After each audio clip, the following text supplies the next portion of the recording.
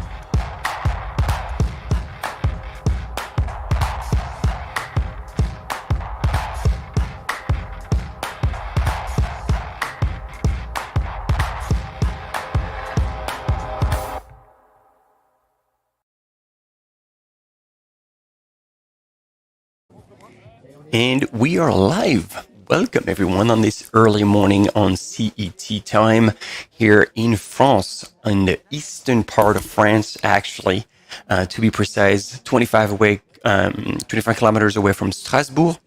If you know a little bit about France, in the Alsace region for Trail Alsace Grand Est, if you pronounce it with the French accent, which I will offer you as a mix between English and French. This is the exciting moment today. We are about to kick off some 20 to 21 hours of live coverage for this event. 3 different distances. The 100-mile category under the UTMB World Series rule ranking, if I can say it that way.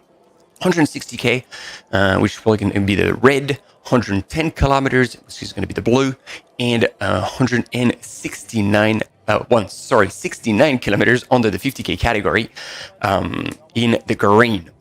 So as you can see, this is the old town of Aubernais, precisely, which is where the race will start and finish. And the weather is absolutely fantastic on the day. And actually, the whole weekend is forecasted to be pretty good. So if you are joining wherever you are, if this is on YouTube or on the platform live.utmb.world, again, a warm welcome. I'll put my face right there. I am Martin Gaffuri, super excited to be with you all once again for 2 days of live coverage.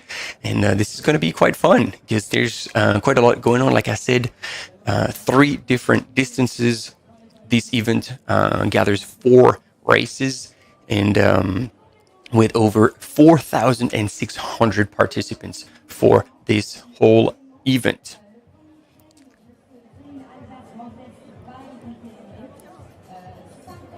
So to give you the full names of every single race, I was giving you the colors. So the 100 miles is the Ultra Trail des Chevaliers. Chevalier is knight in French. The Ultra Trail des Païens, which is Païen. So we're going to practice a little bit your French here so you can learn a few words. Païen is peasants. So Ultra Trail des Païens, the 100 kilometer, and the Trail des Celtes, which I am failing to know the translation of that one, is going to be the 50K category with a distance of 69 kilometers. And as you can see, we have local people under the arch giving the briefing.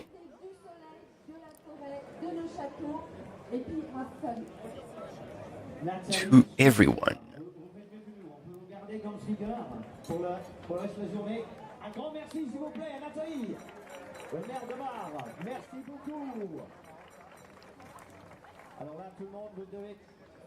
So I'm going to try and gather as well, like all the links. So if you're on the platform live.utmb.world, this is the best place for you to follow this live, because essentially you'll have access to the largest amount of information that is available from the courses, the profiles, the start list. So if you follow any runner who's participating in this race, this is the best way to follow it. So you go on live.utmb.world and select Trail Alsace Grand Est by UTMB, which is the first one. As you scroll down, you hit discover, and you will have the possibility to follow the races live.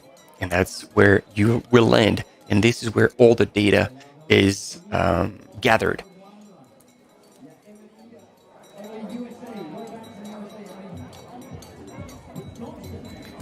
And I'll share with you, and I will, of course, read all the comments. So you see the profile of 50K, which looks quite gnarly. You get a succession of 4 different climbs before heading back into Aubernais, which is where all the finish lines are located. So actually, we're in Bar right now, because this is not a loop, this is a point-to-point course. And as you can see, as much as you could potentially envision the western part of France being quite flat, as you see the skyline on those drone images, it actually is quite undulating and with a decent amount of climbs.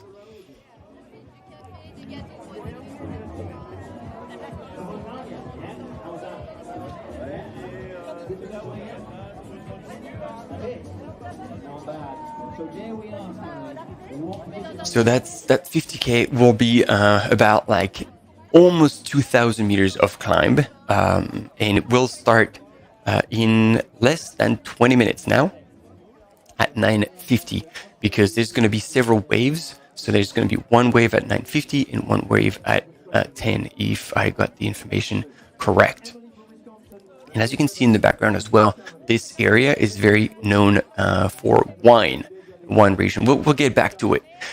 Jasmine Nunij from Switzerland is representing Team Adidas Terex. And as you can see, she's done quite well in a few races recently in 2023 and 2022. So she's one of the women to beat today and will be most likely doing quite well. So the 4 climbs I was telling you about, and there she is giving interviews. So potentially we'll have a few images during this live with an interview of Jasmine. Emily Schmidt coming from the United States of America, representing Hoke. There she is on our images. She's been doing really well. She's been coming over to Europe quite a bit, racing Sierzinal and races like that. She was 3rd at Istria 100K only like probably a month ago, if that. And Transgran Canaria as well. In Trail Saint-Jacques, she had done actually quite well as well. So like I said, I didn't have all the races, but I knew she had come quite a bit. And this is something that is not to be underestimated, because once you know how people race over in Europe, what you can expect at the aid stations, it is very different from the US racing style. So the fact that she has experience here on this 50K, I believe Emily Schmidt could do extremely well. And then from Germany, Sabine Froment, Sabine, if I should pronounce it correctly for our German audience. And then she's done quite well at those races at Terre de Feu. I am not familiar with this race, but in 2023 and 2022, she won it. So there we go. You've got your kind of top 3 women to look for.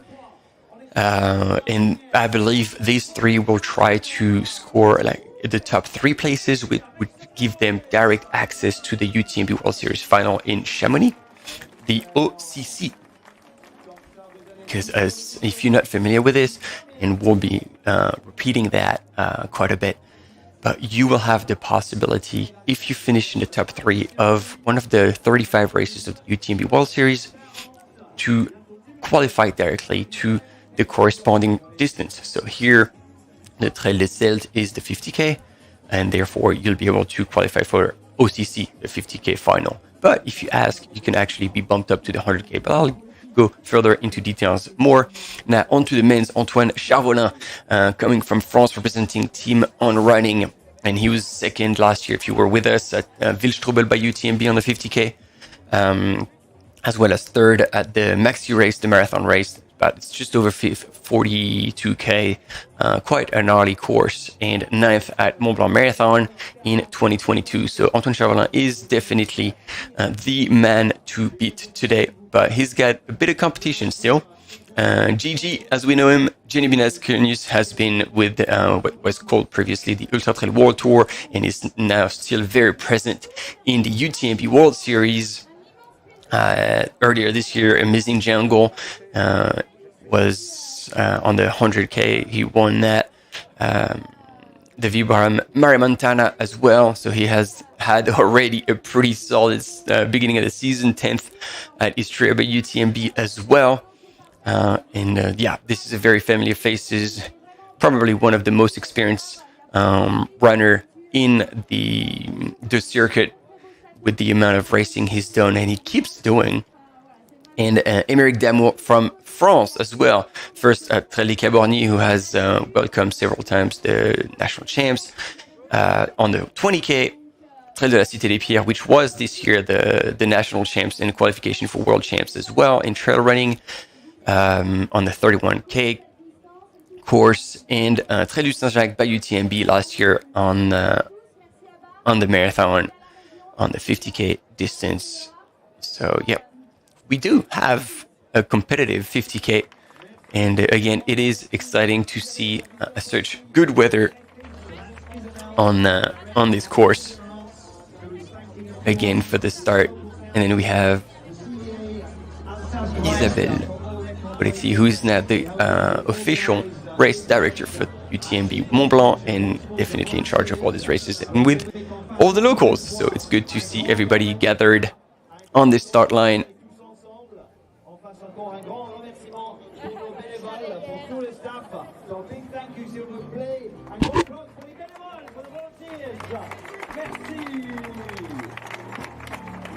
And so when it's not runners, this area appeals to wine connoisseurs for the wine of Alsace region, and as well as people looking out for the outdoors, authentic building, as you can see all around there in this town of Bar, which is very typical. And I'm sure we'll have heaps of time also to talk about the local food, because there is quite a bit of a specific delicacies that people can experience when they come over to Alsace and this very specific place. So they'll start from Bar and then go to Mont Saint-Odile at kilometer 9. And I will explain to you as they go by. But this is quite an exciting place to be running today and experience the local culture with... On the 100-mile, I believe there is 22 castles. The 100-mile runners will run through 22 different castles, which is quite insane when you think about it.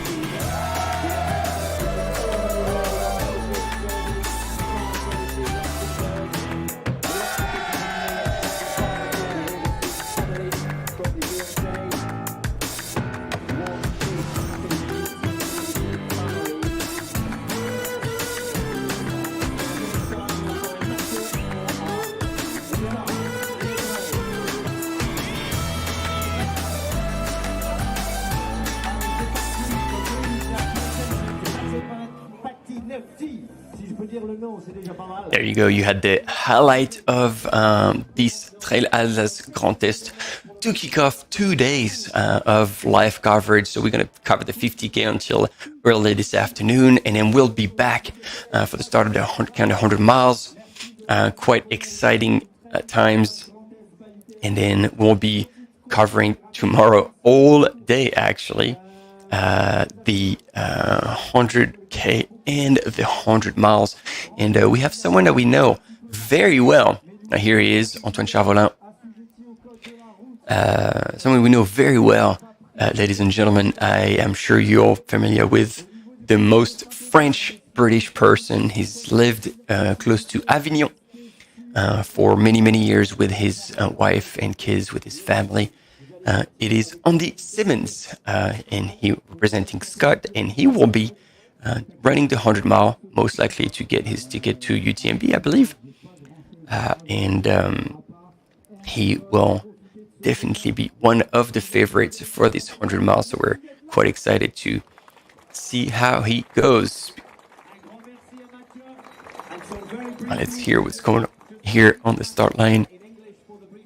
Remember, we cross several main roads as we go on the course, and of course you do not have priority going over the main roads. And then once you're in the actual trails, up and down, the trails are very delicate, so please make sure you stay on the trails. We don't want to cause any further erosion as we go along. Obviously, respect the environment. Nobody throws anything in trails. Make sure everything goes in your back pockets. Let's have one more big wave for the cameras. On fait encore un grand. On va commencer, on va essayer une vague, ok? On commence avec une vague devant, ça va derrière, après ça va passer dans le deux. Okay, we'll try a Mexican wave from the... All right, so just the normal briefing, telling people they don't have the priority over cars, and to be honest, this is not something you want to test because your legs will not be as strong as the front of that car. So always pay attention on while you're on the trails. And again, welcome all if you are joining us here, whether it's on YouTube or on the platform live.utmb.world. And this is Diego Pazos. I thought he was running in a different race. So that's interesting. It's good to have actually more competitors that originally expected, or this is me who was failing to have this information. But regardless, if Diego is running, he will definitely see him at the front of the race as well. Diego Pazos, another good, excellent runner who's been familiar with racing the UTMB World Series for quite a bit.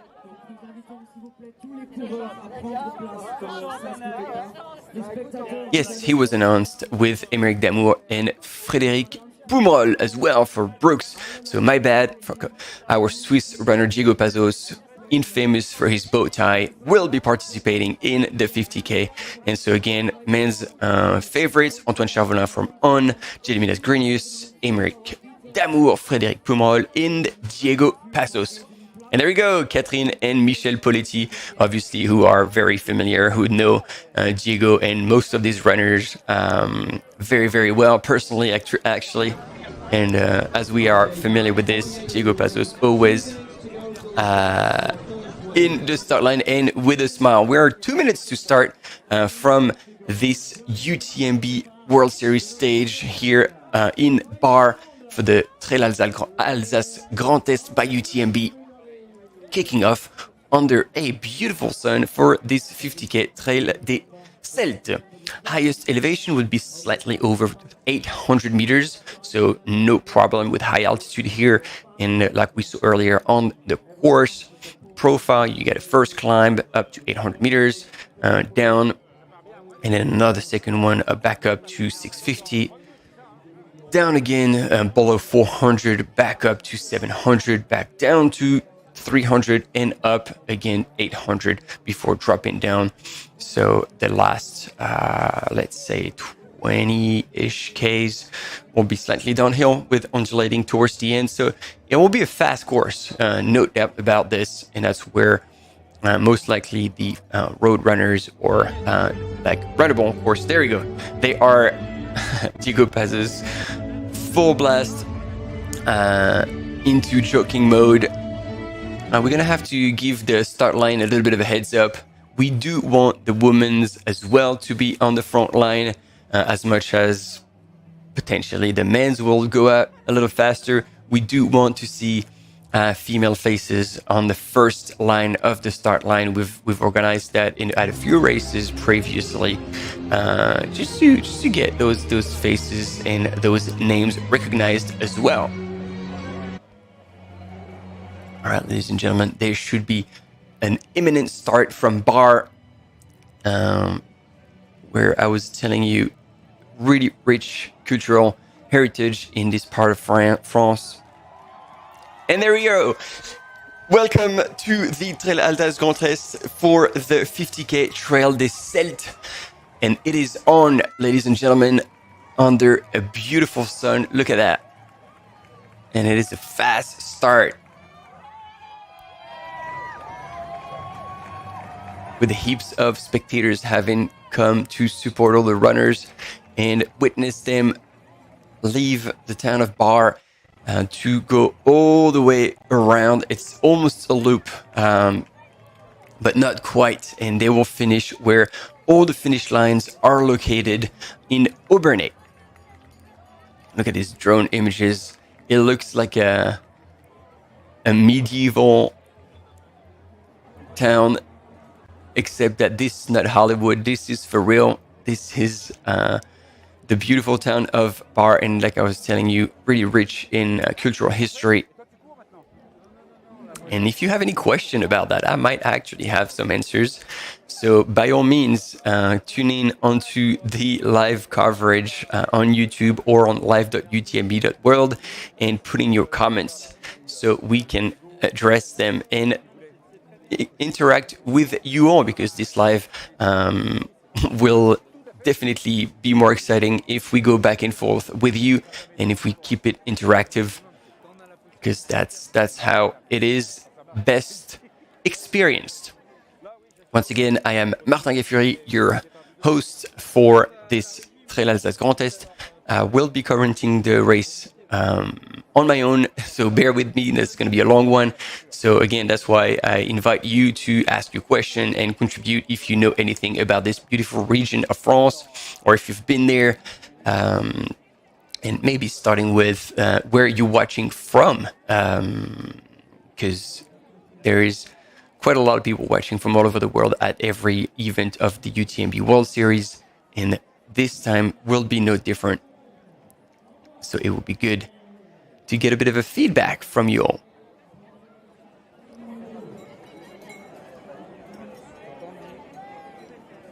C'est Denis, ouais. Après, annonce que toi tu peux leur fournir de la... So the first part is quite undulating until they leave town, and then they will go into a first climb.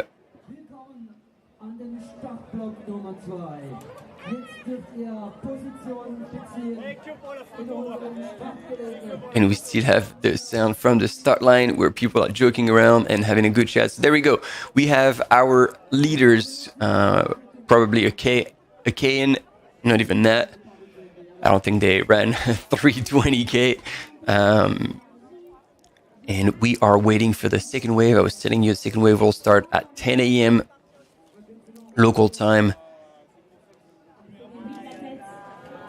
And in the men's field, there was very few runners that were not part of the favorites. So no surprise here. There we go. We've got you all. Welcome. Thanks for the live coverage. Yep. Welcome, Nizam. Welcome, Paolo. Watching from Singapore. Awesome.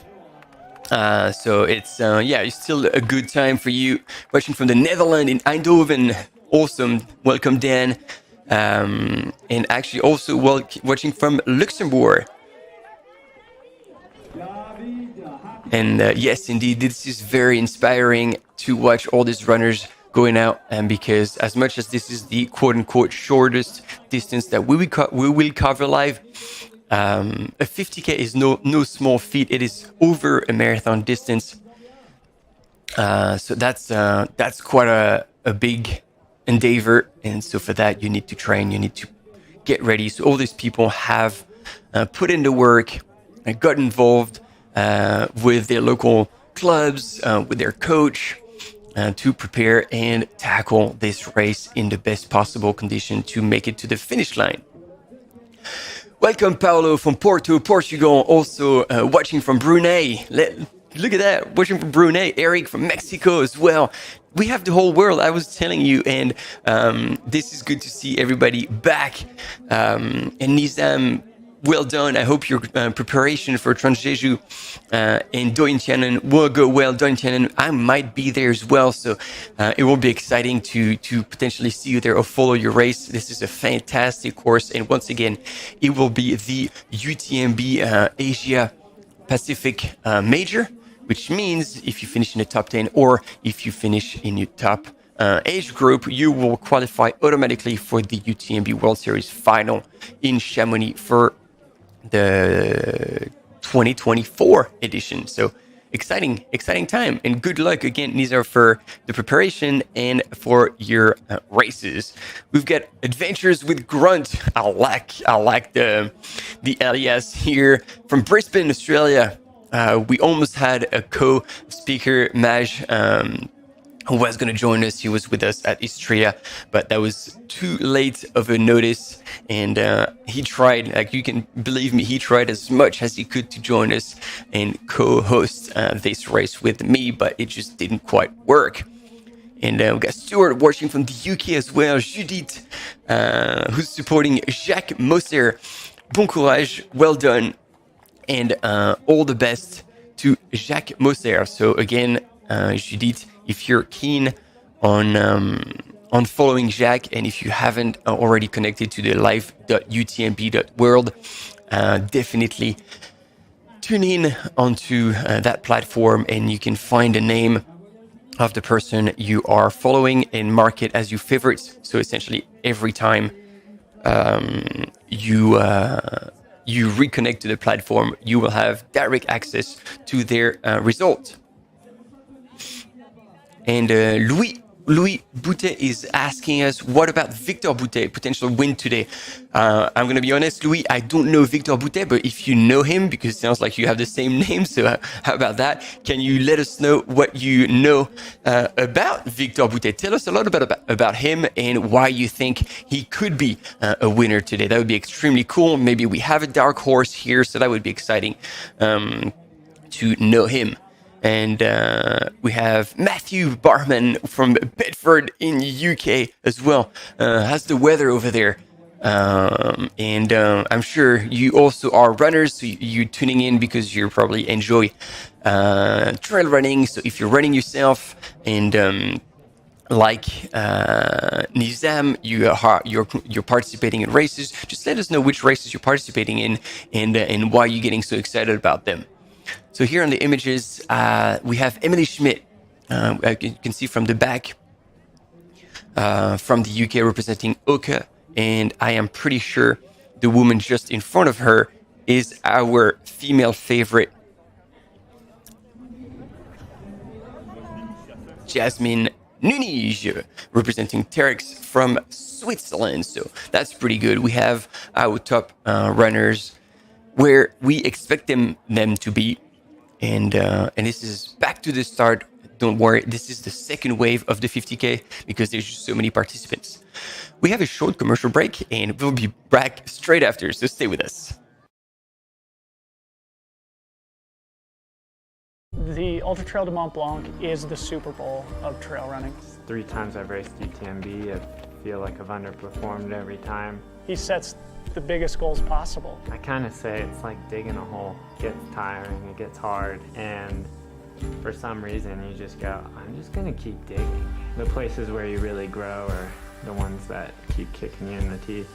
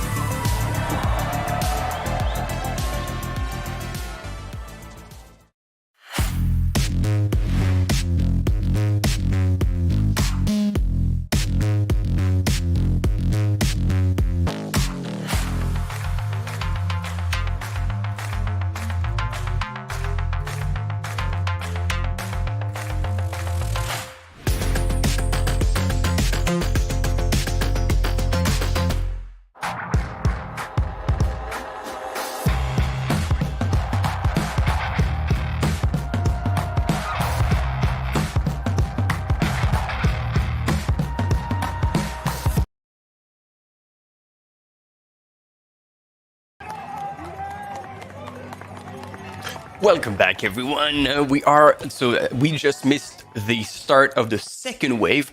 So there's already one wave on the way that started 10 minutes ago. And this is the second wave for the 50K on this Trail Alsace Grand Est by UTMB, part of the UTMB World Series events, part of the 35 events, or as a matter of fact, 32, because then there are 3 majors, one in the Americas that took place. It was Canyons by UTMB. And the European major, same as last year, will be Val d'Aran by UTMB in the Spanish Pyrenees with all distances and quite a gnarly race, actually, if you love technical races. This is definitely one to put in your bucket list. And the Trail Doi Intianen in Thailand that Nizam will be racing is the Asia Pacific major, and will be therefore offering the top 10 men and women in each distance, in each category as well, in age group, but not the top 10. I think it's the top 2 each age group, but it's always depending on how many participants in each age group there are. So there's a bit of math to be done here, but there are age group spots as well to qualify directly for the final, the 2024 final, therefore, because that's taking place in December. Doinchen taking place in December, so it will be for the year after.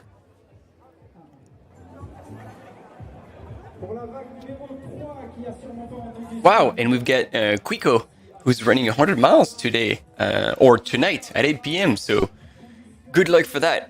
This is going to be an exciting one. And then we also have Ducel, who will be right there running the 100K that we will be covering live. So all the best for that as well. That's going to be exciting. So we've got quite a few people here. We got a lot of trail running enthusiasts. So this is really good. I'm excited to cover these races with you all as we see live right now. The race leaders starting their first climb, one of 4 different climbs to get back all the way around that course. Kind of a beautiful course. It's 50K with 2,000 meters of elevation gain. Starts in Bar and finish in Aubernais, with heaps of, like I said, local culture, beautiful landscapes as well that they're going to have the pleasure to enjoy under such good weather, and 3 major aid stations along the course with food as per usual, drinks, and also something, and I'm interested actually to know, so that'll be a question for you all, because NAC Nutrition is the partner of the UTMB World Series, and therefore all their products are available in your goodie bags as well as the aid stations. And I've been told by many people already that the NAC waffles are out of this world. So if you have ever actually tried them, because I haven't had a chance to try them, so if you have the chance to try those NAC waffles and you enjoy them, let us know on the chat. And I'm interested, because everybody, like without failure, who has tried it has told me, oh man, they are the best. So here's another reason why maybe you could run a 50K, because you get to the aid station and you could absolutely stuff yourself with heaps of tasty refreshments and NAC products. So a little bit about Jasmine Nunij from Switzerland, representing Team Terex. She's into mental coaching as well. She's coaching, and so this is a really good approach that more and more athletes call out to. Recently, he was an excellent runner and good friend Bart Prediowski from Poland, who races the Golden Trail Series. He said he had issues last year with his approach, his training, and he's called out to a mental coach to try and kind of overcome the personal issues that he had, or the doubts or the limiting beliefs. You know, there's quite a lot of different things that could set you back as a runner, whether it's for performance or just to reach your goal.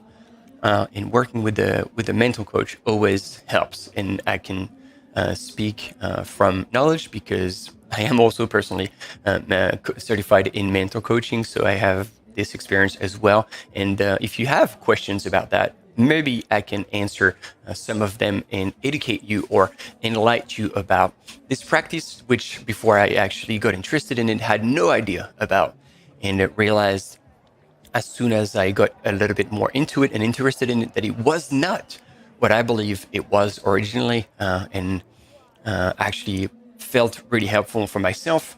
And until I found that actually I wanted to use this tool to help other people, myself, and get into it. So mental coaching, big topic. And if you know about it or you want to know about it, once again, ask your questions.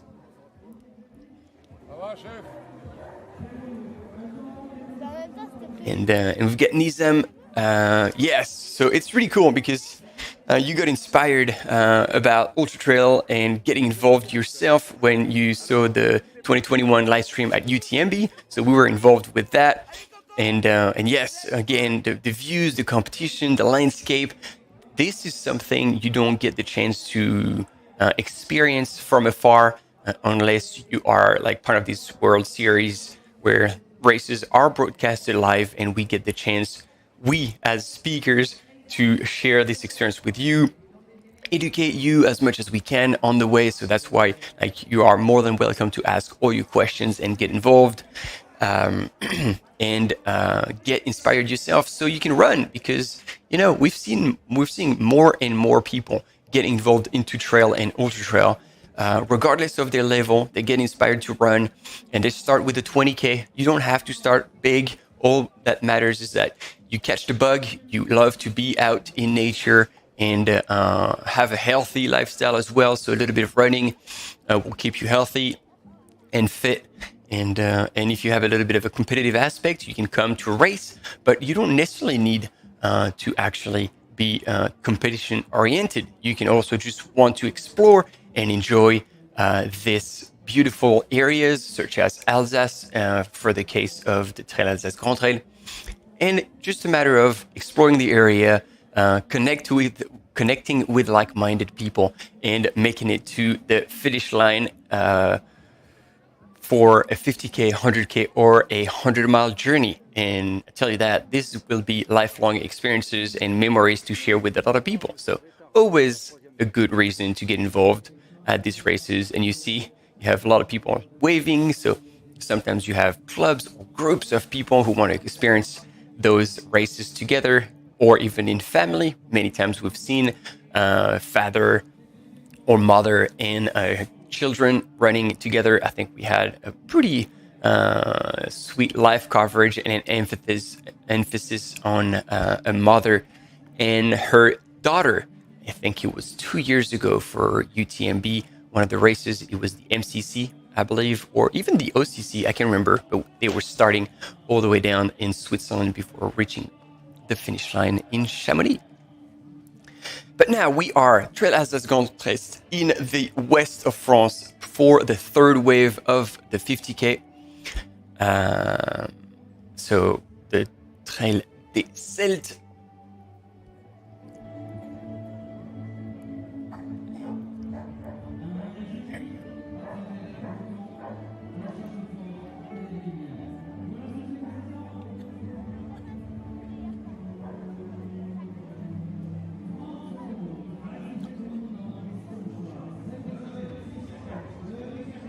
So once again, trying to hear the race briefing, see what's going on, so I can give you a little bit more of insight what's happening. I think they've communicated to everyone that the drone was there, so give a big shout out to everyone.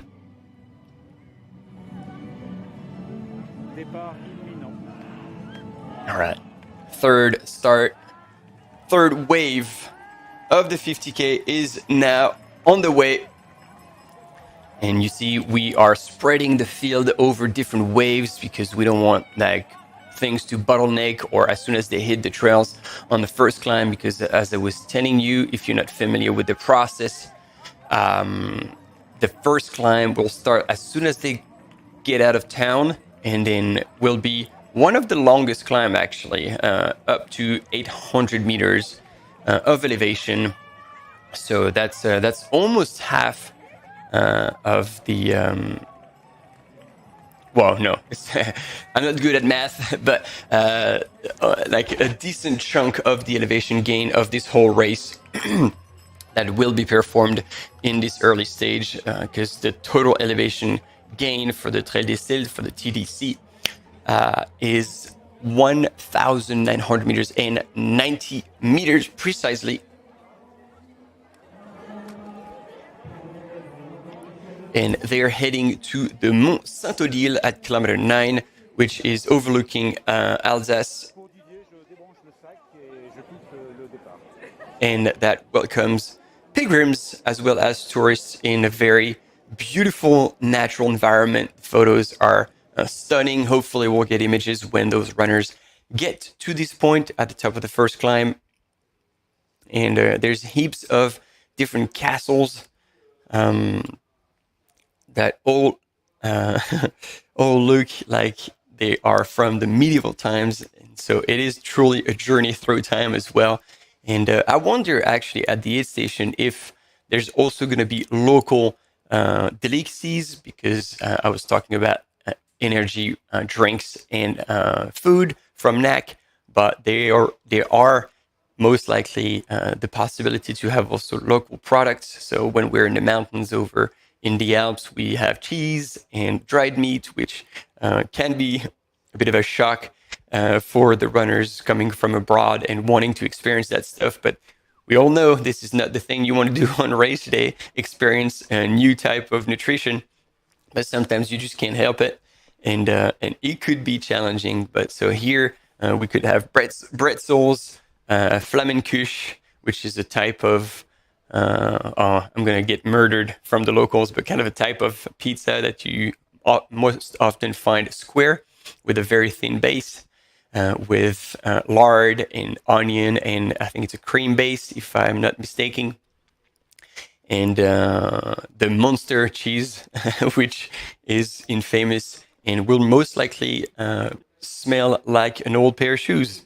But like every smelly every smelly cheese, the smellier, the tastier. So it's not for the faint-hearted, but if you enjoy strong cheese, that is definitely one you owe to try. All right, we're back with the race leaders on what looks like a trail that's getting a bit more technical. Our camera runner are now struggling a little to follow the runners. I don't believe these are the actual first and second yet, because we're missing our race favorites. In the men's, again, if you've missed the start of the first wave, Antoine Charvolin from France, representing Team On Running, Gediminas Grenius from Lithuania, representing Vibram, Émeric Damour from France as well, Frédéric Pumol from Brooks, and our Swiss runner, infamous amongst all the competitors, representing Compressport, Diego Pazos.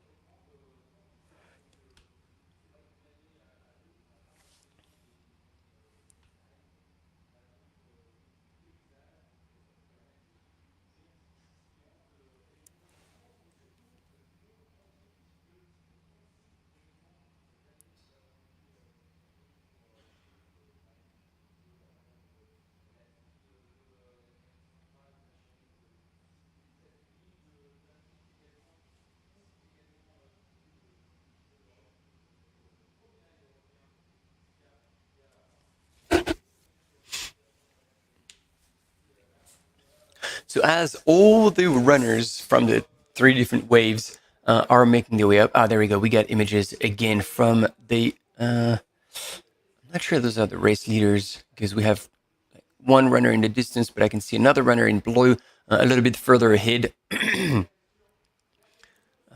And it's interesting. Yeah, okay, the marking is here.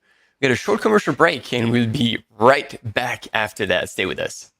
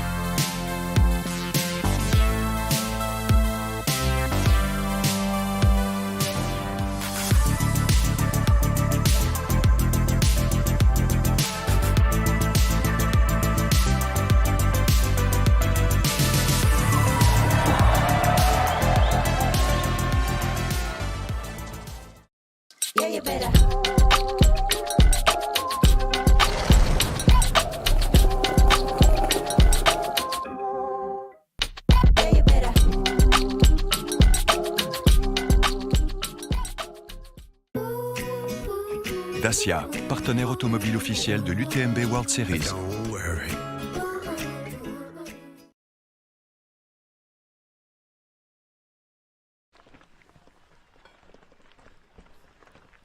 Welcome back again after this short commercial break to follow the TDC Trail des Celtes. We're about half an hour into the race after the first wave started. And I think we're following the race leader in the women's, which is neither Jasmine or Emily. So I'm going to try and figure out who that is in the women's race, if truly that was our female leader.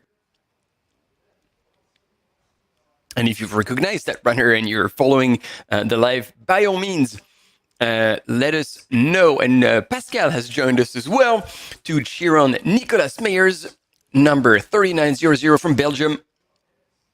I believe that's the bib number, unless that might be zip code. I'm not sure, but shout out to our Belgium friends. And everyone else who has joined the race so far. And actually, Steve, I missed your question, who's leading the men's race. So far, we don't know, but I can safely say that Antoine Chauvelin, sorry, I'm trying to get my notes together, is in the lead, but now we're back. But this is the back of the front pack, so we're still missing a few athletes that are a little bit further ahead. So perhaps our mountain biker is not doesn't have enough room to pass this runner. But I would say safely that Antoine Chauvelin, representing On Running, is most likely in the mix of the first runners, together with Jenny Minas-Gremius. Diego Pazos usually starts pretty strong as well. So there we go. We've got our second mountain biker who will try and move up the field to catch up with our female leader, which most likely should be either Jasmine Nunez from Team Adidas TRX, or I would actually have my money on Emily Schmidt. The course profile, again, if you're joining us, these are the 4 big climbs I was telling you about.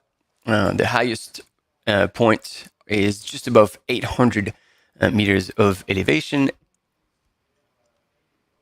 And the last one before descending all the way into the finish line, which is going to be the finish line for every single race in Aubernais. So there we go.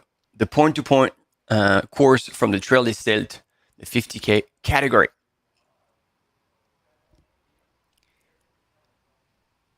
And once again, we are following this runner, but he is not the race leader. So I haven't had an update. I'm going to check that very quickly. But I haven't had an update from the studios back to see why we are not moving a little further ahead. And as you see, this is why, this is precisely why I explained to you, because I don't know why I keep saying we, there's just me here. There were several start waves to kind of spread the field a little more and make sure that people don't line up and queue up too much. So again, a beautiful mix of four-wheel drive track and single track. And on this one, this is where our mountain biker will try to move as much as possible. But it looks as though it is a bit complicated, so bear with us. We will be reeling in the men's and women's leader to give you an update on what's going on.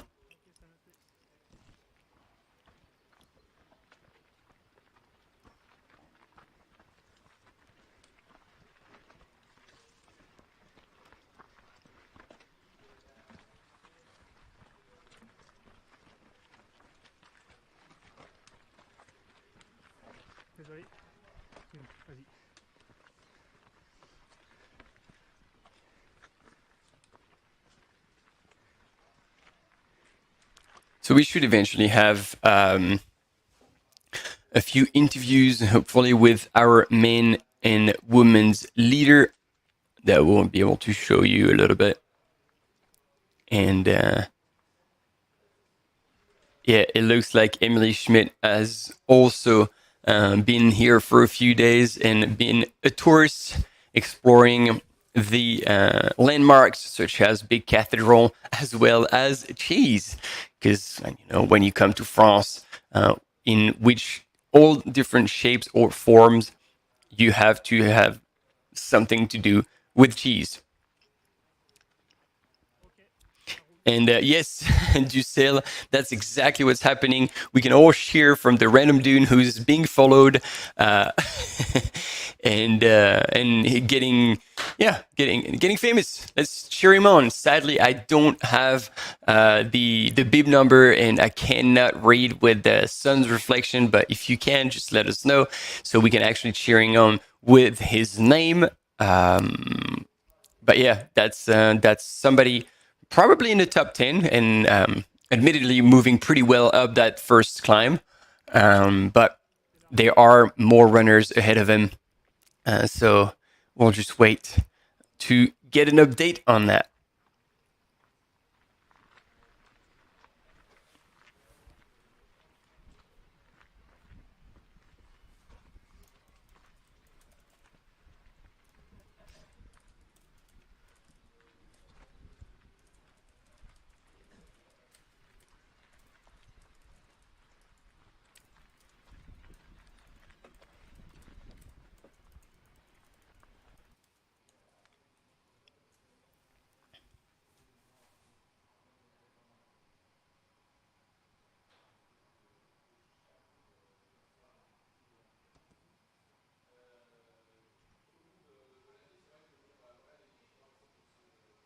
Yeah, so sorry, I blanked for a second. I was actually trying to manage to see if we could have an update from the field from the people on the field to get a bib number for this runner.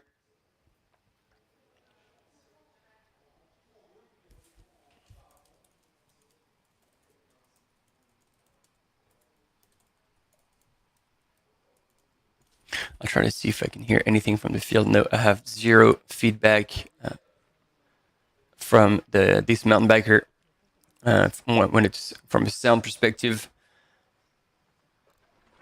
And the other one is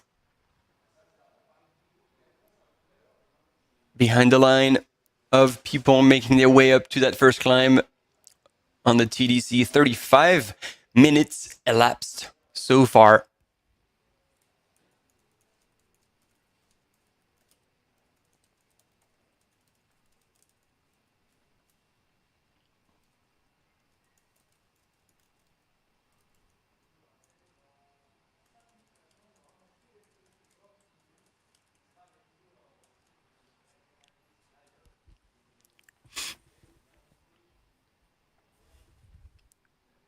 But anyway, as we are going up, and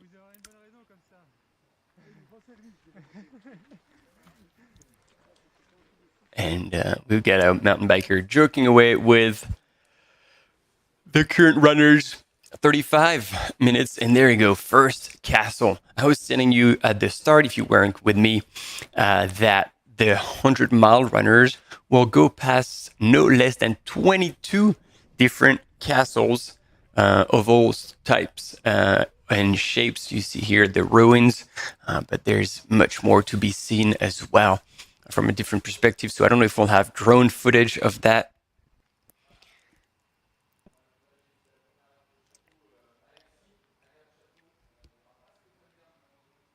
And there we go. This is the finish line of all races. Because as I was telling you, all races finish in Aubernais. And this is the start line here in Bar, still in Alsace, where 3 waves started this morning, 9:50, 10, and 10:10 local time, to take on this 50K. Quite exciting to kick off the Trail Alsace Grand Trail by UTMB weekend. So many different distances and a short commercial break.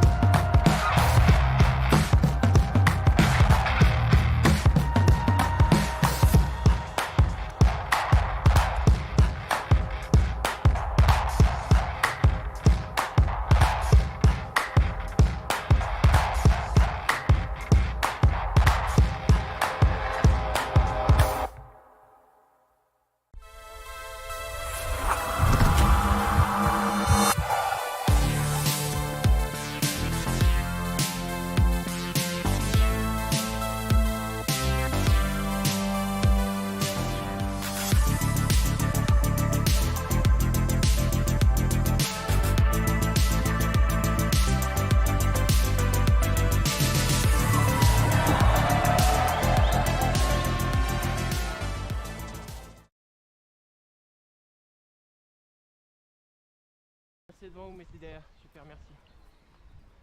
Merci les gars. All right, ladies and gentlemen, we're back again for Trail Alsace Grand Trail by UTMB on the TDC, the 50K distance, and failing to have the men's leader. There's a bit of confusion here, and I was talking with the other speakers. We have our female leader, and for this one, we had the 2 expected female to be up front, Jasmine Nuninge from Adidas Terex and Emily Schmidt from Hoka, both. Oh, we have Antoine, this man that you've just seen on the images in the black jacket is one of the men behind the scene of all the live coverage. So he's on site this time. Usually he's with us in the studio, but luckily he has gotten the chance to experience this local atmosphere at Trail Alsace Grand Trail. And here, Jasmine and Emily together, Jasmine leading the way and Emily sitting with her. I think these 2 women will spend quite a lot of time together, because for a 50K, it's already quite a long time to be spending out there. And so if you can actually run in a group, that's much easier to motivate yourself, to get in the right pacing, as well as to avoid taking the wrong turn, as much as from what I've seen on the images. The course is really well marked. As you can see here, boom, at the intersection, you've got little flags. And these flags are actually reusable.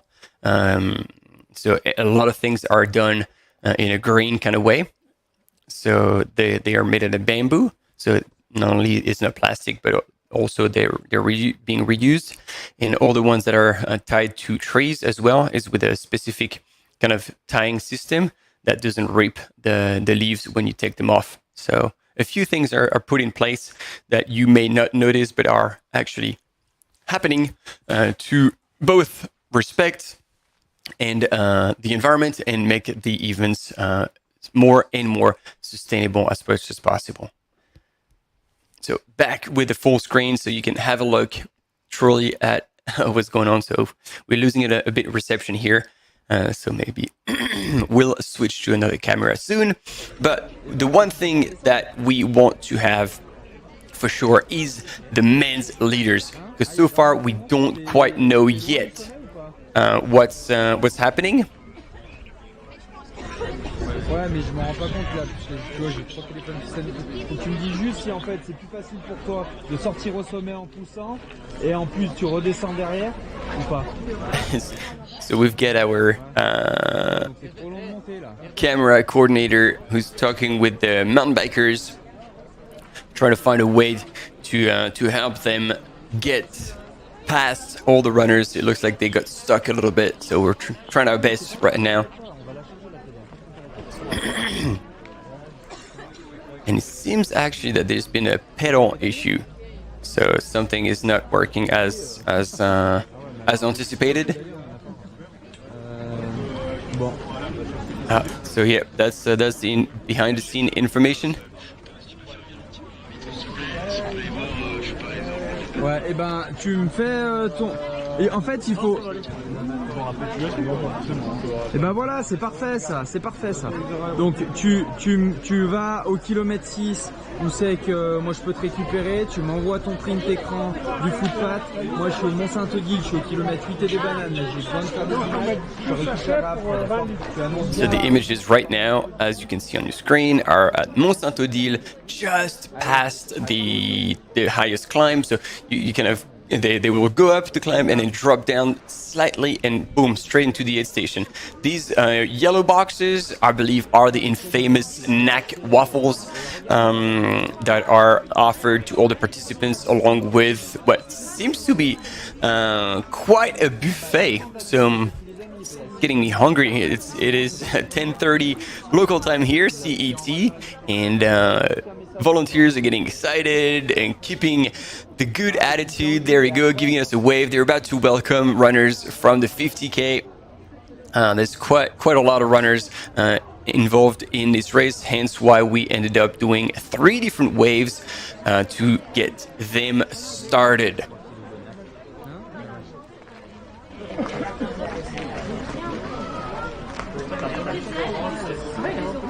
So there we go. We get bananas, oranges, cookies, knack bars as usual. I think I see dried meat as well, so they will be welcome with that. The actual Coke that we always find, fuzzy water as well, because that water actually has. There we go. We got our men's leader, ladies and gentlemen, and he is in and out extremely quick.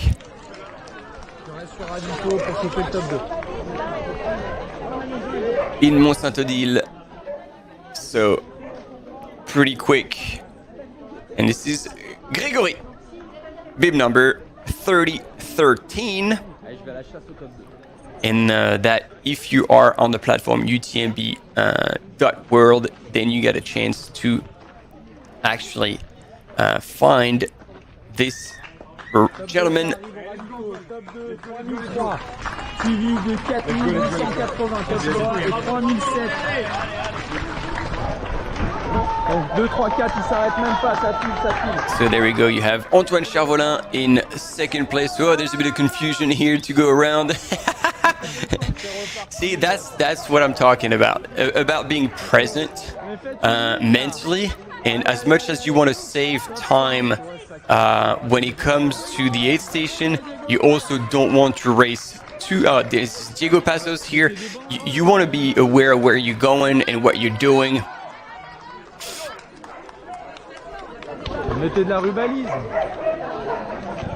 Vous n'avez pas de la rubalise là? Non, c'est là-bas, mais. Ouais, mais bon.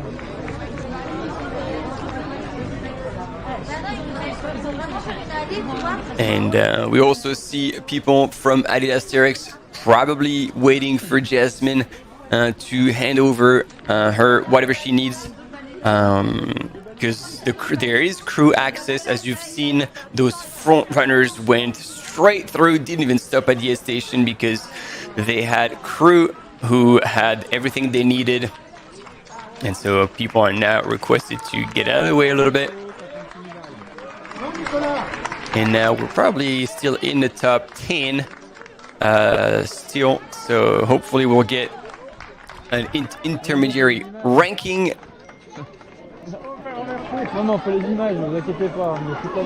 So Grégory Basilico was first runner at the aid station, 8 kilometers into this 50K.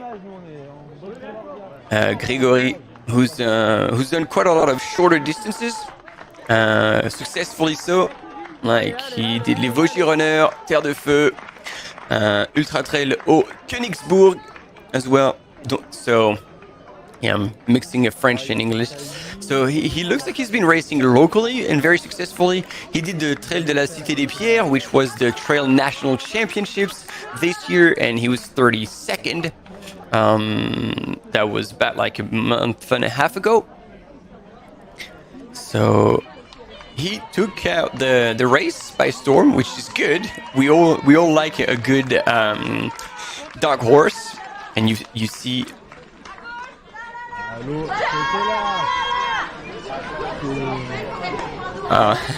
So I think it's the water station. So at the aid station, they have Coke and water and energy drink, but the runners who are actually after water we don't see it on the images right now, but seems like it's at a different location and creating just a bit of confusion. But that is being solved as we speak. You know, it's impossible to anticipate everything. So that's the beauty of it. Like those volunteers, they see the issue, boom, they get onto it right away. So that's pretty good. In second place in the men's was Antoine Charvelin, as expected, team on running, with a group of Frédéric Pomerol as well. We expected him to be there. Quentin Desouilles and Christopher Dupré. And shortly after was Diego Passos from Switzerland, Ludovic Collomb, Émeric Damour, and Arne Herbeau. To wrap up the top 10 was Michael Reto du team Taillefer. Nos amis de la région grenobloise, on leur fait un petit coucou. Hello to our friends from the Grenoble region in France, from the team Taillefer. There's usually quite a lot of people in local races representing that team. Always good people. So again, if you're joining us, this is the aid station, 8.3 kilometers into the 50K race, the TDC. We're waiting for the leaders, the female leaders. The male leaders have gone through now. So we're waiting for the female leaders. And again, like we've had images, so I think it will be pretty easy for me to anticipate the names. And this will be, if they're still running together at this point, which I believe will be the case, Jasmine Ninij from Switzerland, representing Team Terex, and Emily Schmidt from the United States of America, representing Team Hoka. These two female athletes were running together in the early stages of the race. And it looks on the screen that we're catching up with the female leaders. So as I was telling you, the top of the first climb, then they tip over, and it's only for a K or two. Oh yeah, there we go. I can spot them in the distance. So Emily has now, I believe, taken the lead over Jasmine. No, Jasmine is still leading. So as they will go into that aid station, Jasmine will meet her crew. So that will be a pretty fast transition, I anticipate. And then right behind with the blue top and orange bottom, if I got it correctly, is Emily Schmidt. So these two female runners, these are the leaders. And we anticipate them to make it into the aid station any second now at Mont-Saint-Odile. And we'll get the splits as well. So It'll be interesting to see how far behind the third and fourth women are. But right now we have our two female leaders running almost stride for stride in the very still early stage of this Trail des Celtes of the Trail Alsace Grand Est by UTMB. And it's good to see some good weather because we've been covering races recently. If you've been following them, at Istria during the night, they had like kind of average weather. And then more recently at Transvulcania, this was the first runners on the crest had hail. There we go. As I was telling you, at the aid station, the crew is there to welcome our female leader, Jasmine Nunij. And Emily Schmidt did not seem to have a crew, so there you go. She's been redirected to the water station. So losing a bit more time. So it shows that if you want to be competitive now, having a crew at the aid station really makes a difference because those are free seconds that you put in the bag without having to push, while Emily having to refill her water bottle herself. Not only she relies on what's at the aid stations, but also has to do it herself. So now she's going to have to close a 30-40 seconds gap on Jasmine, and therefore run harder while Jasmine kept cruising after receiving her soft last from the crew. So this is what happens. But of course, Adidas Terex being a German brand, like they probably had someone locally to be able to show up and help her out, while Emily Schmidt, who came all the way from the US, it's a bit harder and further to bring someone from your crew all the way across the big pond. So I'm checking the rankings just to see if we have spotted the third female yet, but it hasn't happened. So as soon as we have this information, we'll try to keep updated with you that. Ouais, mais si moi j'en ai des autres normalement, on va y regarder, d'accord? Allez, je vais venir te chercher, à tout de suite. So we're losing images from the aid station, so we may not see our third female runner unless we're coming back. I think they're toying with us right now, and it's going back and forth. Là, je suis en train de sortir de ravito. Fallait que je parte dépanner un mec qui est en galère. Alors fais gaffe, les images elles vont devenir fou. Yeah, so we're back with a little bit of a replay of what took place this morning, so I'll let you enjoy those images. That was the start of the first wave. And maybe a little bit more about Grigory Basilico, bib number 3013, representing Hoka. And by the look at his UTMB profile, it seems that he's an obstacle course racer as well. So he will be strong, I believe. And this is something we've seen with runners like John Albon, who are like obviously world-class athletes in trail running, as well as obstacle course racers. So back to the race profile and the course of the 50K, and then a quick commercial break.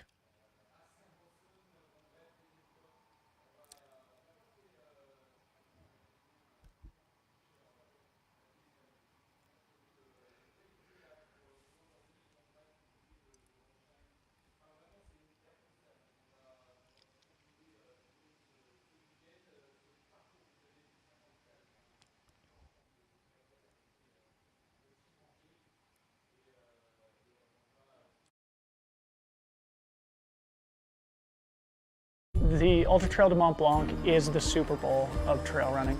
3 times I've raced UTMB, I feel like I've underperformed every time. He sets the biggest goals possible. I kind of say it's like digging a hole. It gets tiring, it gets hard, and for some reason you just go, I'm just gonna keep digging. The places where you really grow are the ones that keep kicking you in the teeth.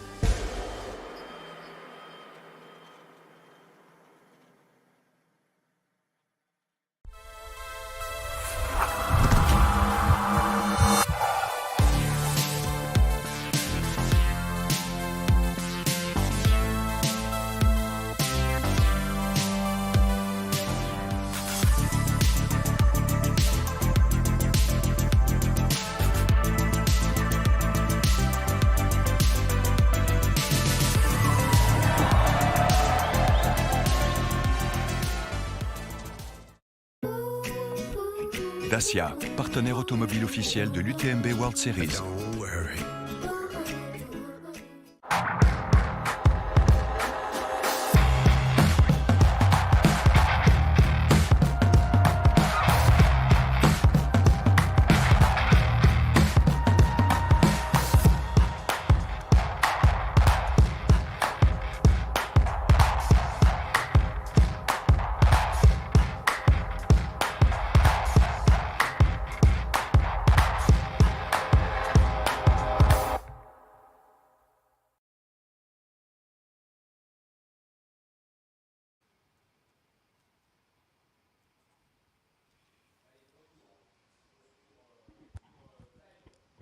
There we go. We're back live with images again of the start this morning with 3 different waves. And here we go. We had the lead pack stretching out nice and easy with Gregory Basilico taking the lead. We didn't have images of him earlier, probably because our mountain biker could not move as fast as anticipated through the field.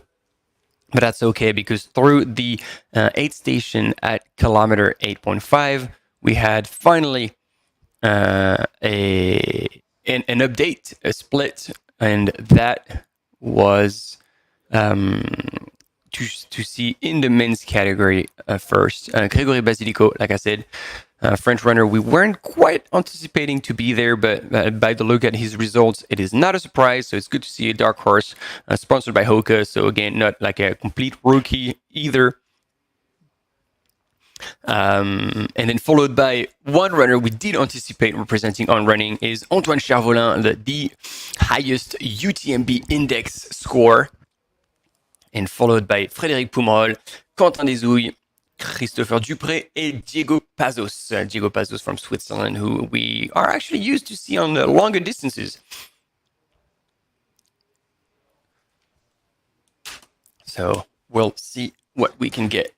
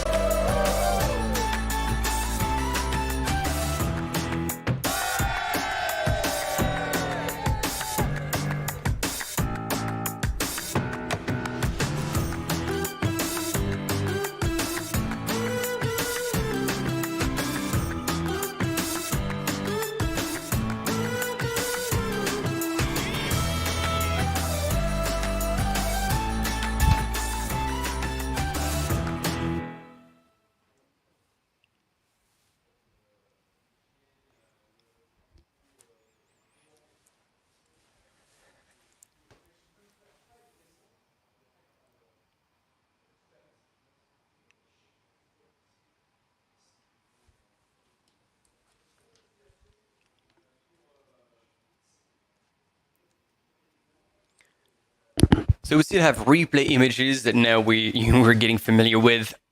Probably not having the possibility to film on the course. I believe this is related to a mechanical issue with one of our mountain biker who was supposed to film the next section, essentially, because I've overheard that in the communication between the studios and people on the field. It seems as though they have a pedal or something issue, so they were going to try and sort this out. That's why we are right now on this replay, but bear with us, because we're getting updates still from the field, and we can try to give you a bit more details. And it was Sabine Froment I don't know, Team Monster Trail. There we go. I was telling you about the cheese, the Monster, which is extremely strong in taste and smelly.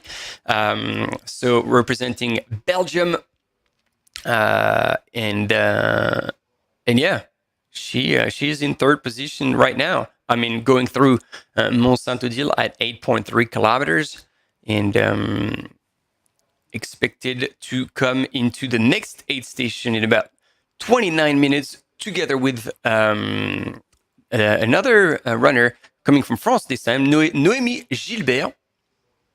Gilgert, pardon. Sorry, like I misread that. Noémie Gilgert. So in fourth position, coming into the first aid station and anticipated at the Château de Kagenfels at the same time as Sabine Froment. So these two runners from Belgium and France will be coming in together. So there might be a fight for third place in this 50K in the women's field. And as you can see on the right side of your screen as well, Crossed Path is a podcast for the with the UTMB World Series, where they are associating two runners, one elite runner and one kind of mere mortal like us, and they discuss about their practice of trail running and how they train and all that. There's been I think 2 or 3 episodes so far, and they're pretty cool to listen. So everybody, like, it's very easy for everyone to relate to that. So it's pretty fun.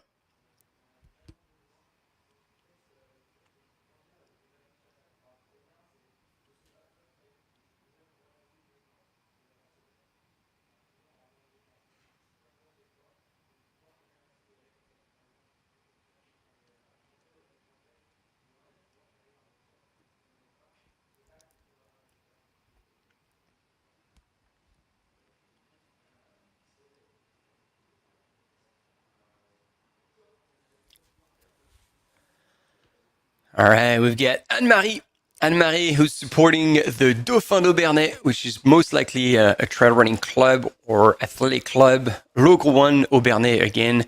If you haven't wrapped your head around all the names, this is the place where all the finish line for all races is located. And we've got Shukralak, if I pronounce Shukralak. Yep, sounds like it. Watching all the way from Dubai. Welcome to the live of this Trail Alsace Grand Est by UTMB. We're covering today, or early this morning, all the way through the mid-afternoon, the 50K. And then tonight we will get onto the 100K and the 100 miles. And tomorrow we'll carry on all throughout the day with both distances, where we have a pretty good lineup as well. So it will be interesting and exciting to follow as well in the 100K. We have Ildiko Vermecher from Hoke, also the Titiana Quesada, Chloé Prudhomme, Beyaza Guzel, and Aude Lambert in the women's field for the 100K. And then in the 100K men's, we've got Silas Thompson from the US, Matthew Healy from South Africa, Guillaume Berthier, Simon Duguay from France, and Vincent Siringo from Belgium. And let's go through all the favorites. So now let's move to the 100 miles. In the women's favorite from Spain, we are very familiar with her name and seeing her at many races. Maite Mayora, who will be competing and representing Team Vibram. Alissa Saint-Laurent, representing Salomon from Canada. Marie-Hélène Posta. Alizé Minker from France. And Jenny Jefferson, representing Salomon. So we have a quick video coming, but maybe I have time to tell you a little bit about the favorites for the 100 mile. Jérôme Ferris from France, Fabrice Fauser from Switzerland, Stefano Rozza from Italy, Maxime Grenot from France, representing Odlo and representing Team Scott. I announced him to me as one of the favorites, representing Great Britain, but living in France for the longest time, Andy Simmons. And there we go. Let's hear this little bit of a best of from a race that we covered a while back from Istria.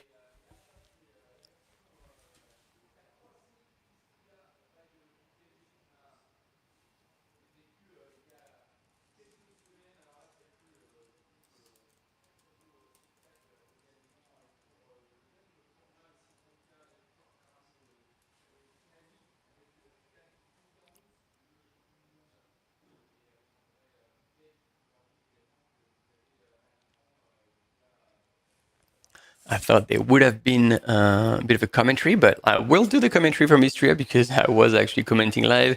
We saw Blandine Lirondelle on the 50K, really mastering the race and finishing extremely strong. Those were images I was telling you about the 100 miles where the weather was actually quite rough. Nag bars. Arthur Joyeux-Bouillon, who was battling it with the eventual race leader in the 100 mile, Jim Walmsley.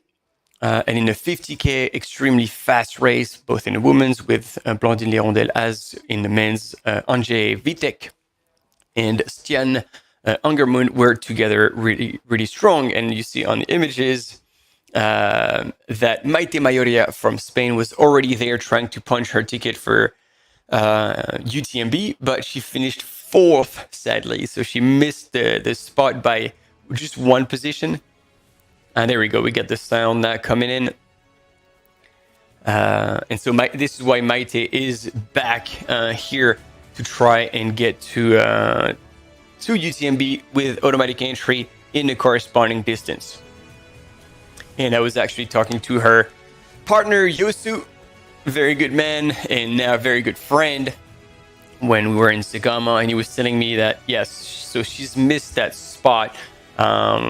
So she'll have to come back to qualify, although she actually has already qualified, I think, or something like this. But her goal here on this Trail Alsace Grand Est by UTMB is to fine-tune her nutrition, her race preparation in anticipation of UTMB. So the multiple purposes here for Maite Mayoria on the 100 mile that will start tomorrow.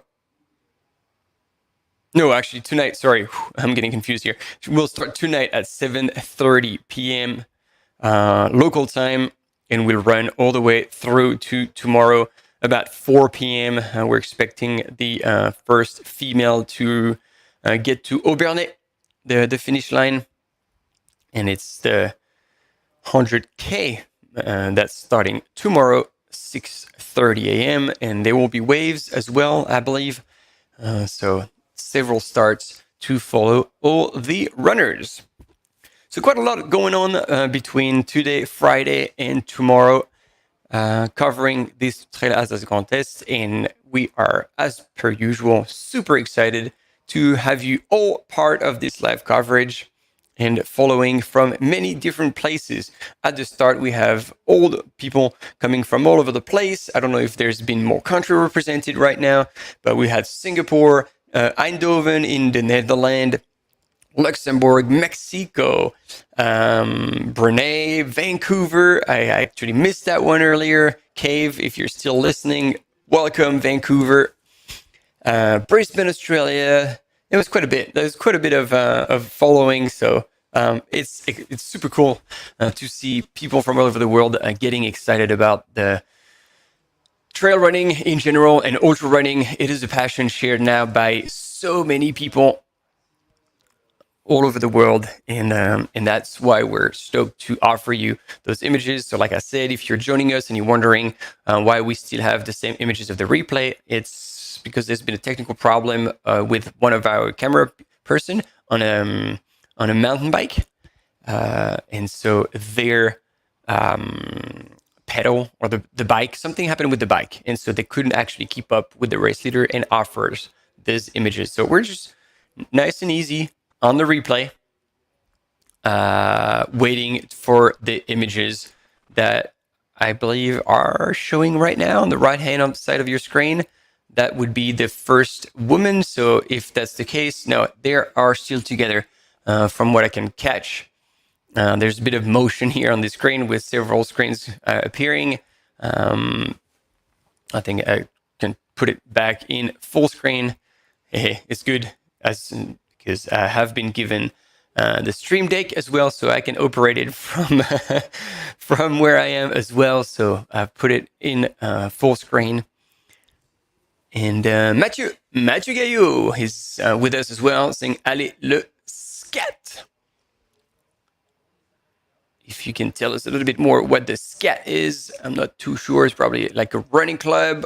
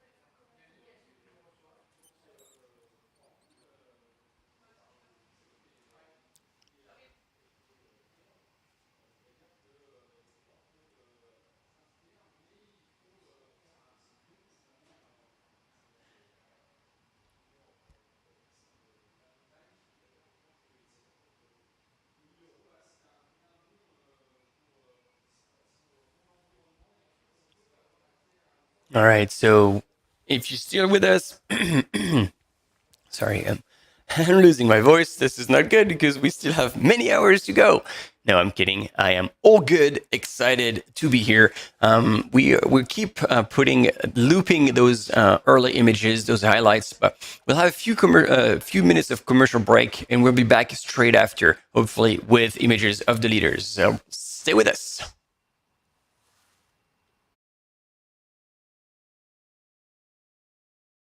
Yeah, you better.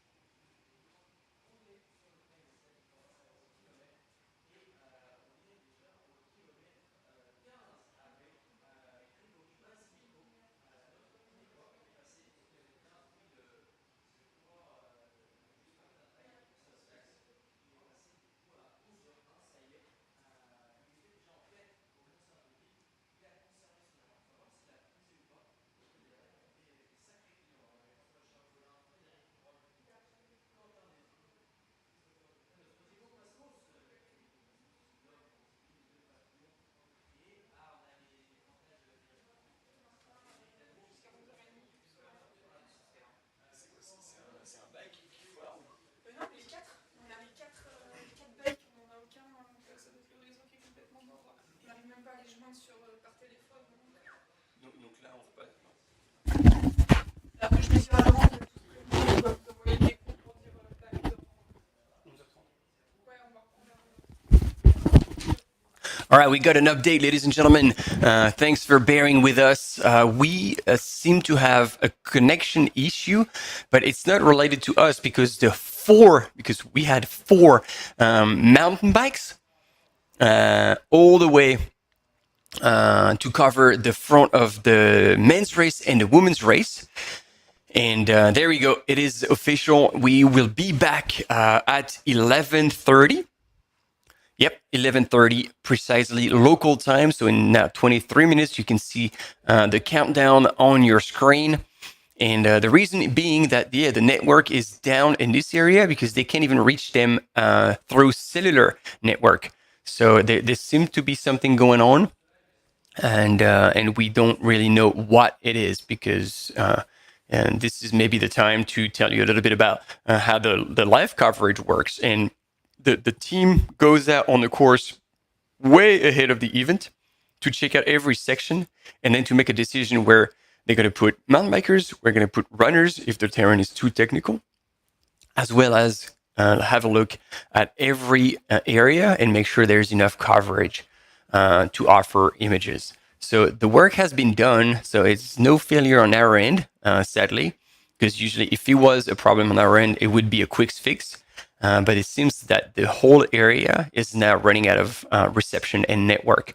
So like I said, we can even reach out our mountain bikers with cellular reception. So that's it. So you can have a break, have a little bit of a high intensity interval training. You get 20 minutes and then we'll be back live. So keep checking this countdown, but at 11:30 a.m. local time CET. Again, I am your host, Martin Gaffuri. Super excited to be here. Love having all of you on the chat. And basically, we'll be back with you shortly. Until then, see ya.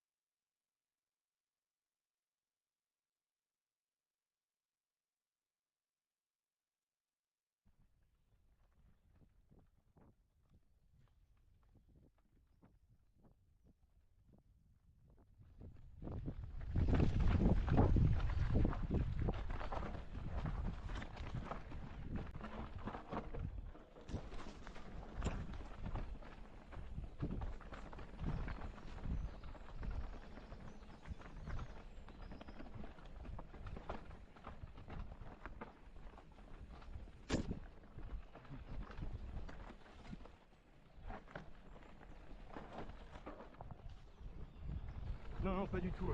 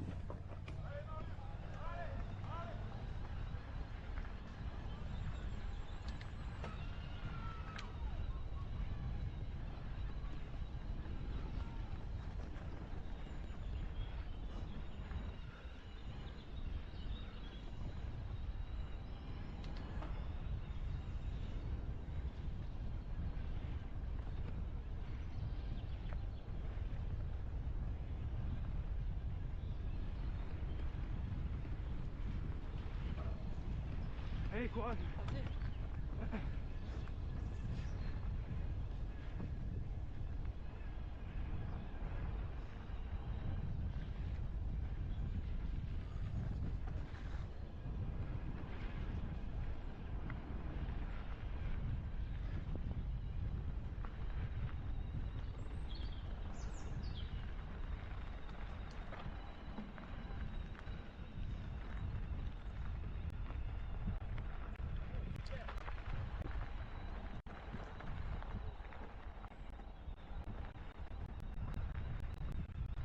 Ouais, là je pédale.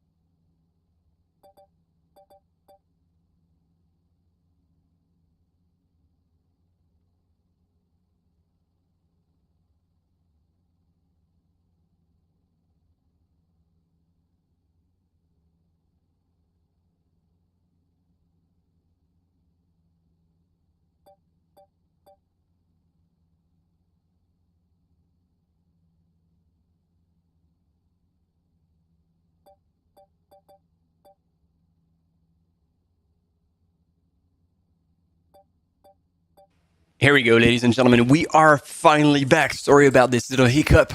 We are at the Château du Hagelschloss, as we say in German. And this looks like our men's leader. But we'll get the confirmation very shortly, because we were looking at the rankings and it seemed as though some of the front runners had a bit of a misguide or something, because on the second checkpoint, quite a lot did not go through. So we'll try to see what happened there, because hopefully there was no issue. But yeah, you can see here, pretty brutal climb. It is not the Alps, and yet you can see it is technical and very, very steep.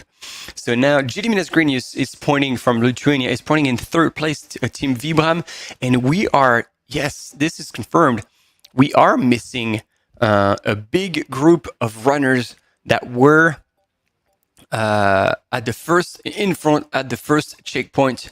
And by that, I mean, wow, they're not there at all. So yeah, we're going to try and figure out what's going on, but it seems as though they must have been taking the wrong turn or something. Or maybe they just didn't show at the checkpoint. And that will be corrected shortly after. Anyway, Grégory Basilico from France, our OCR runner, is still in the lead, and that's the person we saw right at the beginning. And then Émeric Damour, also from France, Gediminas Grinius from Lithuania, Arne Herbo from Belgium, and Aurélien Bovard from France, followed by Marius Nagel. Marius Nagel, sorry. And then this is from the club Dauphin d'Aubernais, who we had somebody on the live telling us about the Dauphin d'Aubernais. It was Anne-Marie Linard. And then we also have Paul Duché, also cheering on for Polo. And good luck to Sylvia and Arnaud as well from Mathieu Gaillot. So here, this is pretty tricky, I believe, because you get drone footage from within the forest. So you got to dodge branches and trees, but pretty good skills here from our drone pilot, trying to make up for the recent issues we had with the live coverage. So trying to figure out, what is happening. Let's look at the ranking. Oh, there we go. We are back, and it looks, it's not like it looks, it is for sure from Switzerland, and representing Team Terex, Jasmine Nunij is in the lead. Unless about 10 meters ahead is Emily Schmidt, who has pulled away slightly. I still believe at this stage in the race, both women will be running quite close still. I don't think anyone will try to make a move on this 50K. And we are being told that, yes, there has been issues with course marking, I'm afraid. And some of the runners ended up going the wrong way, which is too bad.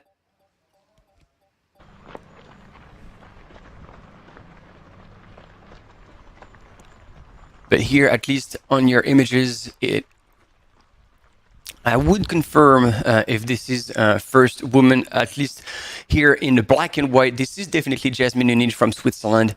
And it was her husband at the aid station with the kind of dark purple Bordeaux colored top, who was helping her at the aid station.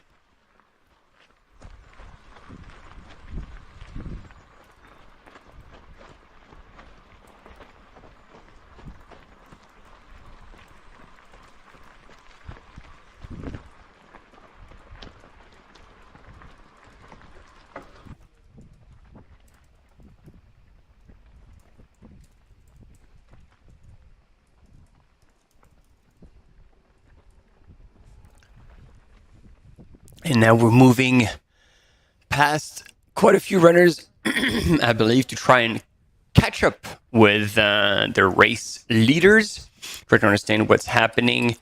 This is a different part of the course where compared to where we had with the drone.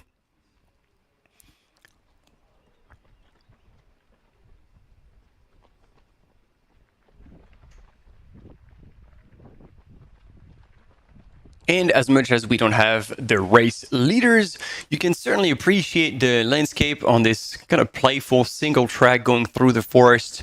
Quite lush and green. Until we have an update. So this is still a very steep hill where I believe we're seeing like probably somebody running up the top 10.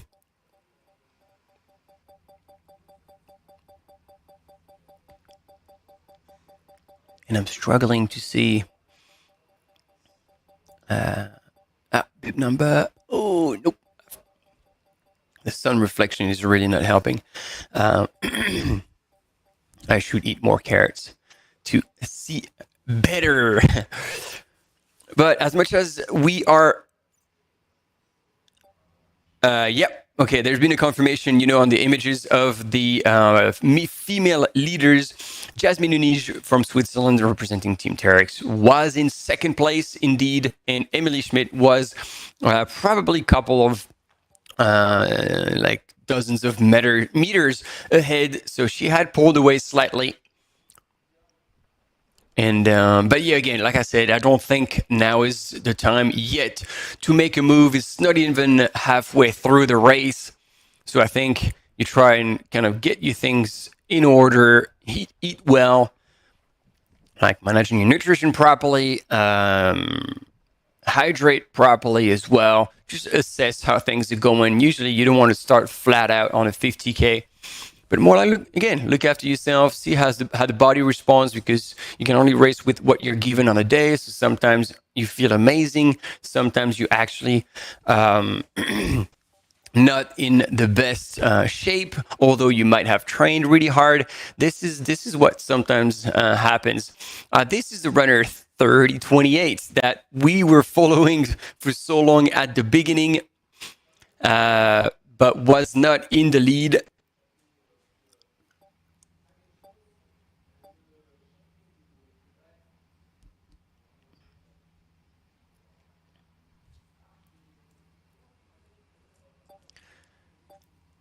And it is Florian Gutfried from France, Team Instinct Trail, who we were following. So there you go. He used to be the unknown runner, and now he is now identified. Florian Gutfried, who's probably still running within the... Oh, no, he's in 12th position right now, overall, in 7th in his category.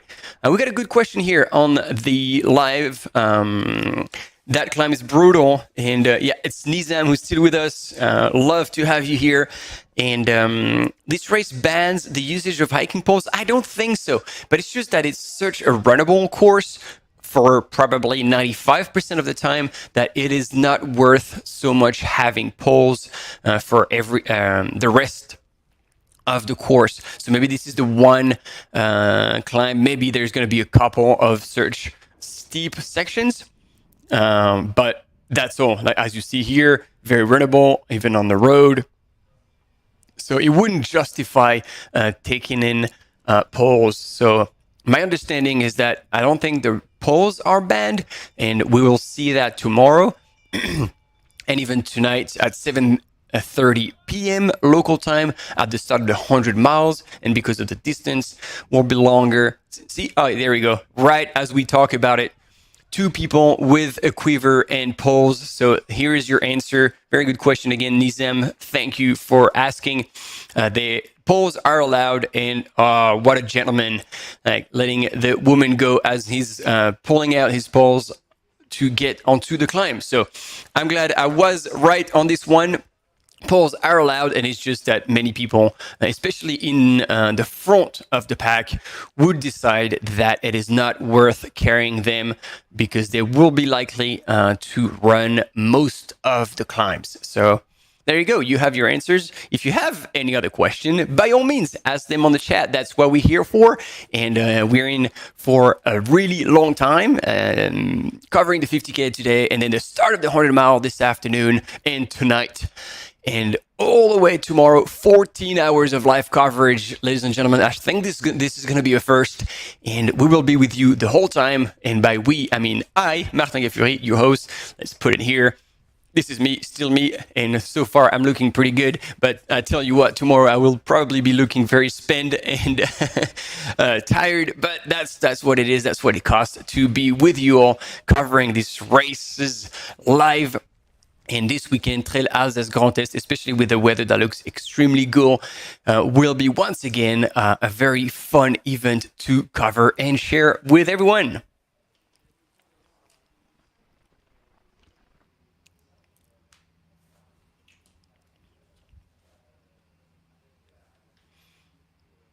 So back on that very steep section here, trying to catch a few familiar faces, but our leaders, at least the lead pack, because Grégory Basilico from France, who was leading at kilometer 8.3, is still in the lead. So he got in the right way. However, the whole following pack with Antoine Charvolin, with Diego Pazos, like those runners we were expecting to see in the forefront of the race, sadly do not show in the rankings. So, it might be a problem of mats, when they go through a checkpoint and their bib number does not kind of identify going through the map.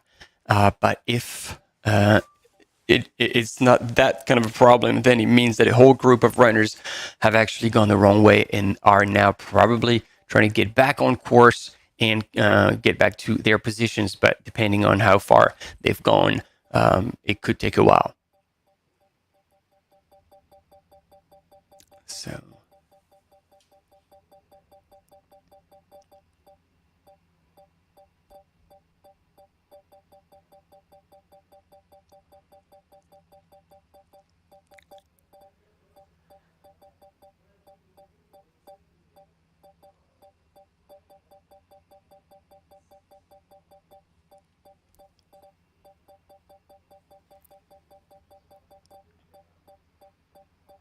I don't know about you, but I'm quite impressed with that drone footage going through the forest and dodging all the branches and trees and that to stay behind the runners. This has definitely evolved, and we go from one drone to the next. I think this is the next, the section that these runners have gone through. So quick road section before getting onto a climb. And if you have missed the 3D climbs that we have explained, if you go on live.utmb.world, you'll find all the details about runners, about the course profile, the map, the 3D map. And now runners have gone down from the second climb and are now going for the men's up the third climb, and for the men's, they're already going down the third climb. So this is moving pretty quick. We're just under 2 hours into the race, and we are actually about to have a quick commercial break as we're seeing this aerial footage from the course of the Trail Alsace Grand Est, the TDC, the Trail des Celtes. Sorry, I blanked here. And je vois bouger dans la forêt. Je pense que c'est ça. Okay, we might have someone, so I don't know if we're gonna go through the advertising or not. Maybe not. I think it's good if we can delay this a little bit just to see the men's leader, in which case it would most likely still be Grégory Basilico. And nope, apparently we're switching back to the drone. So we're trying to bring you the best of what's happening in this race right now between the men's and the women's. My assumption is that the whole group of runners who were the chasing group have gotten lost and therefore are not showing anymore in the rankings, at least at at the forefront of the race. On this race, we do not have any type of GPS tracking, so we don't have anything alternative to check where the runners could be. In second place, Émeric Damour from France as well. Bib number 3005. And like I said, currently sitting in second place. And he's also done the French national champs earlier, the Trail de la Cité des Pierres. That's 30K. He was 35th. Won the Trail des Cabornis 20K. And ran OCC. So he has already run the final of UTMB World Series in the 50K category. And he finished 37th there. Tour des Filles, like he's raced quite a lot of races. Trail du Saint-Jacques by UTMB as well, which he won in 2022. So not a surprise to see him currently sitting in second position and might even come creep up on Grégory Basilico. So we shall see what's happening. We're only, like I said, just under 2 hours of racing and almost past already the halfway point. So we'll have a quick commercial break and we will be back with you shortly. So stay with us.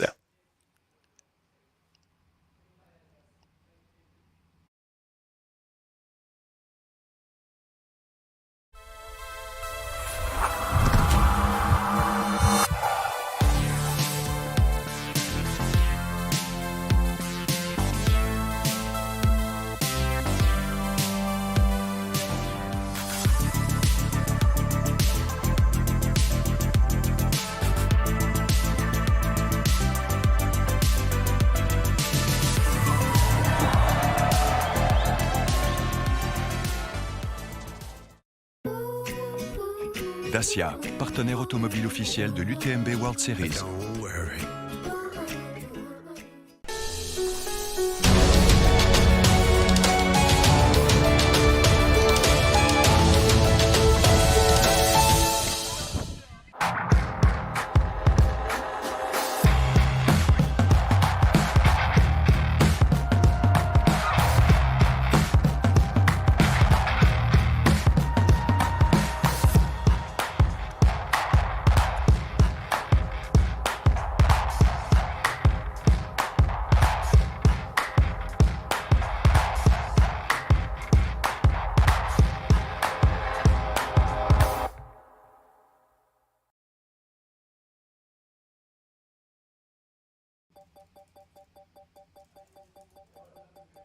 There you go, we're back and we're just spotting one of our mountain biker on that climb. And we are actually now with the actual race leader, Grégory Basilico from France, flying on that downhill. This is impressive.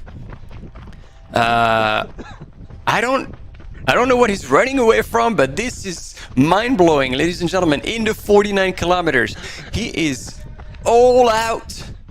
I don't know if he's trying to like open a break or if he was running together with another participant that he's trying to break away from, but that pace, ladies and gentlemen, it is insane.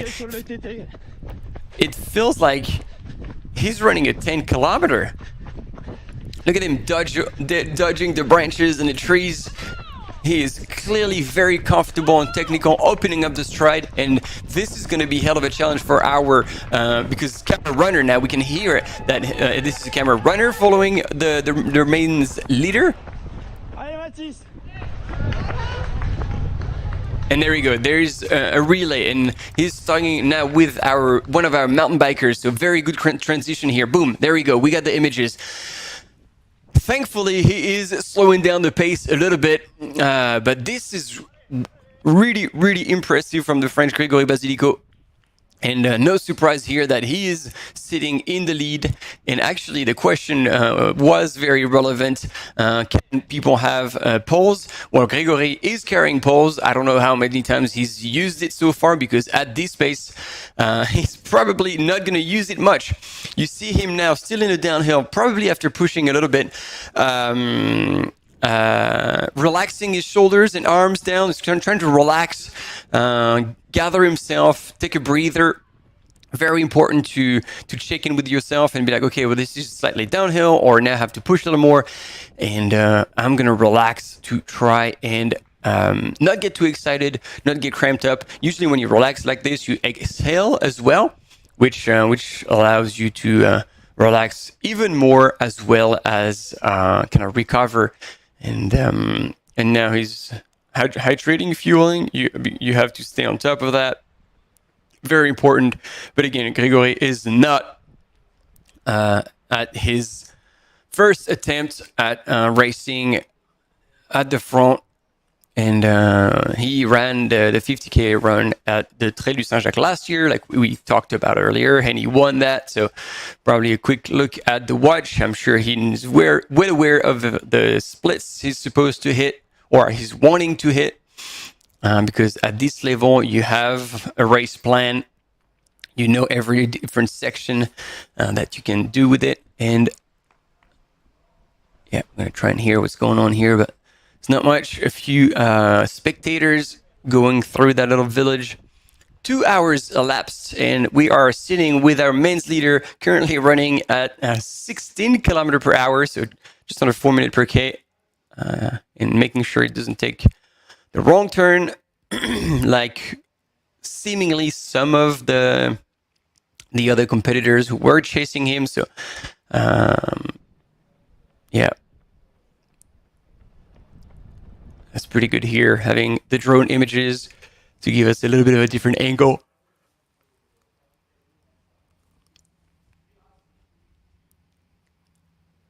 Careful with the power line still. It's getting pretty close. And yeah, you see how things alternate between drone and mountain bike. And I believe we had those images slightly earlier before we cut up. So this might be a right-hand turn up the hill, if I'm not mistaken. But again, this is the first time we're covering this race live, and I have actually not raced it myself. So it is always yeah. See, I mean, it is well marked, but as a runner, you really have to pay attention. And also now we have GPS watches that are extremely powerful, and it's easy enough to download the GPS track and then put it on your watch, and therefore you'll be notified as soon as you're going off track. So here we go, ladies and gentlemen. Gregory Basilico leading the 50K, the Trail des Celtes of this Trail Alsace Grand Est by UTMB, with his crew, probably his partner or a friend. So, as we said, taking out what you don't need. It's interesting to take that into account. Like, he's putting water over himself, so he might be hot. And then on the left-hand side, we have the update waiting still for the second place.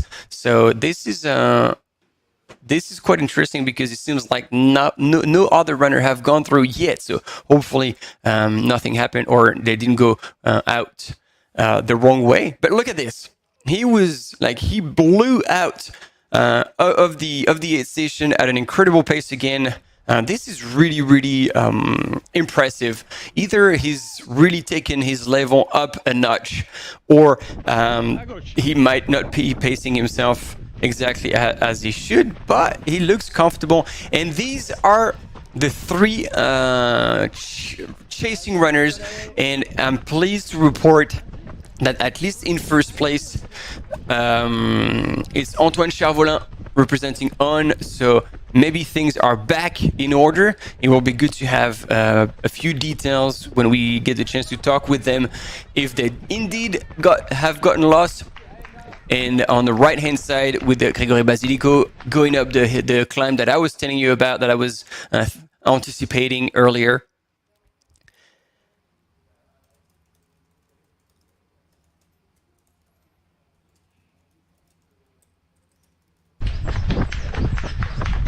And so these three runners are now coming down the same hill where we saw Gregory Basilico earlier and get onto the road and around. So we'll get a better idea. And I don't know if there's another mountain biker who's going to be with them or no. I think it's our camera runner who will try to follow them. But this is quite an incredibly fast pace.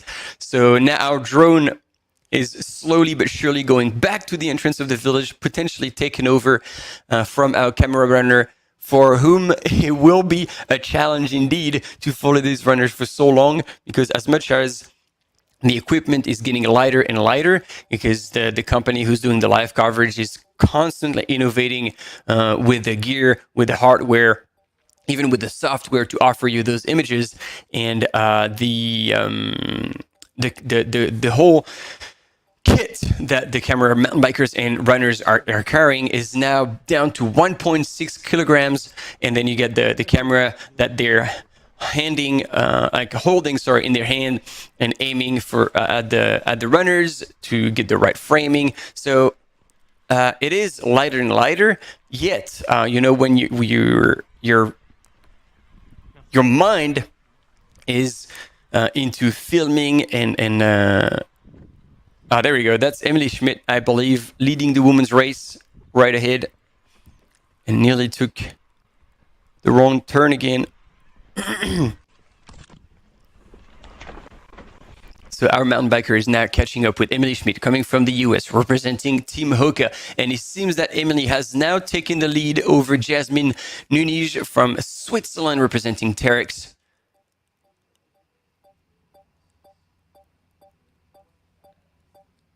As we have now the rest of the field going up that very high, very steep hill, and Emily Schmidt dodging very easily those fallen trees across the track, just keeping things interesting. And there you go. We have the three chasing men who seemingly have dropped our camera runner as anticipated. It is not an easy task.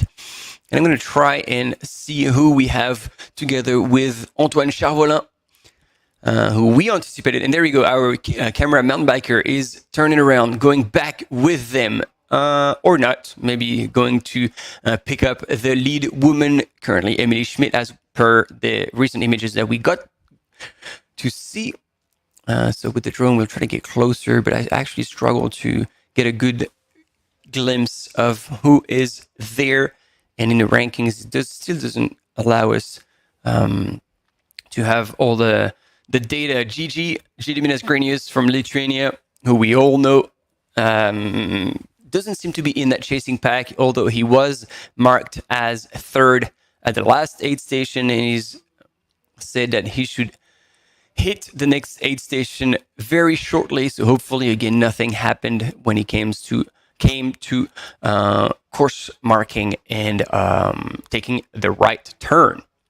We saw Emily hesitating with a course, and Gregory Basilico being saved last minute by our camera mountain biker, telling him that he was overshooting this upcoming right turn. And see, now there's a volunteer that's there in the middle of the road just to make sure they don't carry on going straight across.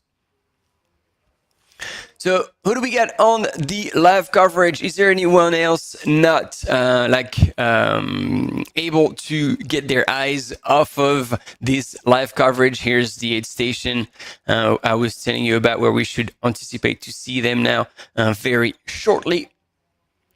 It is called Klingeltal, and they're coming in and out right away. So as you see, the teams are there, the crews are there. And Antoine Charvolin in and out, followed by that gentleman in the blue t-shirt that I so far can't tell who it is. It might be Émeric Damour if anybody is following the live in English for some reason and know this French person. I believe you guys will be following the coverage in French. But these two now on the screen, you have second and third. And as I was telling you, the importance of having a crew if you want to be competitive, because, well, that's it. You're in and out of the aid station, 10 seconds at most, and you pick up exactly what you were after, and you can actually get rid of the stuff you don't want anymore, empty stuff flasks, paper wraps packaging from bars, gels, whatever you've consumed in the previous section.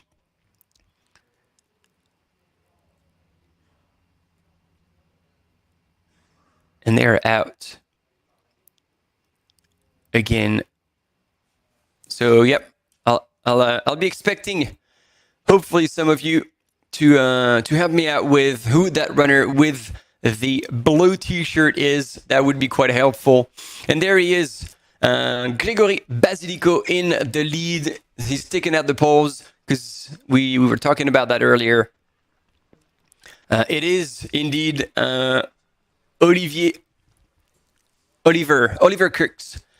What a wonderful goal, yet brutal. Indeed, it is brutal. As you can see here, quite steep ascents, but yet doesn't seem to bother Gregory too much. He's taking out the poles and is dropping literally our mountain biker on that technical switchback uphill.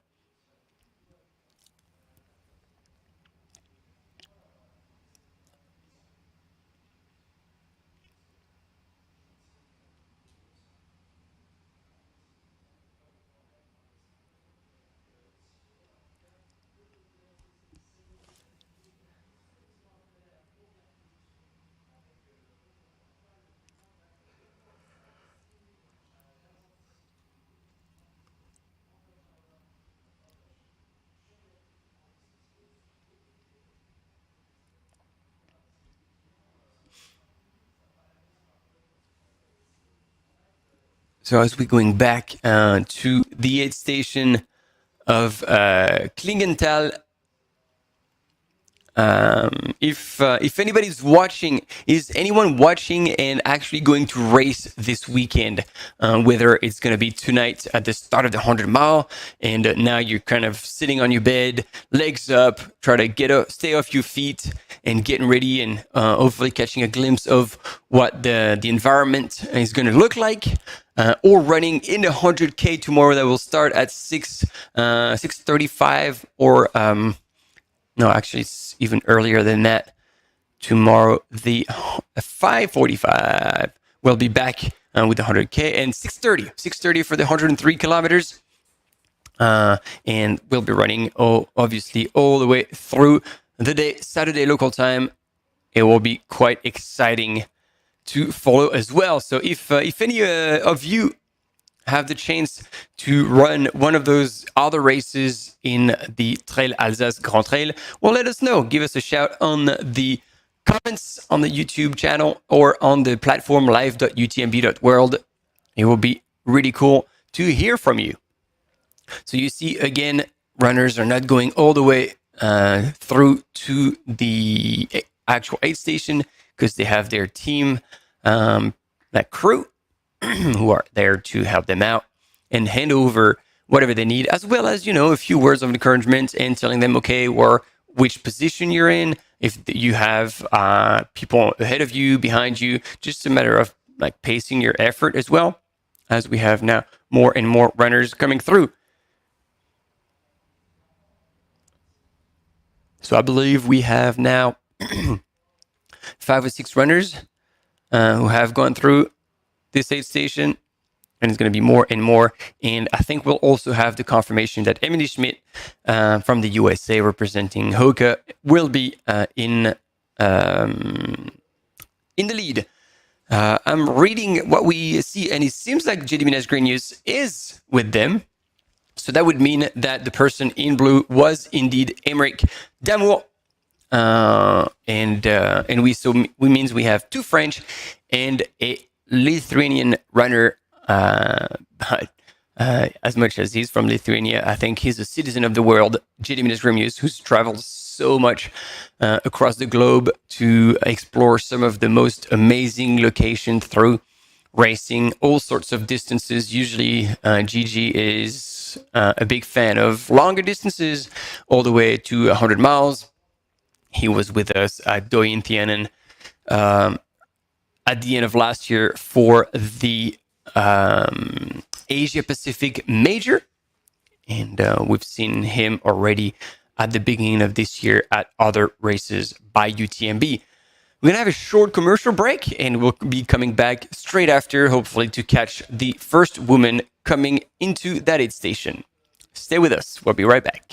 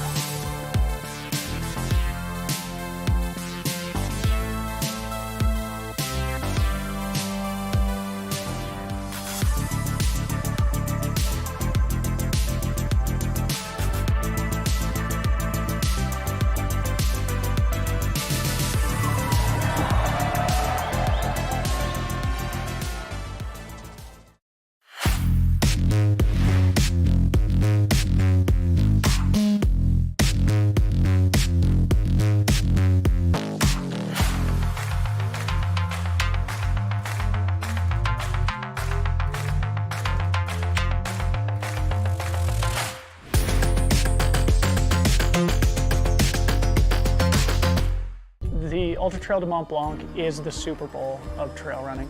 3 times I've raced UTMB. I feel like I've underperformed every time. He sets the biggest goals possible. I kind of say it's like digging a hole. It gets tiring, it gets hard, and for some reason you just go, I'm just gonna keep digging. The places where you really grow are the ones that keep kicking you in the teeth.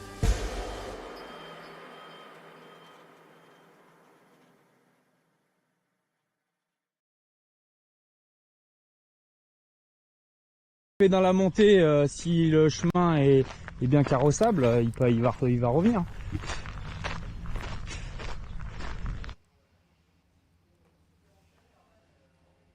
All right, we are back live for the Trail Alsace Grand Est on this Trail Alsace. 2 hours and 18 minutes elapsed since the start at Bar. All these runners, there were 3 waves of runners for this 50K distance. And we're anticipating the first men to cross the finish line around 1 p.m. So don't miss out. We still have an hour of racing.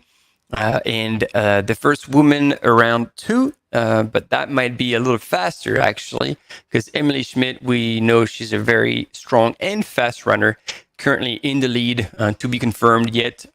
As soon as she goes to the Klingenthal aid station.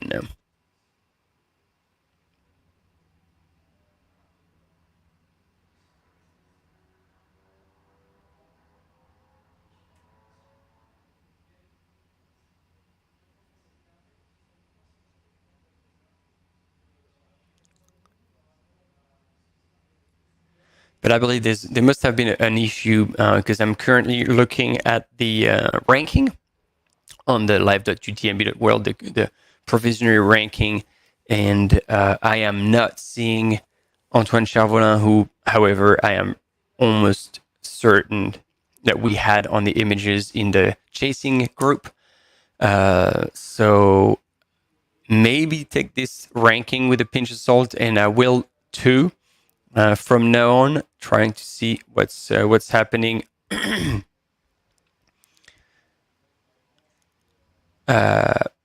yeah, it was indeed Antoine Charvolin and Diego Pazos who we saw on the images. And I believe it was Émeric Damour, the third runner, who was chasing as well. So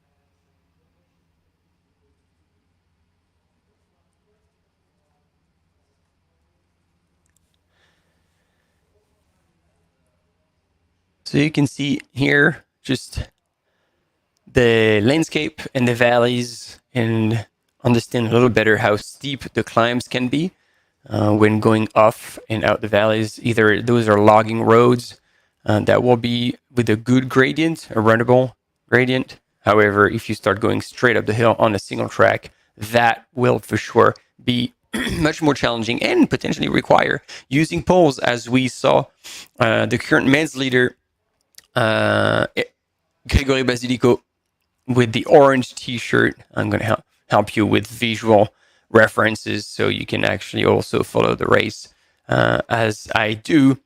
Eric Damour, who was running insanely fast coming out of the aid station and still powering up the hill with his poles, almost dropping our camera mountain biker. So yeah, there's quite a lot going on here in the front of the race, both in the men's and the women's, because Emily Schmidt, after staying for a while with Jasmine Nunes, as well as being in second place, actually coming out of the first aid station, 8 kilometer, 0.3 into the race.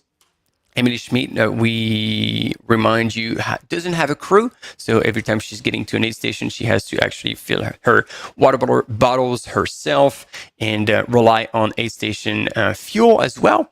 Jasmine Nunes has her husband there helping her out, which means much faster transitions. However, so far from the images that we've seen and kind of the guesstimation I'm doing, so I might be slightly wrong, but that's why we do the live, because it's never 100% accurate, and we try to use our knowledge and understanding of the terrain and rankings and what we see on the images, sometimes very little dots, to offer you the best possible experience no matter what we have.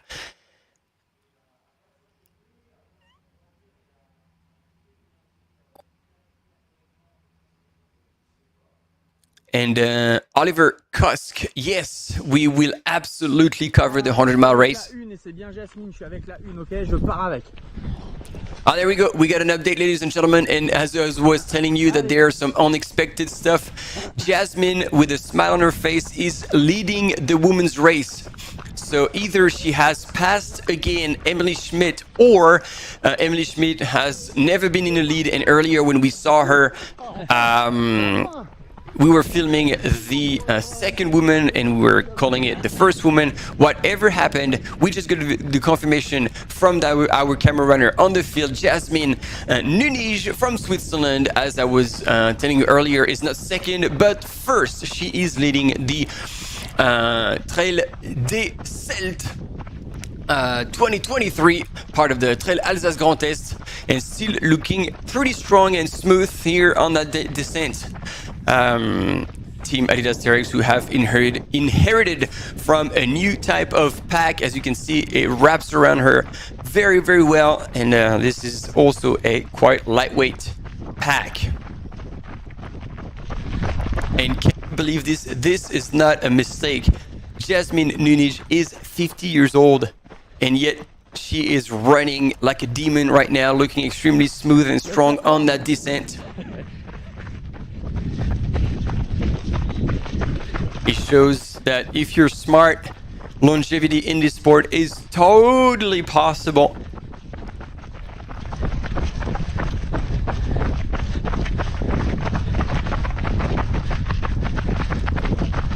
And we've seen her with that other runner, I think, for quite a while now. So I don't know if that runner chooses to stay with her. And on the images, there we go, on that same turn where I believe we caught the first images of Jasmine Nunes is Emily Schmidt. So I would say less than a minute behind on that four-wheel drive track. I don't know what's happening. Our camera runner kept going with Emily. He was trying to talk with the mountain biker who was on the side.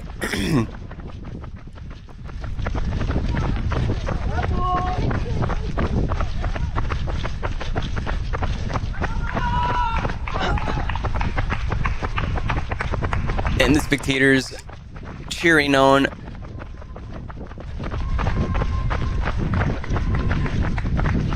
The runners coming through, especially when you have the first woman coming through. People are a little bit louder Yes, if you're joining us today, we are covering the Trail Alsace, the 50k distance that started this morning at 9:50.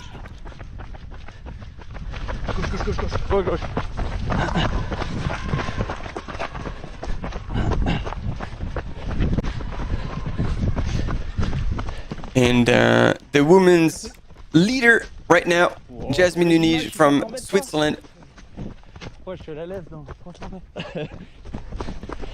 Merci.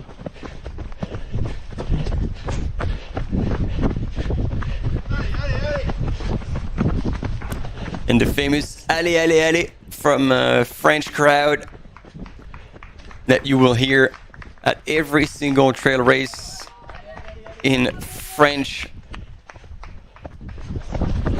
speaking countries. So France, Canada, Belgium, Switzerland for some parts.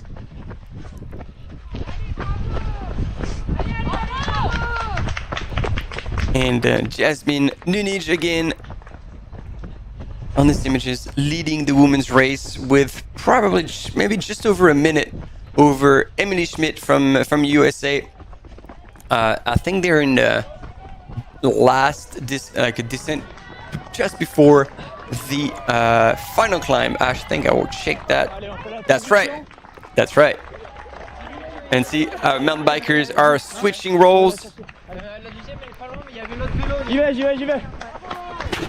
And so he will turn around our camera runner to pick up Emily Schmidt, and then this is where we'll see the difference in because the mountain biker said that she wasn't too far back, the number 2 in the females field, and that is Emily Schmidt. We have images of her, so it will be interesting because that is essentially it's about 35k, not even that. Yeah, 26k into the race, so just about halfway. And so there's still one of the steepest climb of the course to be climbed, over 4 kilometers, 4.5 kilometers total. And there she is, Emily Schmidt here coming into the road section before heading back onto the trail. It would be good to have a look at her face. She's like, she looks a bit confused about where to go. Emily Schmidt is a fast runner, so she could definitely make up some time, if not on that climb, definitely on the later part of the race, which is all downhill and then kind of runnable. This is where she could potentially make her move, but right now, Jasmine Nunez sitting first is looking pretty strong and looking like she's moving well. Transition with our mountain biker now, so for a smoother part, and it will be interesting to see. Sometimes we get this when we have a mountain biker with each runner, like the first and the second, we can guess the distance between the two participants and get a quite accurate gap in between the two, both in time and in distance, through the software that we have put in place, and all the kind of calculation through the GPS tracks, as well as the locations of both mountain bikes. So there's quite a lot going on to offer you those images and this feedback. Hopefully you appreciate it and you are enjoying. It was a bit of a slow start, but now we are full swing into it. And then Vlad Moldovan his plan is to outlive the competition and then be first in his age group when he will be 70. Well, if you have any secret, Vlad, for longevity, we are all ears, because there are definitely things that people can do and that people like you and me, normal people, can do in terms of nutrition, as well as strength and mobility, to make sure that you don't lose too much muscle mass when you get over 50, as well as reinforcing your bone density, especially for women around the menopausal time and after, obviously, but just also for the men's. And this is doing gym work, like strength and mobility. working on your stretching as well is something that will definitely help you stay in better shape and avoid tendinitis or very tight muscles.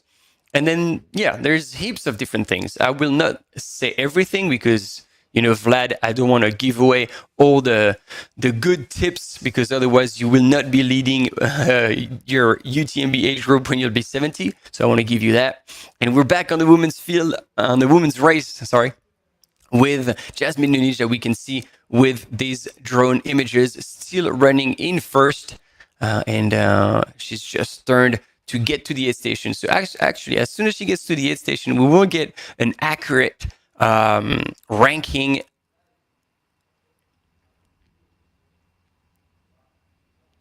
at Klingeltal. There you go. She goes up the stairs, will cross the mat. Her husband will be right there, I believe. Yeah, there you go. To crew for her. Maybe, yeah, be careful not to stay right in the middle because other runners are going past this point, past the mat, into the aid station and then back out. It's an out and back.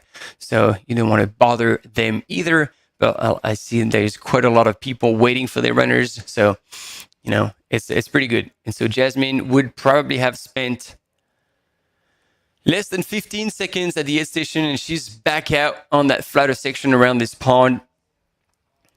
So she will make time here, definitely on Emily Schmidt, who will have to go all the way to the aid station to at least get a bit of water with her before the next climb.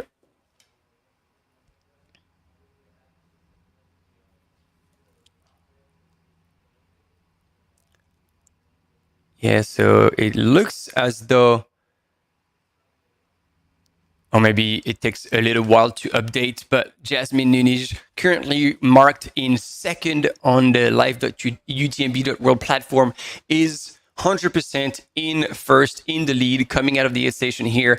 And then, yeah, she'll go around that bend, take a hard left and get onto the main road.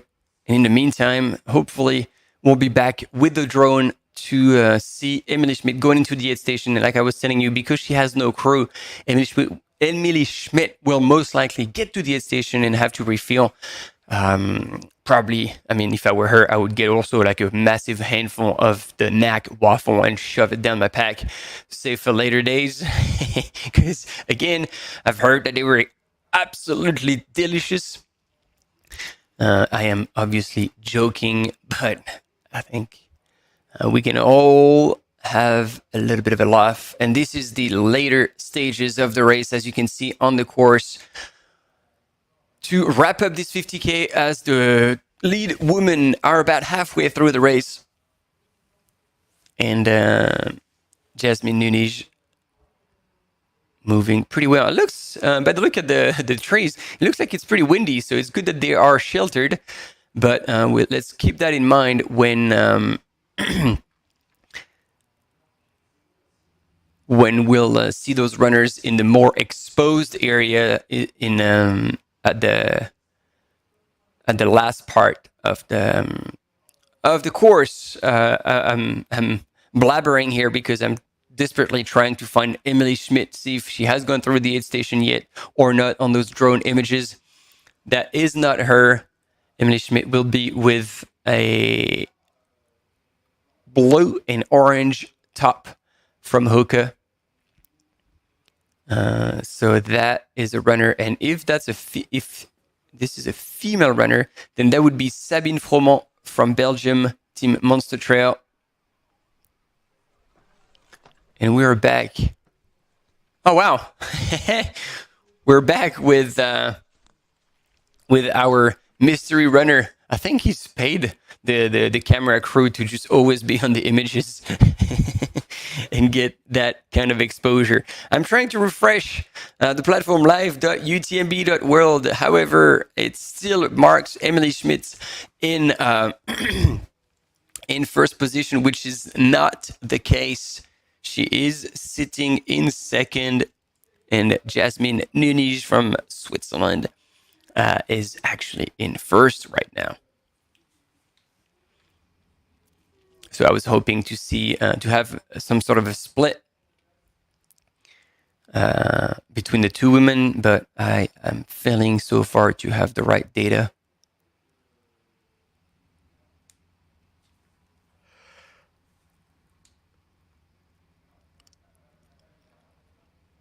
And I can't help but notice, like, when we saw like the wind blowing in the trees, and yet the drones are still flying. So it seems that our drone pilots have, I don't know what drones exactly, but they have the gear that allows them to fly even in high winds, which is great because it offers us additional footage. We are here on the highlights of this morning, right in Bar, the city of Bar, where the start of the 50K took place. And you can see this is, I think, the first wave, first out of three different waves started this morning at 9:50, 10 a.m. and 10 past 10 to come out of there and kind of spread out the whole field just to make sure there wouldn't be too much of a bottleneck coming out of the town, and then into the first of 4 big climbs that the runners will have to cover on that first 3/4 of the race, almost 2/3, because after the last climb there is about 20 Ks. Some are downhill and then undulating into the finish line, which will be again the same for all races. So this is going to be where all the spectators will have the chance to sit, stand, and cheer all the runners coming from the 50K, the 100K, and the 100 miles in Obernai. And as much as the wind is blowing, the weather is still pretty good for the runners, probably ideal temperatures right now. And I'm wondering how Gregory Basilico is doing, who was our lead runner, who had come through the aid station extremely fast, extremely composed, and left even faster. So quite an impressive performance here from the French runner. And he was followed by Émeric Damour, Antoine Charvolin, and Diego Pazos, which is not what the current rankings are telling us, but this is the information we got from the field with the camera runners and mountain bikers who obviously know these runners and are giving us the updates as we go.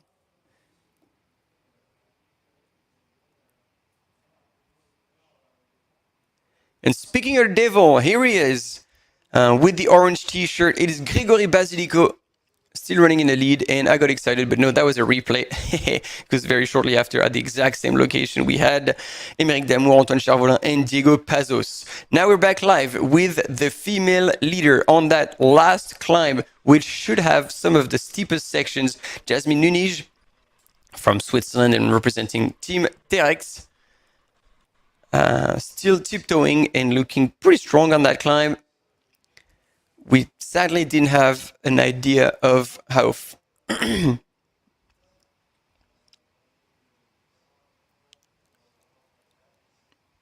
oh, sorry, I blanked. Yeah, I was trying to figure out the distance between the two, and there she is, Emily Schmitz.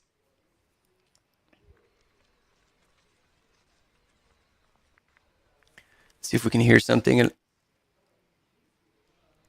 No, it's hard to catch anything, but Emily's still moving pretty well right now. I think the two ladies are about the same pace or so.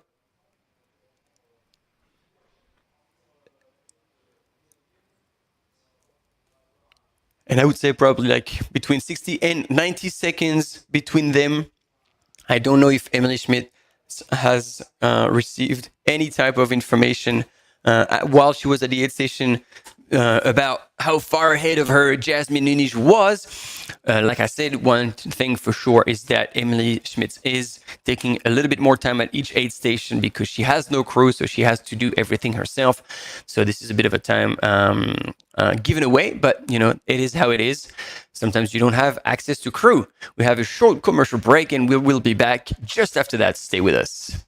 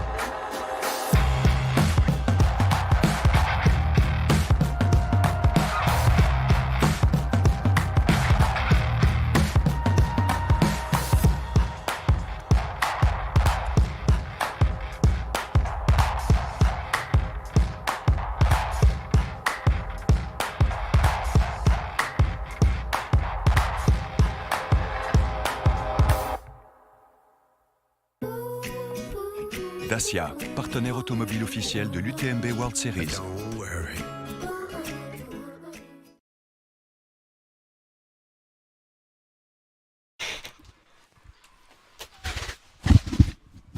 All right, team, you're still watching the Trail Alsace Grand Est by UTMB. I am still Martin Gaffuri. We're here with you on the live coverage. Let's give you a little bit of a hey, this is still me. Hopefully you are excited about this race that is now coming live and coming into play. We still have Gregory Basilico in first place in the men's, followed, we believe, with a group of three runners, Émeric Damour, Antoine Charvolin, Diego Pazos, about all together. And then right now on the images with our mountain biker that's struggling a little bit on that very steep section and rocky section, kind of trying to dodge boulders and trees.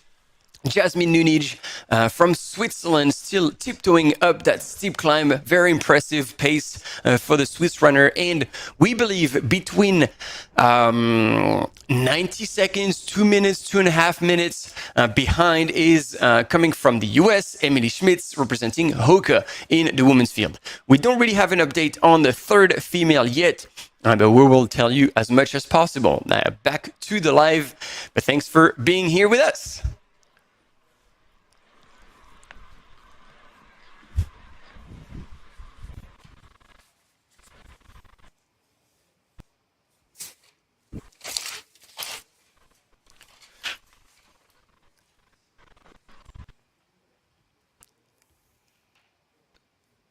So yeah, just over 27 kilometers. So we're past now the halfway point in this 49 kilometers, sorry, which is the 50 kilometer category of the UTMB World Series. Therefore, the top three runners, male and female in this race, will get automatic entry into the UTMB World Series final in Chamonix-Mont-Blanc at the end of August.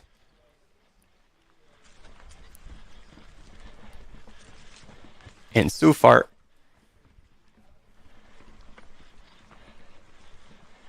Jasmine Nunij, Emily Schmitz, and I'm going to take a wild guess here, Sabine Froment from Belgium. If the temporary ranking is accurate, will punch their ticket to OCC. However, there has been rules changed a little bit since the original ones, and if an athlete finishes in the top three of one of the 35 UTMB World Series event in a distance, and they want to bump up.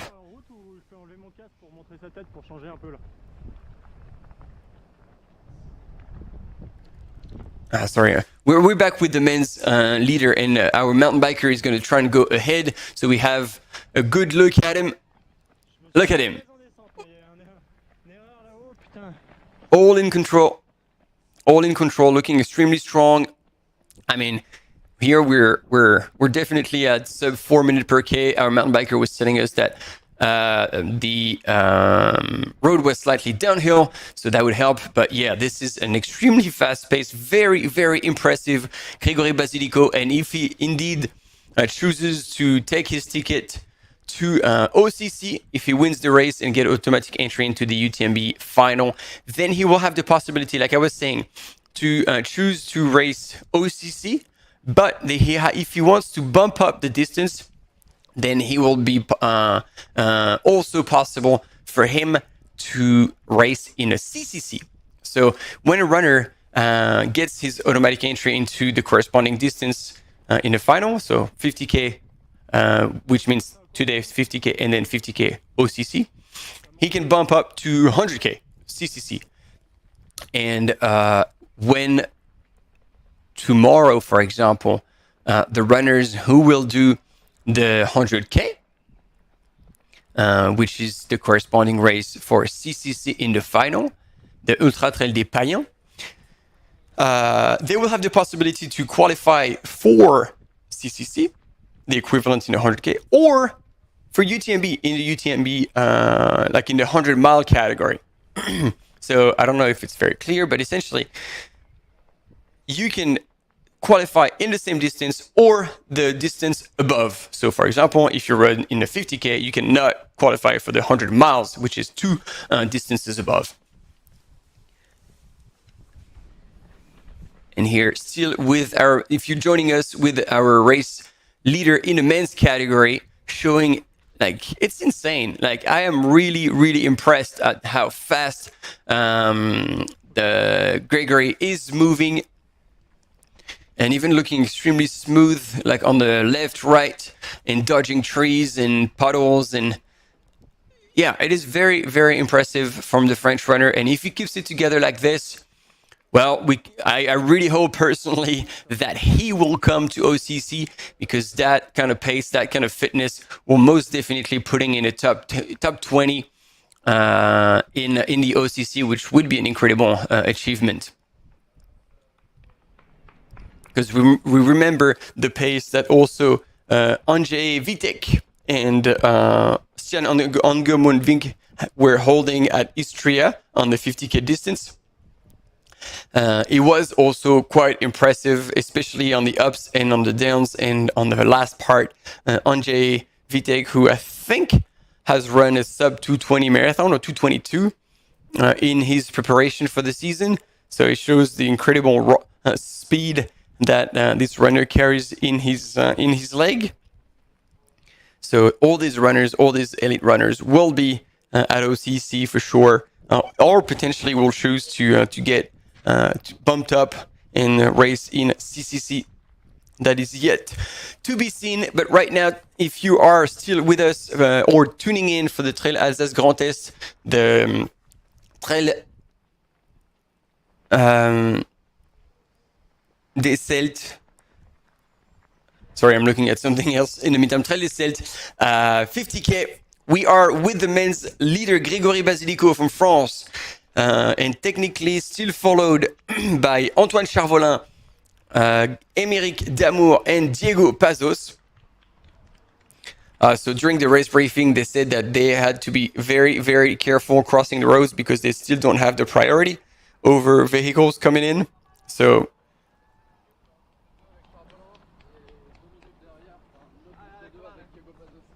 let's see. Il y a le live, tu peux regarder. Okay, I think he's been getting updates from a friend on the side of the road, which is always very helpful, because then you know how to pace your effort and how far back the other runners are. But today, ladies and gentlemen, Grégory Basilico is on a mission. I think he has made this race an A race of his season, and he managed to get here in top form. His performance today so far is quite solid, to say the least. Personally, I'm very impressed at the pace and at how bouncy and flowy his stride is. I don't know about you. Let us know how you feel. The hooker runner is currently trying to stay away from the big water puddles. But at some point, you gotta get your feet wet, and it's okay. So far, he still cares, and so he's going around all of them. That might end up costing him a little bit of energy, but again, seeing how quickly he's moving, I doubt he's going to be losing too much time. It would be interesting to see how far back the... Oh, wow. Yeah, this is impressive. I wasn't expecting such mud fest on this section. So that's certainly going to slow down a little bit the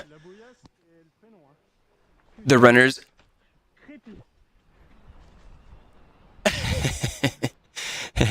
And our mountain biker is joking with the studio.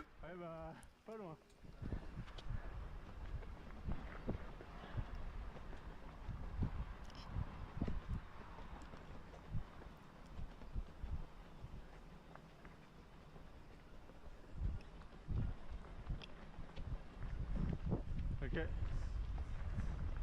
Ouais, bah j'avais pas le choix de toute façon de passer dans l'eau.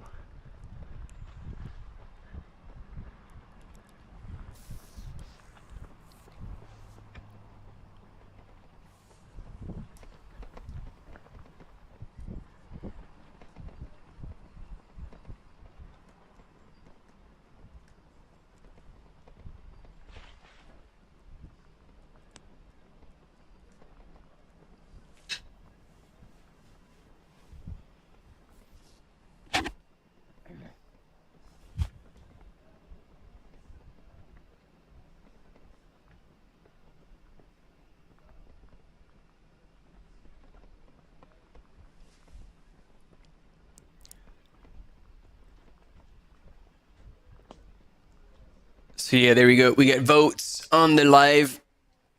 Will Grigory Basilico stay in the lead all the way to the finish line? Will he win this edition of the 50K of the Trail Alsace Grand Est? Or will he be reeled in by the chasing group? You can put your answers on in the comments, both on YouTube or on the web platform live.utmb.world. And I think his performance today from Gregory will help him increase even more his UTMB index score. And so currently they're running at 15k an hour pace. Ok, mais normalement il est actif, non? Le mien, personnellement. Le Team 10. Which is still quite impressive.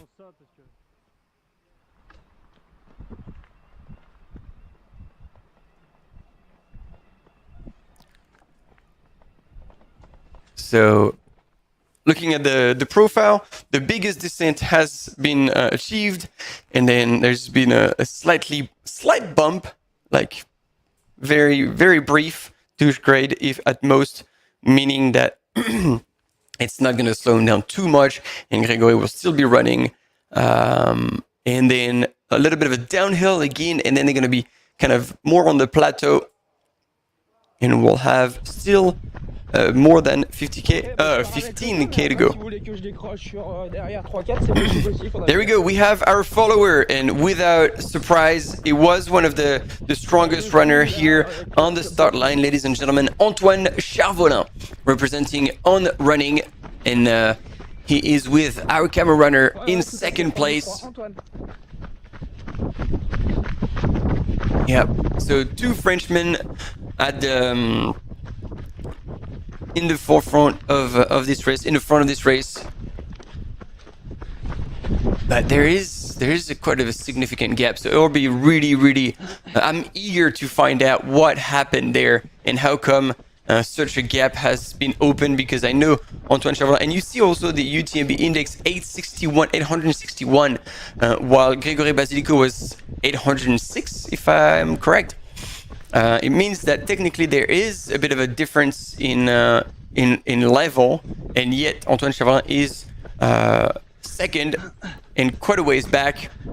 So the question now is, what happened in the early stages of the race? And who knows, maybe Gregory Basilico, like I said earlier, is just having the race of his life and has prepared to peak there. But there is at least 2 to 3 minutes between the two leaders, and it will be hard for Antoine Charvolin to close on Gregory Basilico unless he produces a very, very solid and steady effort. Who knows? Everything is still possible, ladies and gentlemen, because we are still not quite close to the finish line. Technically, we are even about 11 Ks, 12 Ks away from the finish. So to close a 3-minute gap in that much time and that much distance will be challenging. But anything is possible, and that's why we will follow all the way until the end. The finish was anticipated to be around 1. That's going to be slightly later than that. Here, Antoine Charvolin also running pretty strong, so that gives us a point of comparison as well with Gregory Basilico. Both runners are running at I believe a similar pace. Both are moving extremely well, that's for sure. And yeah, that could be a bit confusing as well, but it is slightly downhill. And Tong out. I think he's in chase mode. Antoine Charvolin.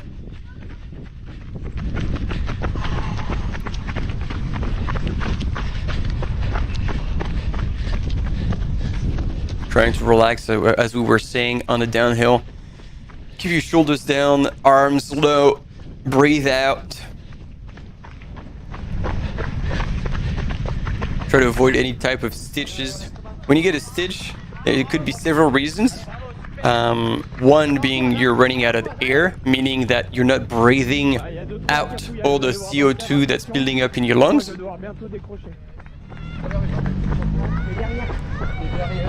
Du coup, t'en as fait péter un. Il y a Diego Pazos qui est à 2 minutes au dernier château avec un autre gars. Et derrière, c'est encore 4 minutes plus loin avec le Lituanien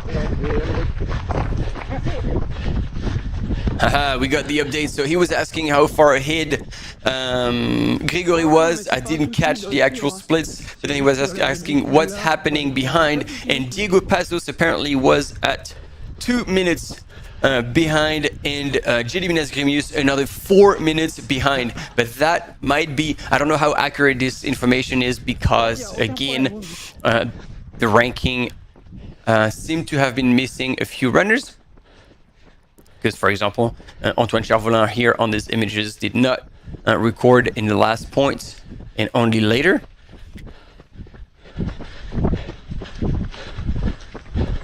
And so, yeah, I was telling you about the stitch. So one is because indeed you have a buildup of carbon dioxide in your lungs because you're not breathing out enough. You're like, it's very short and fast-paced breath.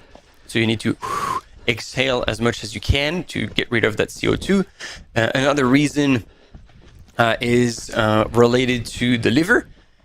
Because, as you know, it's detoxifying your body, and so everything goes through it. And if you've changed the pace and you've put in a surge leading to an effort that is kind of sudden, then it could create a buildup in your liver, and then you need to kind of almost put your opposite hand into your liver and then press, kind of massage it a little bit. To help it relax, and obviously you need to slow down and cut down the pace a little bit. Or another thing that sometimes happen is a pain in between the ribs, and it's because you've been working quite hard. So that happens usually in later stages of the race, or the pack is pressing against your rib, and that can create something that feels like a stitch, but it's actually muscular related to muscles in between the ribs. So we're back with the men's leader, Grigory Basilico, still in the lead again on the YouTube chat. You have the possibility to vote and think, will Grigory Basilico remain first until the end of the race or not? And so far, what are the results so far? 67% of you think that he will.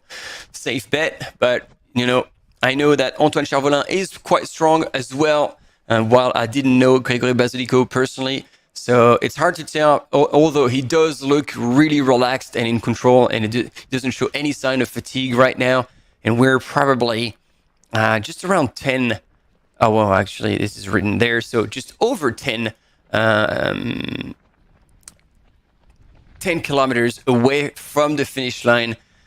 Look at Grigory, still looking extremely composed, looking at his watch, checking the splits. Look at that stride. I think if I were you, I would vote that yes, he will remain in the lead. That is quite an impressive pace still at this time. He's only 4Ks away from marathon distance,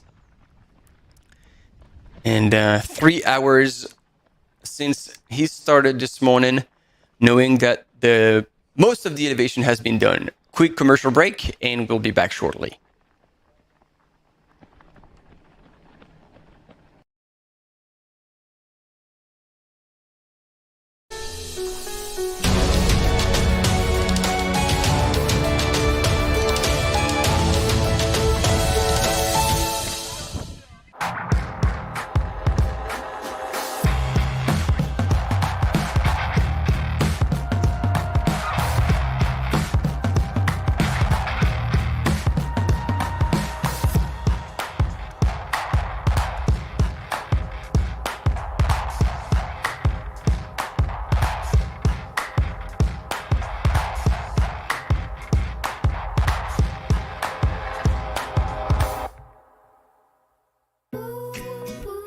Dacia, partenaire automobile officiel de l'UTMB World Series.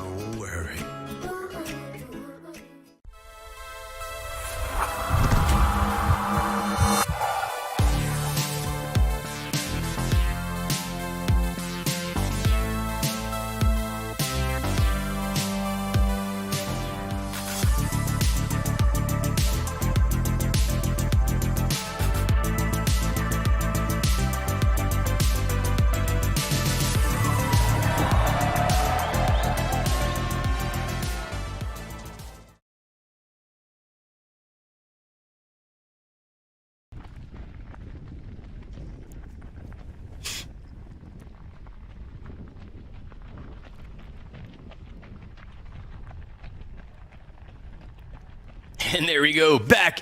Look at this. It is getting flatter and faster. Hard to believe that this man can run even faster. But right now, we are definitely sub 4 minutes per K. This is incredible what Grégory Basilico is doing right now.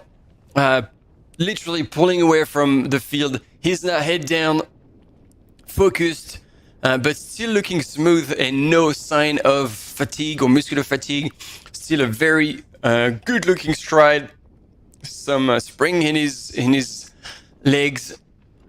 Yeah, it is mind-blowing to see him go. And yes, I was telling you before, and I confirm, he will blow completely out of the water his own UTMB index score. That will go definitely higher than 806 right now, 806, where he's currently sitting.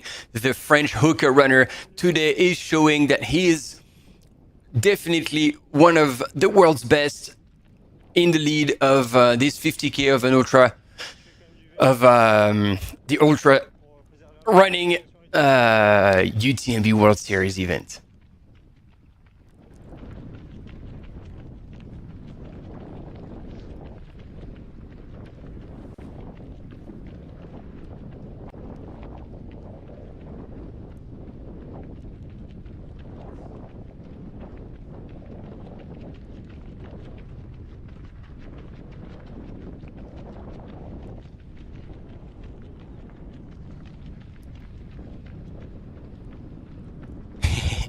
Yeah, I'm just speechless in front of these images. Grégory is eyes on the prize, looking ahead in the distance on that really long stretch that could be demoralizing if you're feeling a little bit tired, but that is not the case of Grégory.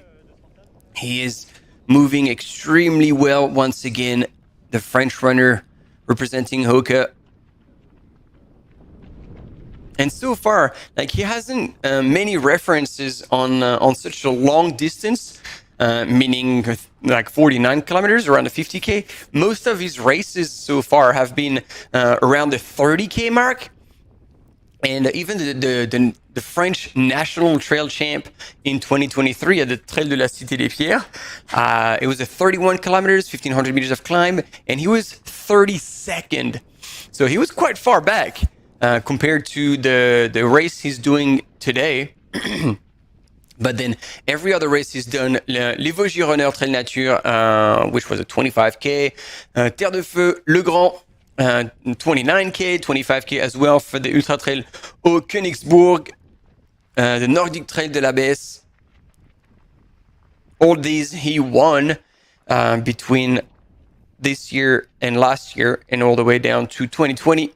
At the Megève Nature Trail, where he finished third. It was a 29 kilometers. So this runner is used to shorter races, meaning a faster pace. So that faster pace, he definitely showed that he has it in the legs. Now 10K away from the finish, like, he's already past his usual racing distance. Is about, like, if we say that's around 30K, he's already 10K over, and he now has less than 10 kilometers to go between until he reaches the finish line in Aubernais. And he doesn't have much climbing to do. You know, those are going to be the steepest hills he's going to have to run. So not much at all. Still very, very runnable.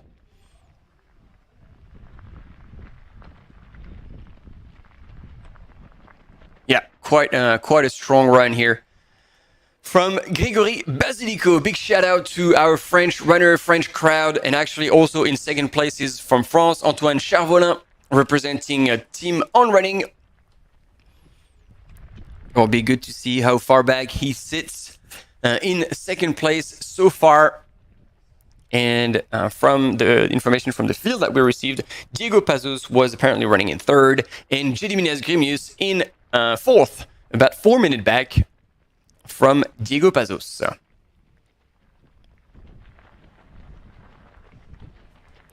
And in the women's field, if you're joining us and you haven't had images yet, it is Jasmine Nunes, also from Switzerland. So with Diego Pazos, that's 2 in the top 5 in men's and women's. Running for, I'm blanking here. Yeah, completely brain fart. But Emily Schmidt running for Hoka and representing Team USA is chasing we've seen that the difference was made in the early stages, and Jasmine was had someone at the aid station, I think it's her husband, helping her out, and so therefore she would never spend more than 15 minutes at each 15 seconds, sorry, at each aid station, so extremely quick in and out. However, Emily Schmidt was always taking a little bit more time, and so those seconds were kind of falling, like increasing the gap between the two female runners.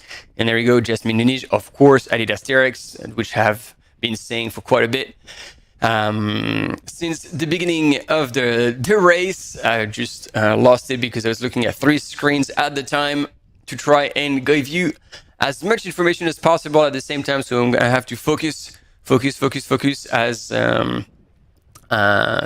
our good friend Moises Jimenez keeps telling us. That's his life motto, and he works pretty well as an entrepreneur, as a pro runner representing Team The North Face.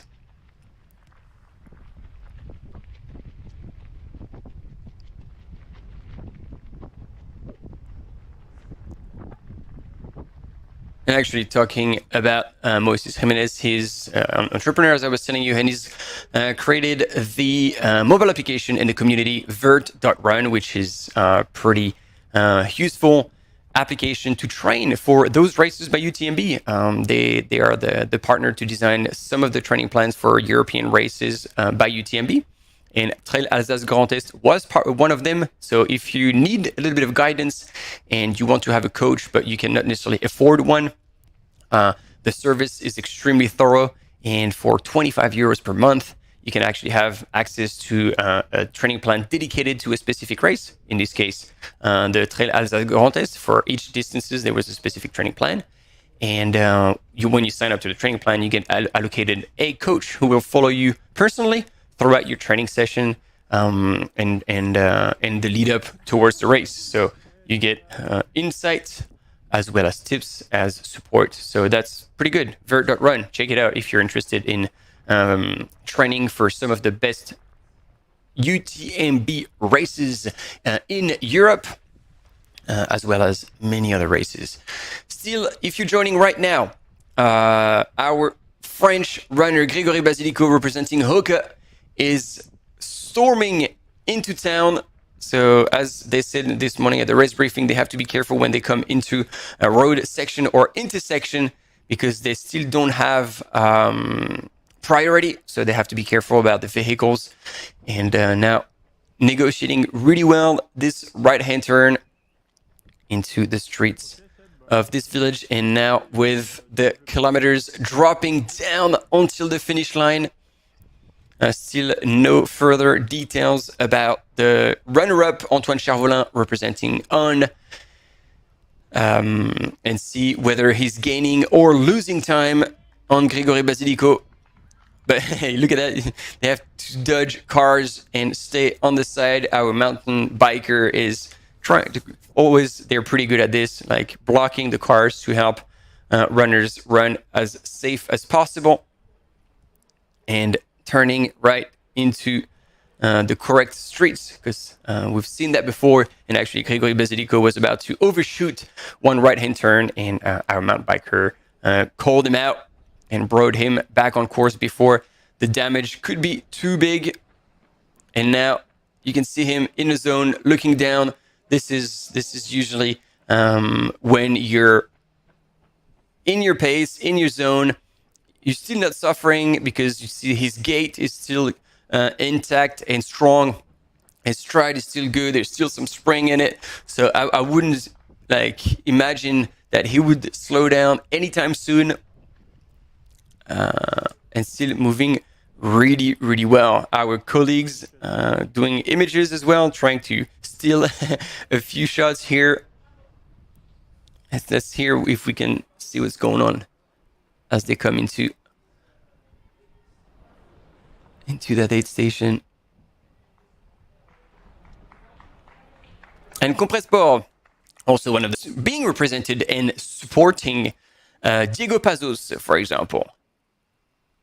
I see if we can hear something. That'd be good.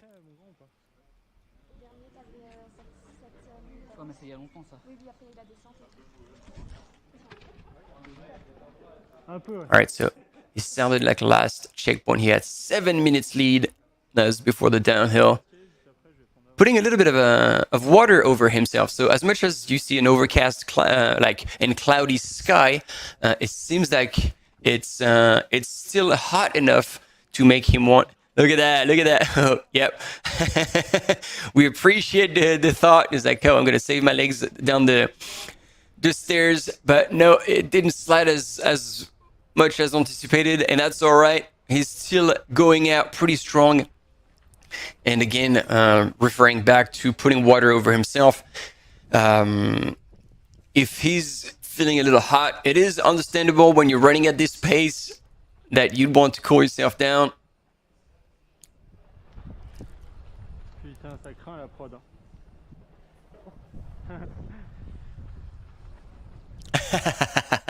And he was like, there's some banter going on between the live coverage and the people from the production.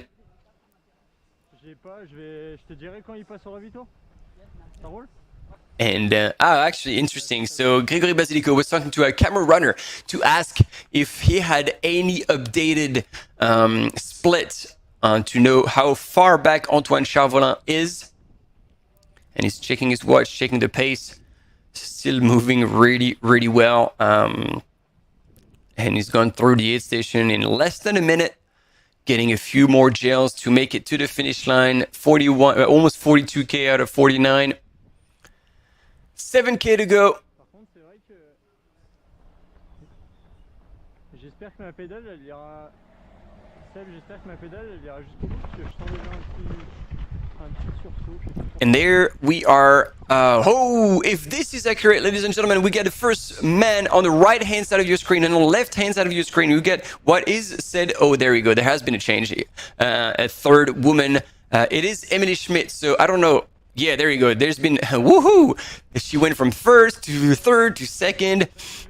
So far as I knew, Emily Schmidt was in second place behind Jasmine Nunij from Switzerland, representing Terex. So now if we're filming Emily Schmidt, is it because we've missed Jasmine Nunij, or because Emily Schmidt has made a move and has now taken the lead in the women's race at 29.6 kilometers, so 20 Ks away from the finish. It is yet to be determined. Oh, there we go. She is in first. So that is confirmed from our camera runner. Emily Schmidt from the United States of America, representing Hoka, has, for the first time in this race, taken the lead. And he's guessing that there's about 2 minutes difference between Jasmine Nunij and Emily Schmidt. Emily Schmidt now sitting in first, and he was saying that she was running much faster downhill than Jasmine Nunij, and therefore she took advantage of that to not only pass her, but potentially open up what could be like a 2 minutes gap. So a lot has happened in the women's field, ladies and gentlemen, to keep that race always interesting. 20 Ks to go. Emily Schmidt from the US has now taken the lead of the women's race. And back on the right-hand side of the screen, Gregory Basilico has taken the poles out for that climb. It is like a bit of a douche grade, but at least using the poles, he's freeing his legs a little bit and keeping the pace fast and keeping his competition honest. There was a bit of a struggle at the beginning of the race to provide you with images, but now look at this. We have both the men's and the women's leaders right here on your screen. Gregory Basilico from France representing Hoka. So actually it is 100% Hoka lead right now, both in male and female races. Gregory Basilico, who's less than 7 kilometers from the finish. And in the women's race, it is Emily Schmitz from the USA, also representing Hoka, like I said, and she is 20 Ks from the finish in that last descent. So in the course profile, it was 4 big climbs, and she's in the descent of the 4th climb. So she is like the last descent. Then there will be a bit of a flat section, a bit of a bump, but very small. I'm stopping here. Oh yeah, there you go. I thought there has been a problem on Gregory's side going off course, but there was just a bit of a shortcut for a mountain biker. He's back on course. That's all good. So yeah, Emily Schmitz like still in the last big descent of this 50K. And she made really good ground on her competitor, while Gregory Basilico has now gone into full power hiking mode with the poles and still moving really well. We have a short commercial break coming up, but stay with us because we're gonna be right back, and there's still a lot going on in that 50K of the UTMB World Series event, the Trail Alsace Grand Est. Stay with us.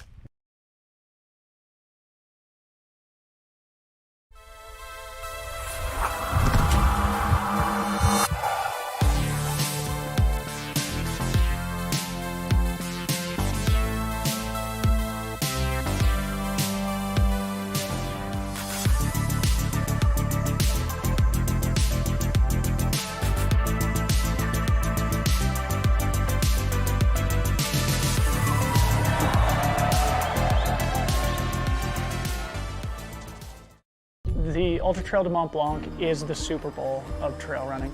3 times I've raced UTMB. I feel like I've underperformed every time. He sets the biggest goals possible. I kind of say it's like digging a hole. It gets tiring, it gets hard, and for some reason you just go, I'm just gonna keep digging. The places where you really grow are the ones that keep kicking you in the teeth.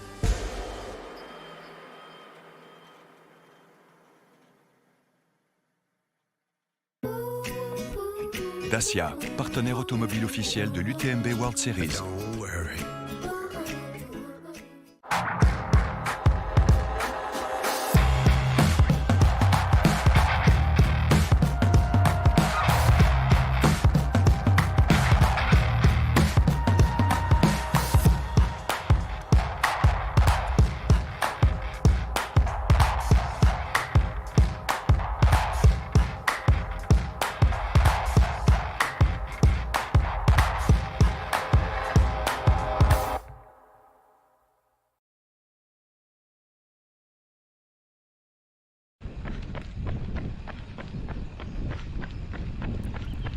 There we go, ladies and gentlemen. Welcome back to the 50K of Trail Alsace Grand Est by UTMB. We are following the female leaders, first and second in the 50K. Like I said, it is Emily Schmidt on the right-hand side of your screen, representing Hoka and coming from the USA.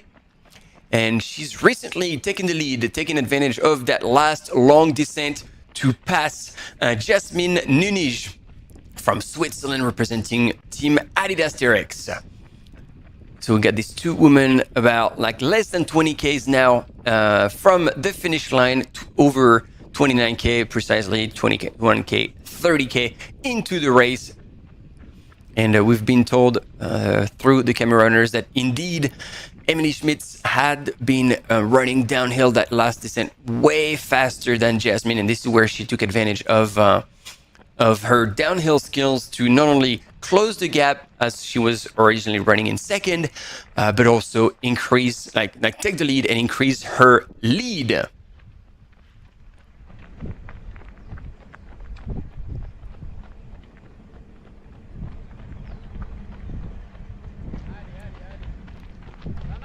C'est bon, ça tourne pour moi? Bien, bien.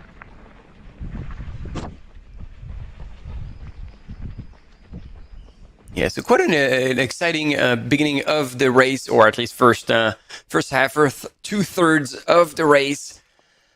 In the women's, there's still things going on, and we asked you on the live, if you're following either on YouTube or on the live.utmb.world, if you believe that the current leader in the men's category, Grégory Basilico from France, representing Hoka, was going to hold on to the lead and stay ahead of his competition.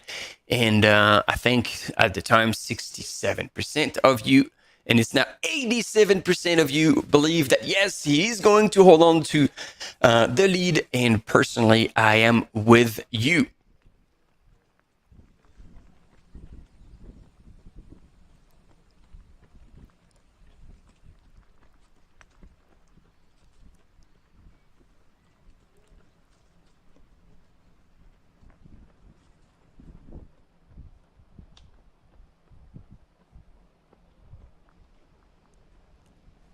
And we get Jibang in the comments on YouTube who says, "Go Grégory."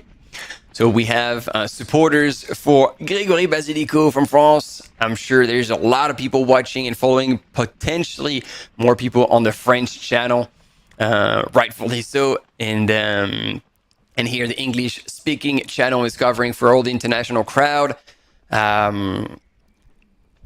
It is exciting to have this possibility. We even have, because we're so close to Germany, we even have a German channel with my co-commentator, Alain, who's been also commenting at Wildstrubel last year, and he's currently offering coverage in German in case you'd like to practice your German. Here we are with Emily Schmidt on that very muddy and twist and turny section that Grégory Basilico was earlier, about like 10, 15, probably not, 15, 20 minutes ago. Emily Schmidt is now, if you're joining us, if you missed that thing, she is now leading the women's field. She's past Jasmine Nunij from Switzerland, and is now moving in first place, leading the Trail des Celtes, which is the 50k distance of the Trail Alsace Grand Est.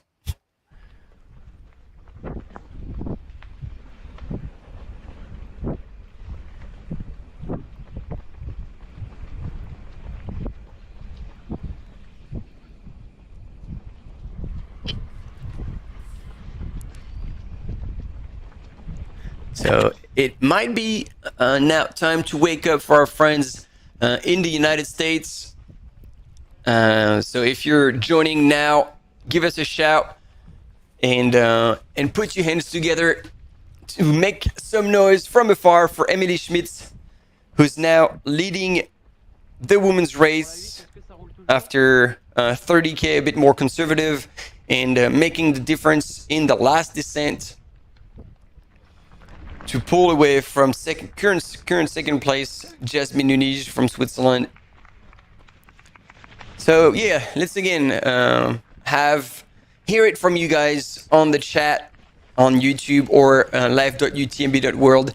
Let us know where you're watching from and who you're rooting for, and if you know anyone, or if you're just making noise for a runner, if you have a favorite. Tell us a little bit about them, and tell us a little bit about you and where you're following from.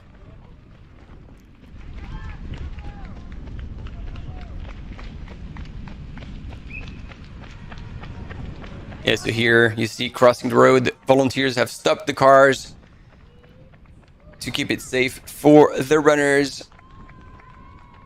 And I think now, I don't know if it's only me, you guys can tell me on the chat, but I feel like Emily's pace is slightly faster than Jasmine's. I might be wrong, or maybe that's a different type of terrain. It's hard to tell. It's hard to compare. But yep, we're looking now at what I believe to be the finish line in Aubernay, where all the races of the Trail Alsace Grand Est will finish, with the cathedral and the old town, loaded with history. And Philippe Koch, what pace is the women's and men's running? Honestly, right now, I still believe this is close to a 4-minute K. That is quite incredible. The pace that Grigory Basilico is maintaining, and I think we're close to the between 4:30 and 5 for Emily Schmitz. Still moving extremely well because these runners are tackling on a whole 50K distance with 2,000 meters of climb, which is no small feat. And here we're sitting with second place, Jasmine Nunij from Switzerland.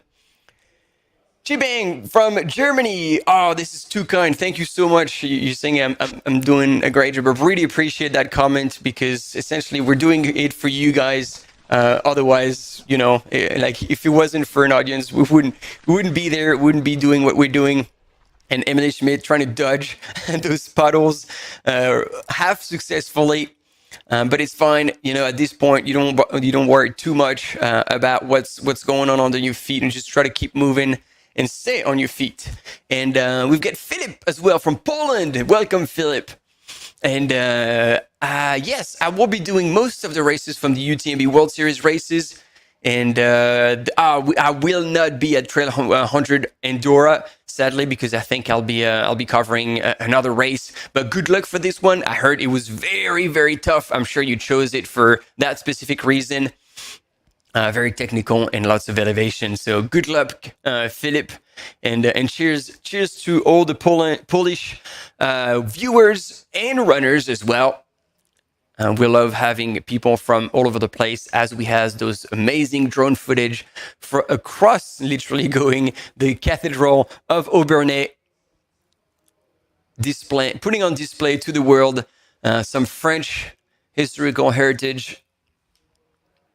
And there you go. I knew you were around. Anne Vierco from the UK. I think it's 3 out of 3 that I get the chance to see Anne tune up for the live.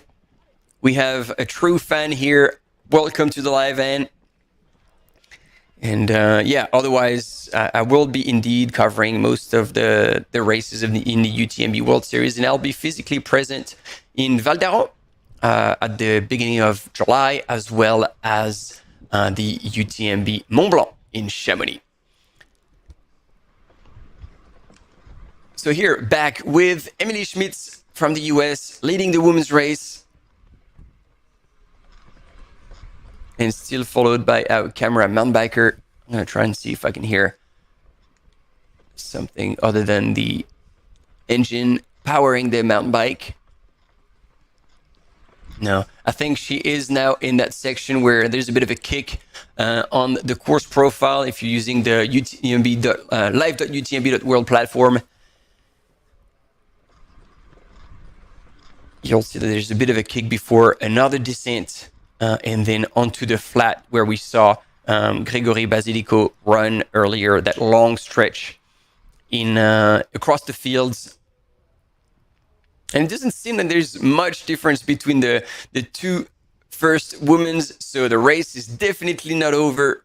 The fight is on between Emily Schmitz, currently leading, and Jasmine Nunij.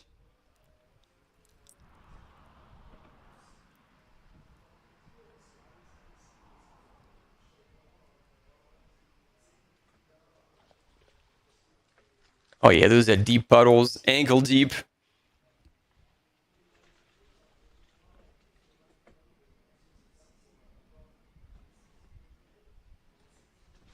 Everybody doing their best to dodge them.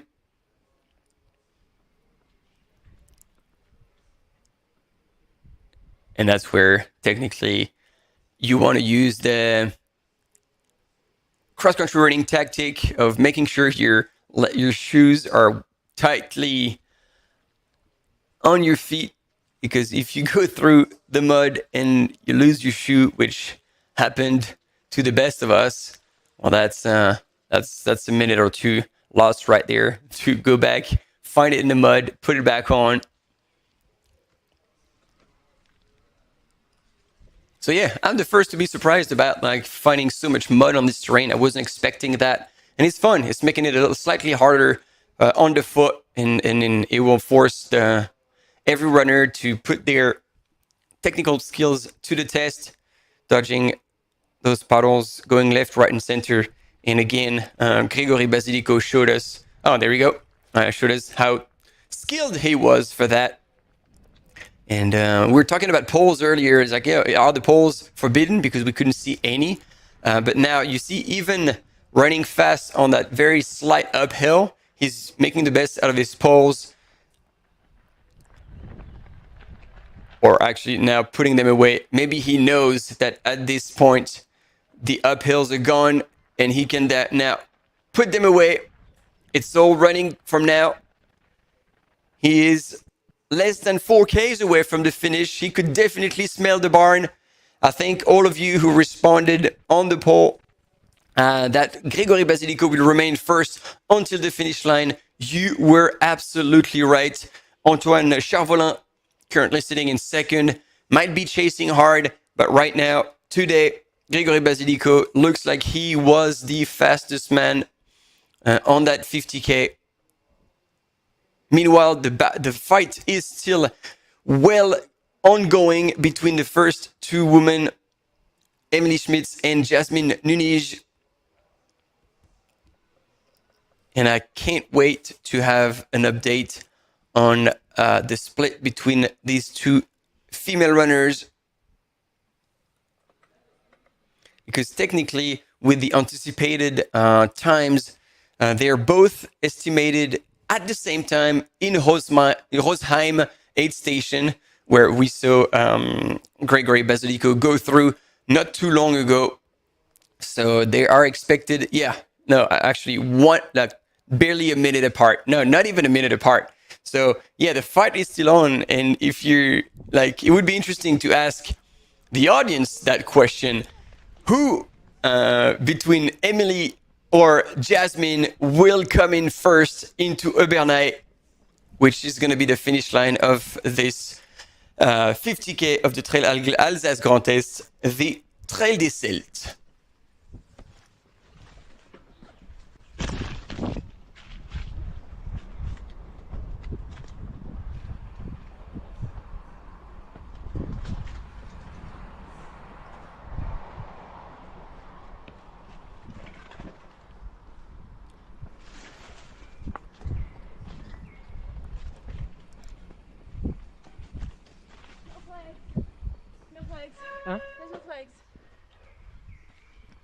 Huh? She was asking, she couldn't see any flags.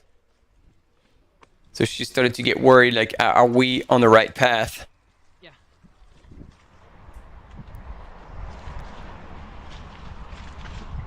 But usually our camera mountain bikers are pretty good at spotting those flags and making sure they are on the right path. There we go. Here's a flag. Boom. A bit of a freak out moment here for Emily Schmitz. But it's good to always keep in check and make sure that you are on course, because things could happen very, very quickly, as we saw earlier. And there you go. We told you we had the ability to offer you that kind of new feature this year, to know the distance between two runners. And there's 730 meters precisely between Emily and Jasmine. Emily still sitting in first place and Jasmine in second, chasing. And so the interesting data will be to know if that gap increases or decreases when we'll get to the next aid station. That will come at the bottom of that climb. So they're still going slightly downhill all the way down to the aid station. So there will be still a little bit of a flat section, I believe, before that aid station. If I memorized the course correctly, while we had images of Gregory Basilico in the lead in the men's field. We've seen him go through that terrain already.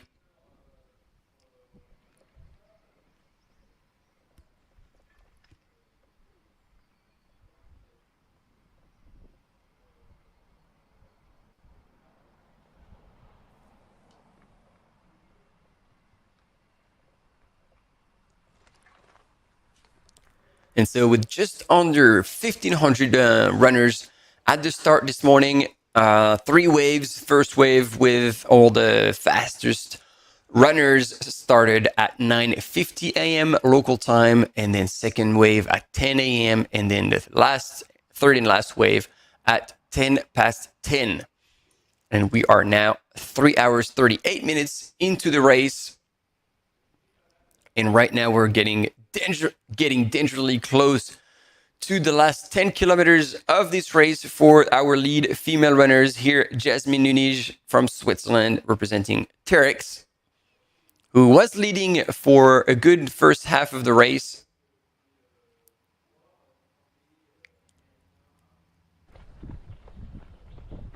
And back with the first man. I don't know if the distances are accurate or else he's been running quite a lot and not covering any ground. Because earlier we were already in the last 4 kilometers.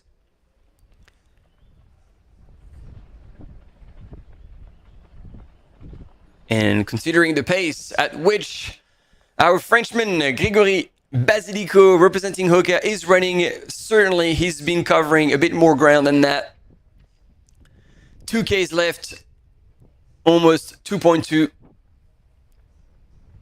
And if you're a fan of the UTMB World Series and you want to know more about this, use the QR code here or find on utmb.world the podcast Crossed Path, which are each episode is about a runner, elite runner who meets a normal runner, normal being quote unquote a non-elite runner. And I think from what I've pictured on, from what I've seen on social media, the last episode might have been with Fernanda Maciel and another female runner. I think this is the second or the third episode already. So if you want to catch up with that, you can check it out.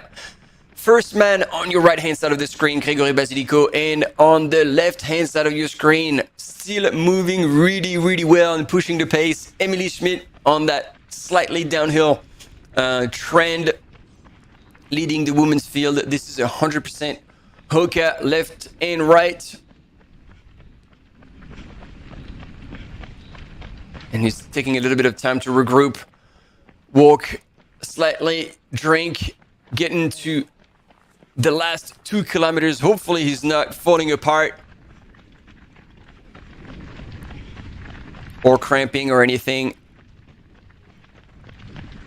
This is interesting what's happening right now, ladies and gentlemen. If you've been following so far, Grégory Basilico has been absolutely murdering the field at an incredible pace. There we go. There we go. He pulled himself together. He cannot give up now. 2Ks from the finish for Grégory.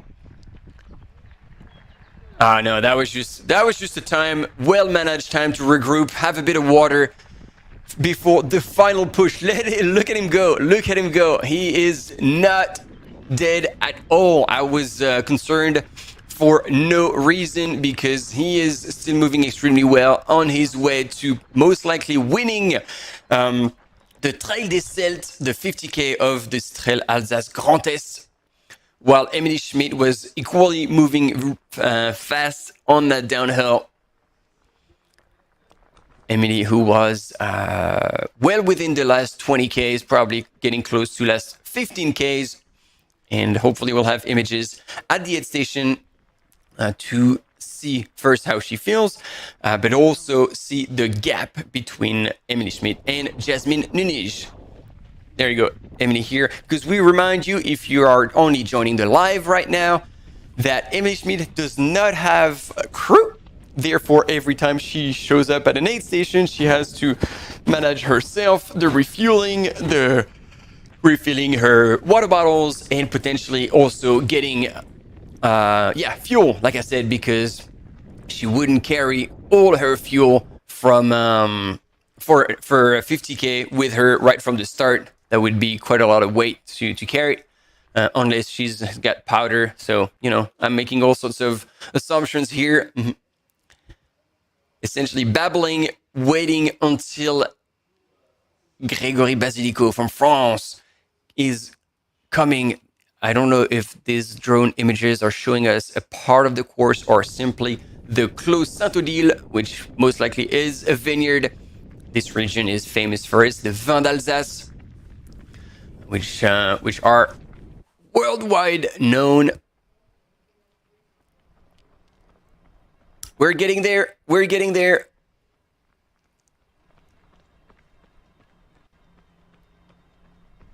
Less than 1,500 meters.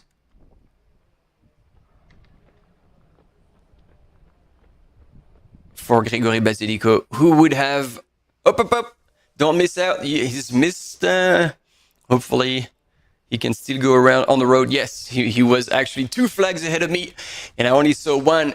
So... And I think down below here to the right, you can see the city of Aubernais, where all the finish lines are going to be located. And the drone footage was indeed showing us the course. I don't know if you can recognize this white cross on the right-hand side with the European flag along with the French flag. And this must be maybe the flag from Alsace. If anybody knows, let us know in the chat.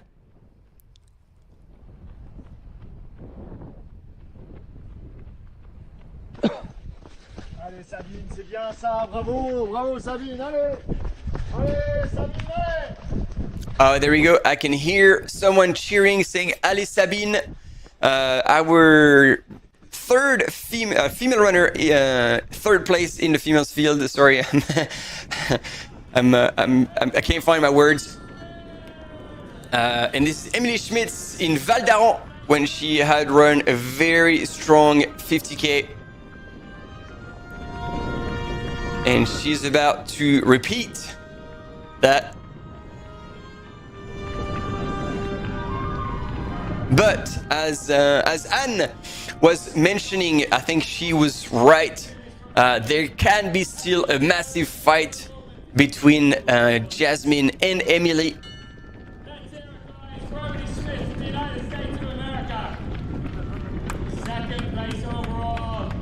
And yes, indeed, second place. And this is another runner that we will see today on the Trail Alsace Grand Est. Maite Mayoria, she was first in the 50K, and Emily Schmidt was second. Emily Schmidt this time will potentially again take the first or the second place. Either way, she, being first or second, she will punch her ticket to the UTMB final OCC or potentially CCC should she choose to upgrade.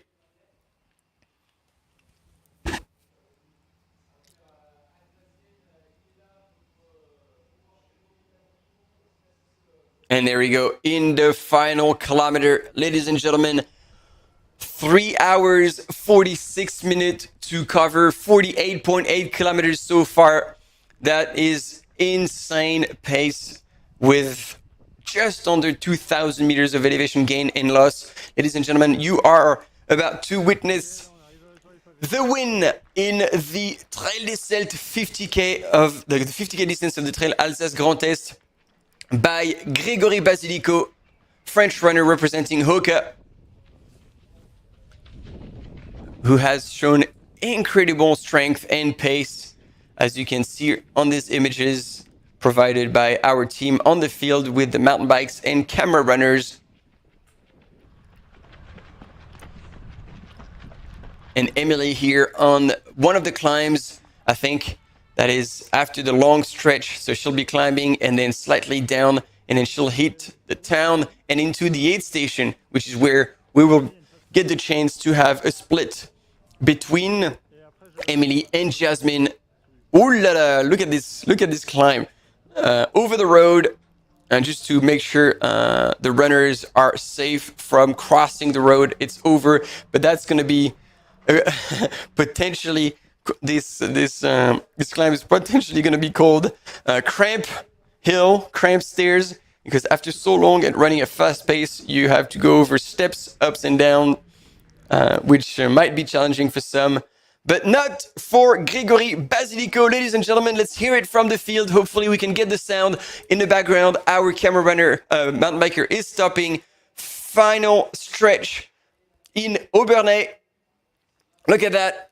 the public is here to welcome him as a champion. Finally, he's letting go, realizing that he has it in the bag. Final look back to make sure he can slow down and take advantage of that win. Soak it in. Woo! What a race! What a race from the French runner for Hoka. He's worked pretty hard and he's representing Hoka, thanking his sponsor for the support he must have received and potentially enabled him to run. All right, this is going to be a round of high fives.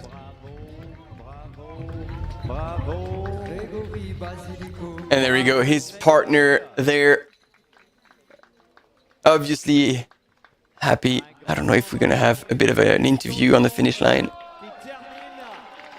Qui termine cette première Alsace Grand Est by UTMB. On va lui donner quelques petites secondes. Pour prendre 3h48 minutes, 10 secondes. Voilà donc le nouveau temps à battre.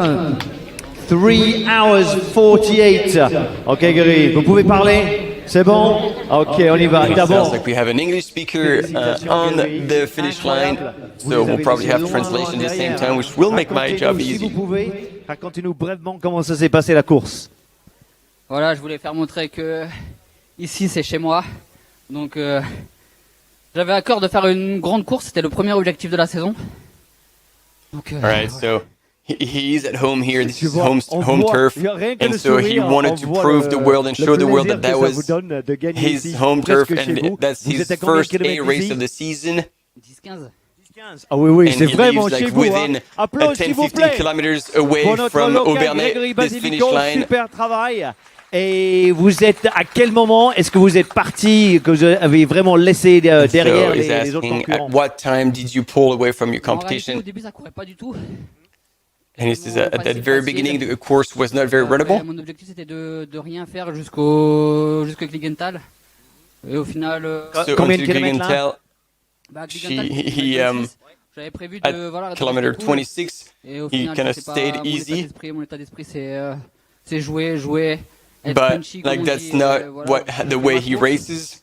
So that was tough for him because he's used to like pushing Vous avez vu même and marcher dans attacking, les derniers 2 kilomètres. and which is what he did after 26k. And I think when we caught him on the downhill, it was insane. He was going pedal to the metal. Il est très très usant, ça monte, ça descend, ça monte, ça descend. Les And he petits, says the les petits course bosses comme ça fait hyper mal aux jambes. is not like Et, the Alps, voilà, je pense que les but it's montagnards always qui montent pas une like aujourd'hui, pushing, ils pourront slight, le- small, ils pourront short justifier ups, que, short voilà, en downs. Alsace, c'est pas les parcours, même si on va très vite So- sur les moyennes horaires, c'est pas des parcours faciles.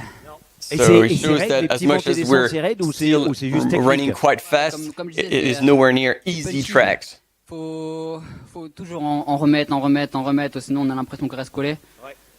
Et voilà, il y a quelques montées sympas, donc voilà, j'invite. Alors ouais, en gros, vous êtes toujours en train d'attaquer. Alors c'est à partir de kilomètre 26 So yeah, que vous étiez tout he seul. started Et après, attacking vous at les êtes kilometer plus jamais 26 revus. and then Non, kept un petit peu pushing avant, and all the ups and downs Parti un petit peu because he avant. says you Après, j'ai fait can't really relax, otherwise you feel like you're not moving at all. Et après, je me suis redétaché à partir du kilomètre 12-14. Et puis après, à partir de là, je les ai plus jamais revus. And Un peu, à un so moment donné, starting on a at kilometer 14, that's where he started pulling away truly and never ever saw anyone else. Et au final, tant mieux. Hein. La fin And he c'était said, vraiment. well, I'm not going to complain about that. That Eh made ben, it encore grand félicitations. a Merci, better win, Et a better win. restez pas loin. On fera une So, photo avec les trois. thanking him, quand the les local deuxième et troisième runner, arrivent. Grégory Basilico. Basilico, tout le monde. Félicitations.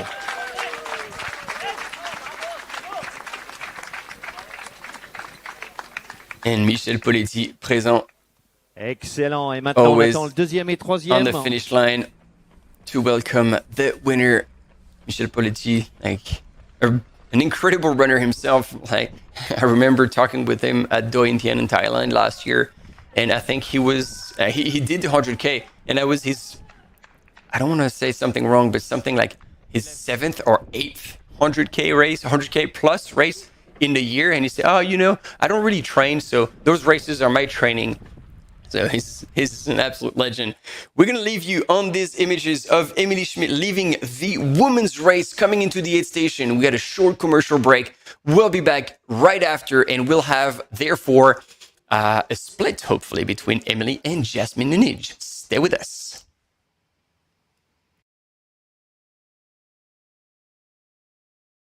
Yeah, you better.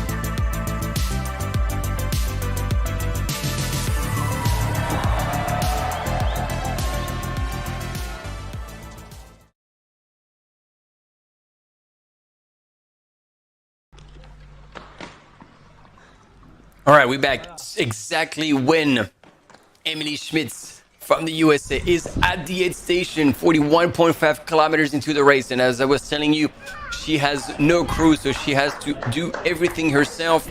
And she is leaving the aid station 3:54:45. So that's the time to keep in mind to try and get the split between Emilie Schmidt in first position right now and Jasmine Nunij from Switzerland, who will be most likely coming into the session in second place. So we'll have a split there. And Antoine Charvolin running down, but looking like he's got a stitch. Running nowhere near as fast as he used to. So hopefully everything is okay for the French runner representing on, or maybe he's simply been told that the chase is over because first runner has already crossed the finish line a while ago, and so he's coming into town nice and relaxed because perhaps there's also no one behind. And at this point, we say that in ultra, when you can finish freewheeling. This is the start of the recovery, because pushing hard all the way until the end, and the harder you push, the later in the race, the longer the recovery is going to be needed. So you get the volunteers pointing out in the right direction. Final look back. And there we go, Antoine Charvolin from France.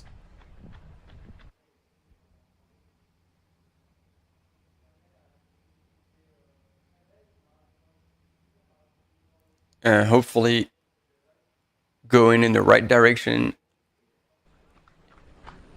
Yep, seems all right.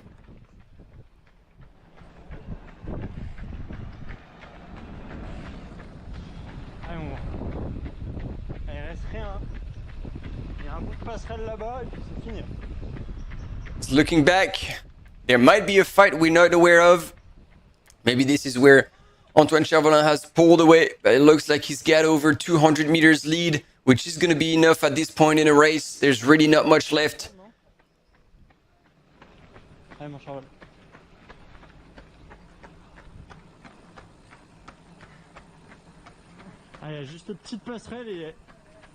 There you go. The little bridge above the road. Try to relax.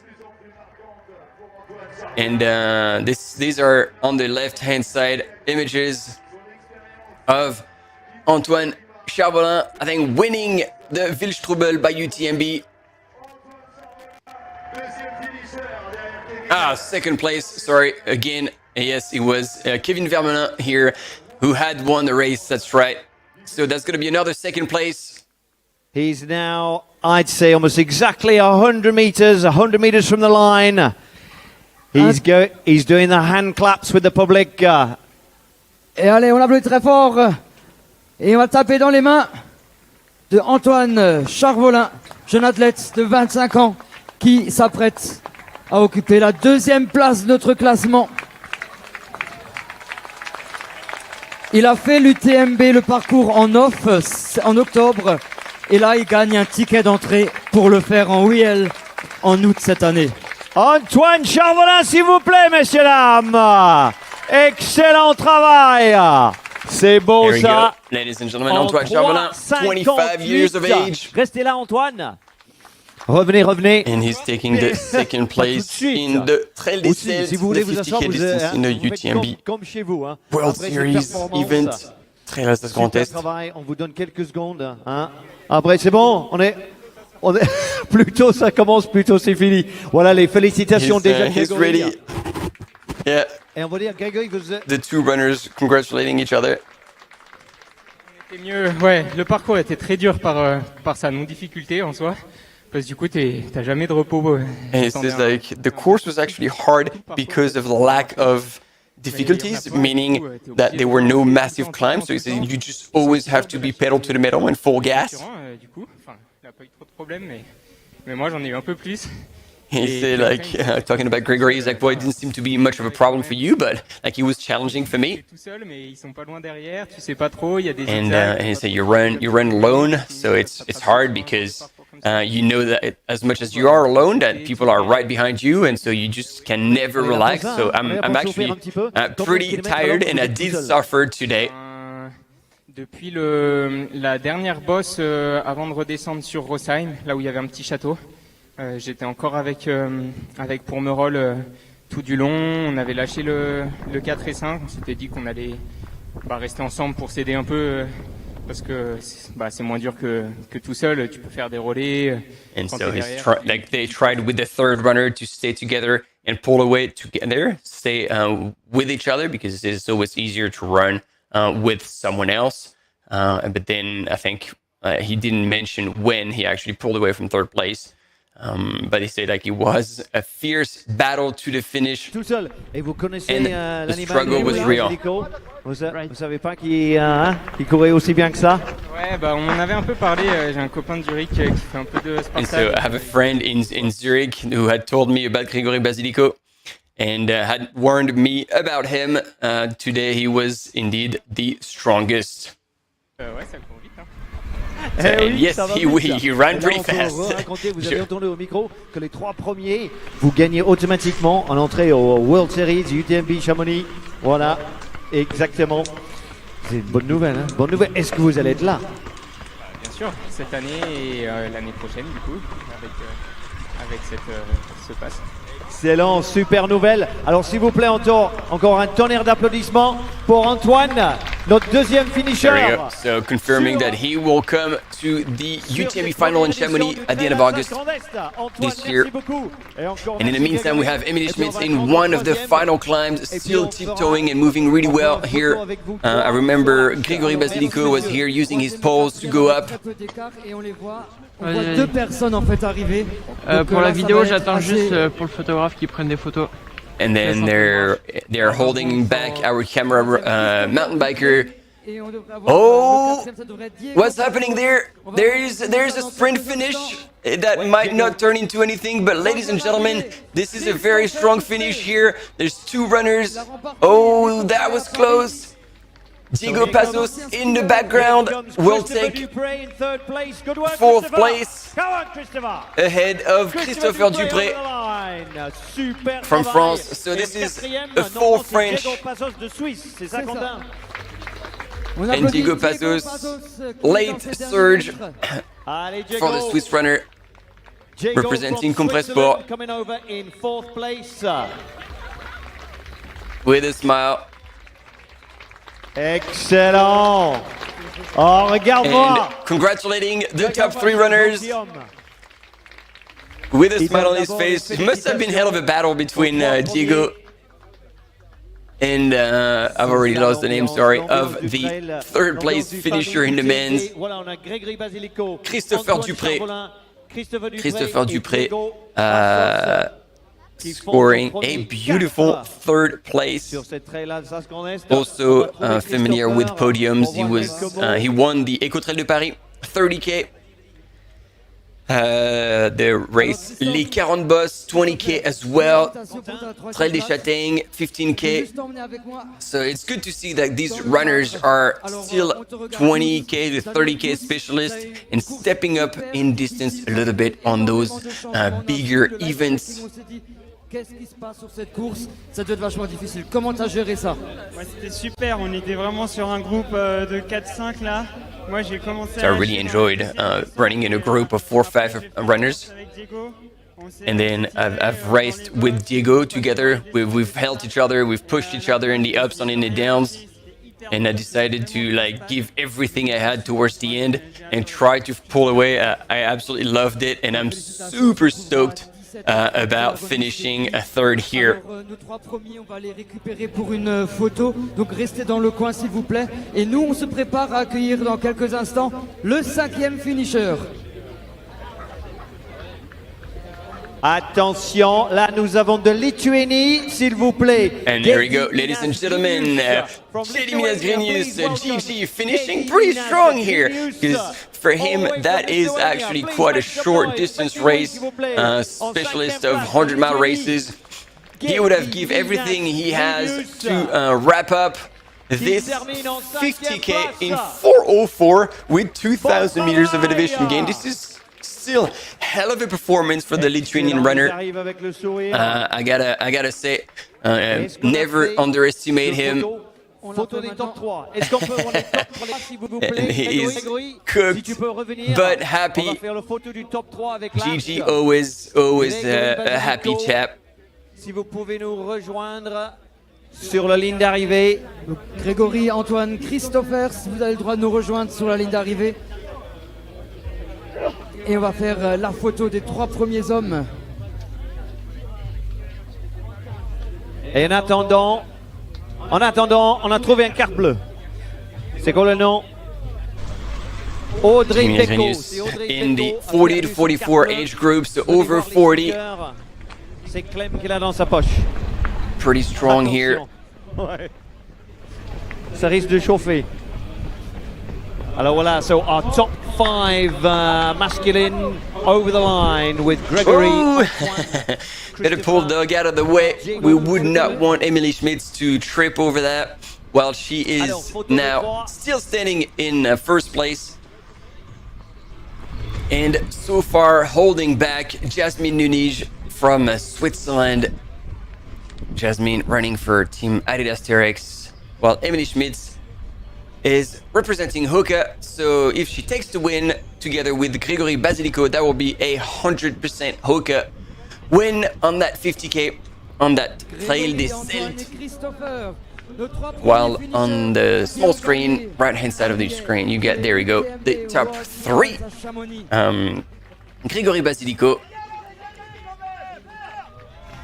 Allez les gars, on fait du oui pour et Christopher Dupré. Sur cette Trail Alsace Grand Est, félicitations.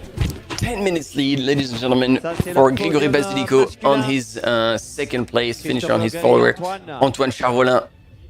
And as I was telling you, his UTMB index score is most likely going to jump a few points, undoubtedly.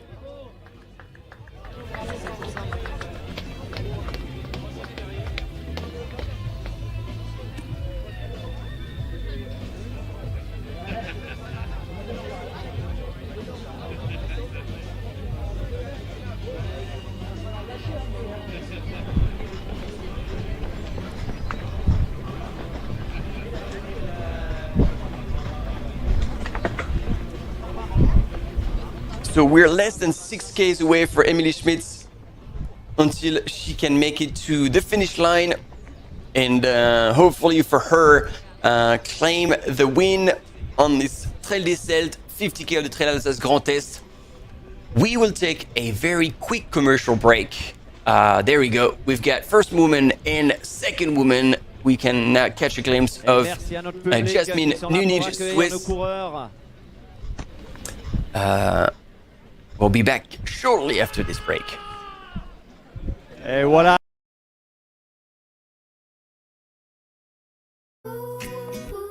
Dacia, partenaire automobile officiel de l'UTMB World Series.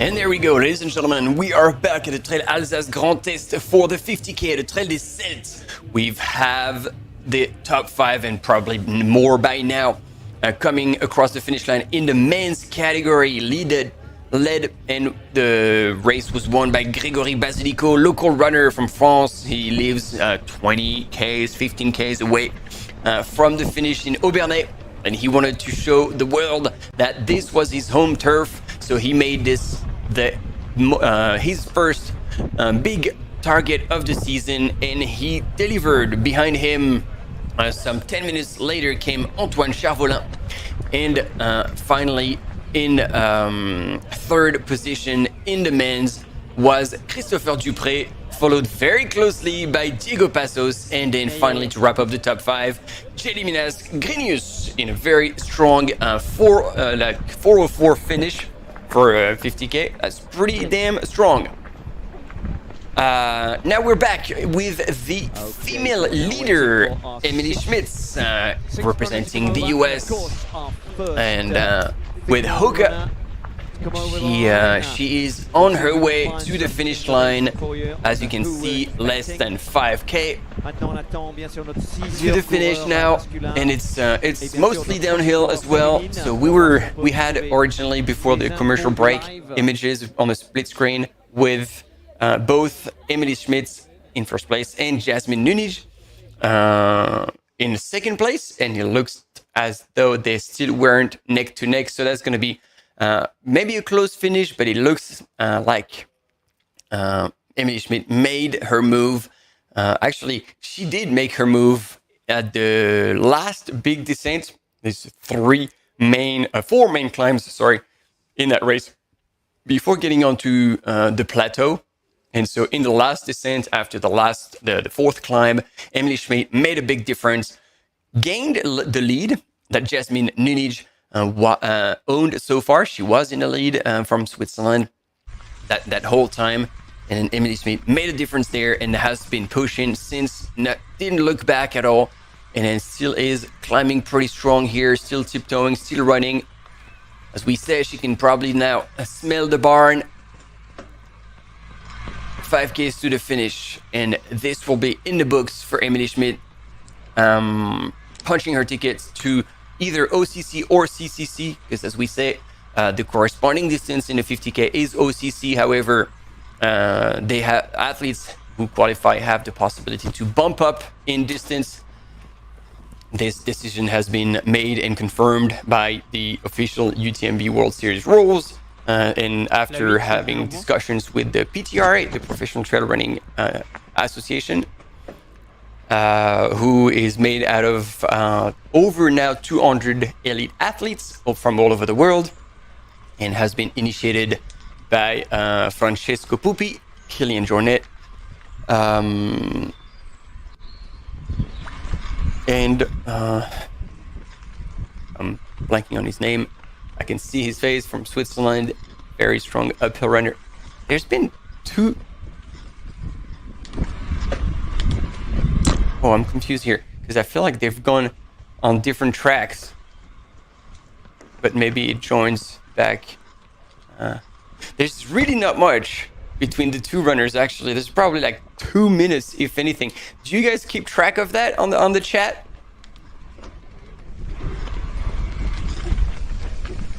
Pascal Egli was the third initiator. Sorry about that. Pascal Egli. Pascal, and we know each other well as well. So anyway, Pascal Egli, Francesco Pupi, and Kylian Jornet had started PTRA, which with the goal of representing elite athletes. They've been joined now by over 200 elite athletes to try and maintain and conserve the integrity of the sport. And obviously, UTMB, as one of the leaders of this sport, has been chatting quite a lot and exchanging with the PTRA and making decisions such as giving runners the possibility to qualify to bump up in distance. So if they want to qualify for UTMB, they don't necessarily have to race 100 miles in the 15 month leading to the event, because this is for as long as the qualifying time, will last. As well as other rules, such as a new rule for female athletes who get pregnant. Their entry can be pushed back for, I believe, up to 3 to 5 years. I don't have the exact details, but now this rule has been made official by the UTMB World Series, so you can check on the website.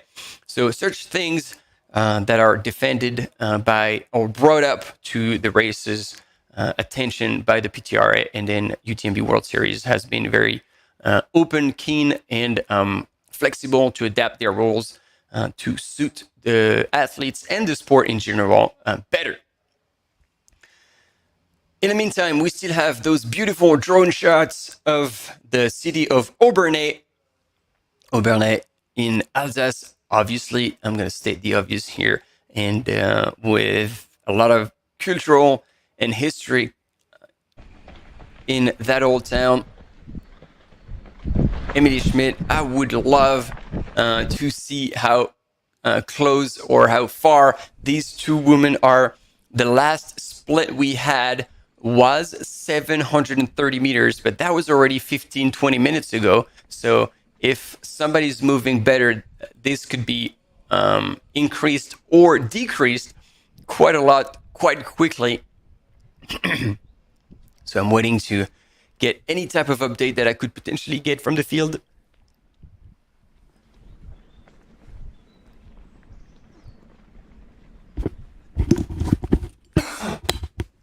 Excuse me, a bit of a cough here.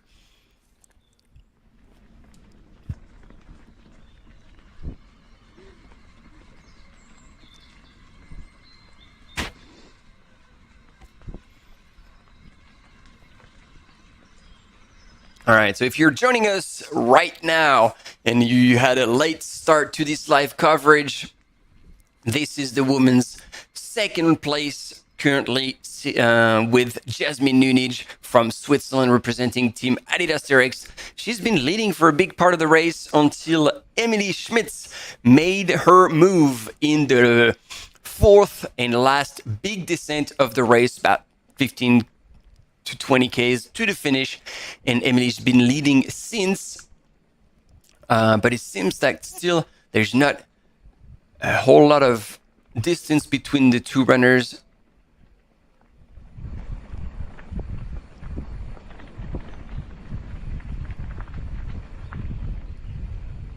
But seeing that Emily Schmitz had made the difference in the downhill, and now this will all be downhill from there. Is that going to be favor the American runner representing Hoka, or is Jasmine Nunij going to be able to close that gap and come challenge Emily? It is yet to be seen, and we will be there all the way to see what happens in the women's field, knowing as well that to the right. Yep. Okay, so I got confused earlier because Emily Schmidt had gone right in this one, and I saw a different fork, so that's where I got confused, and that's where I can now tell you that there is much more distance than I thought between Emily Schmidt and Jasmine Nunig. So I don't want to kill the race right now, but I really believe that Emily Schmidt now has it in the bag. She is 3 kilometers, just over 3 kilometers away from the finish. From this place is a bit of a single track, and then downhill into town, into the city of Aubernay, and then into the finish line. And I think there is over a couple of minutes between the two women at this point, might be even more. So, yep, it seems that now there is much less of a chance for a sprint finish, and Emily Schmidt seems to have it all in the bag now. Congratulations. She made her move quite late, but she seems to know what she was doing. Emily Schmidt, very experienced runner. Yeah, see, that's the climb where we saw Emily Schmidt earlier, and that was definitely a while ago. Yeah, much more than a couple of minutes, to be honest. So Emily Smith has been pulling away further and further from Jasmine Nunes to secure a win in this UTMB World Series event. The Trail Alsace Grand Est in a 50k distance called the Trail des Celtes.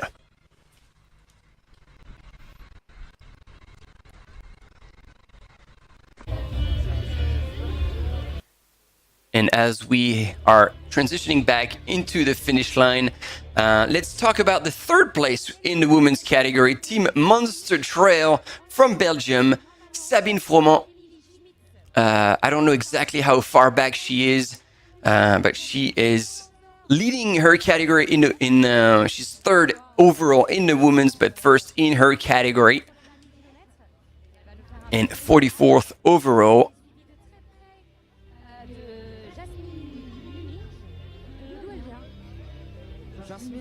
In the category 45 to 49 years of age, Sabine Froment. And still familiar with a lot of sub 50k distances, around 30k. Terre de Feu 2023, Terre de Feu 2022, Nordic Trail de la Besse. She's been racing for quite a while, but not much. Like, essentially, she's done only one race since the beginning of last year, Terre de Feu 2022, which she won. And then she won again that very same race on the 26th of February 2023, and is now in the 50k. So kind of pushing the distance a little bit to come and claim a third place in the women's if nothing changes, meaning that she will punch her ticket to OCC 2023 at UTMB Mont Blanc at the end of August in Chamonix, which is not a small feat, knowing that every year many people apply to enter and there's always a lottery. So those races, these 35 UTMB events, allow people from all over the world to race locally and punch their ticket, guaranteed, into the final in Chamonix. Here on the images, still looking pretty strong, representing Team Terex is Jasmine Nunes.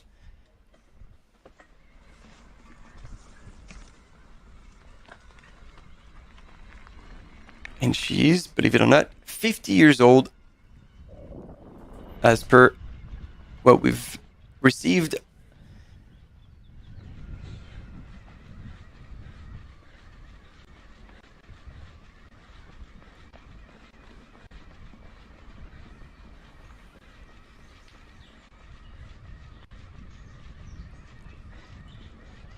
And as you can see, still moving extremely well. Strong field in the women's field as well.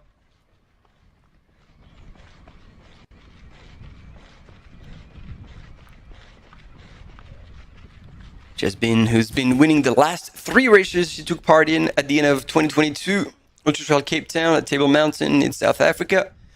The 50K, which was the 50K category, but it was essentially a 34K. She won that. She won also the Terre de Feu in France, 20Ks, and now the Vosges Runner Trail Nature and 25K that she also won in 2023. So now she will most likely come into second place, also very good in this UTMB World Series event.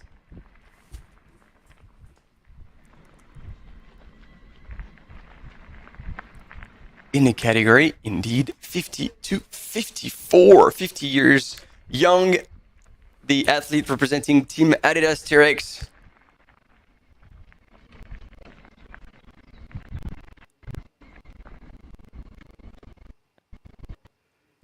À 9 arrivées. Et au passage à Rosheim, eh ben, Émilie Schmidt, c'était 12e au scratch. Donc voilà, sur 1693 partants. C'est pour vous donner une idée.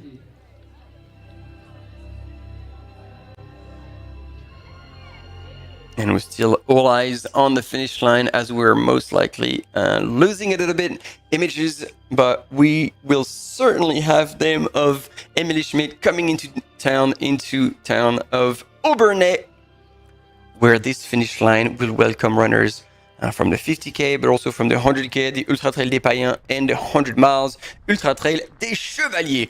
And speaking of Emily Schmidt, there she is coming into town now. Strong and steady.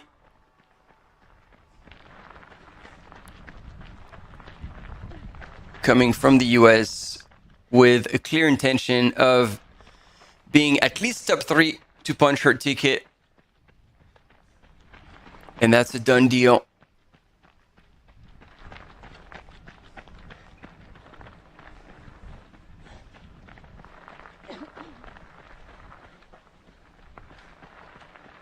Quand même le bon timing, j'ai mangé 3 bouts de saucisson, je suis reparti, paf, nickel.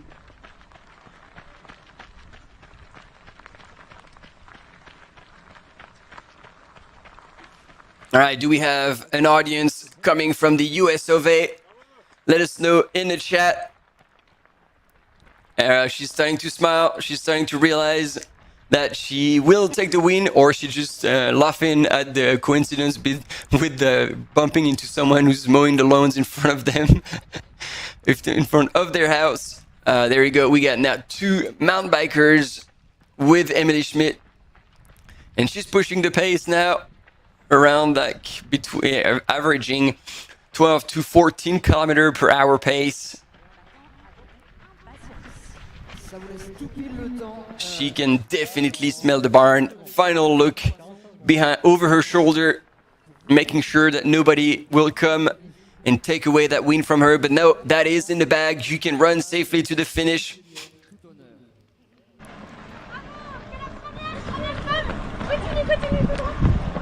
And then people like screaming to her, "Well done, you're the first lady." First woman, not first lady. That could have a bit of a different connotation.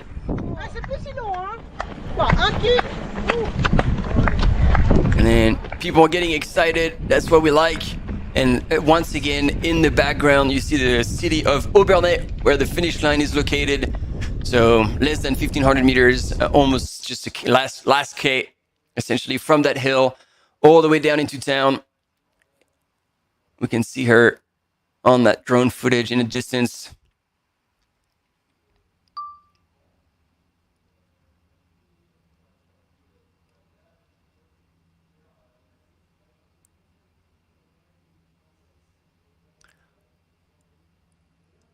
Very strong performance today from the American runner Emily Schmidt. Did really well, started conservatively within herself, and made the best of the downhill to pull away from Jasmine Nunij.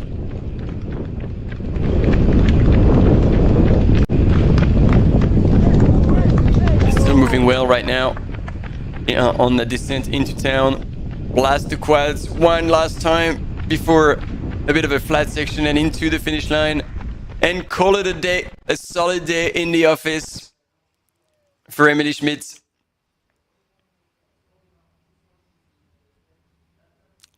Who's not giving any break to the runner in front of her, who's trying to maintain his position, a male runner. That's a downhill extremely well managed at like definitely it's almost 17k an hour. She is going all out.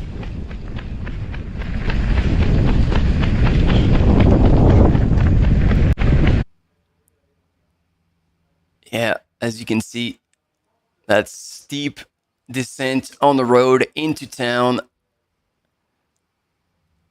Right-hand turn. There we go. Getting closer and closer to that finish line. There's going to be the small section across the steps. Like up and down the steps across the road, sorry. Ok. Juste la passerelle, ça passe en vélo, ouais.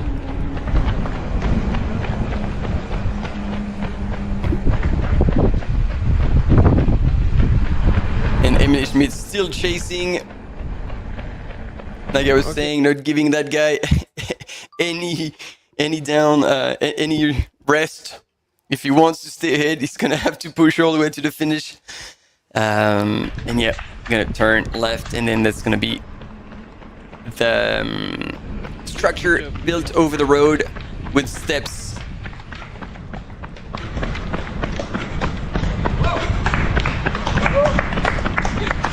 She is definitely striding out now.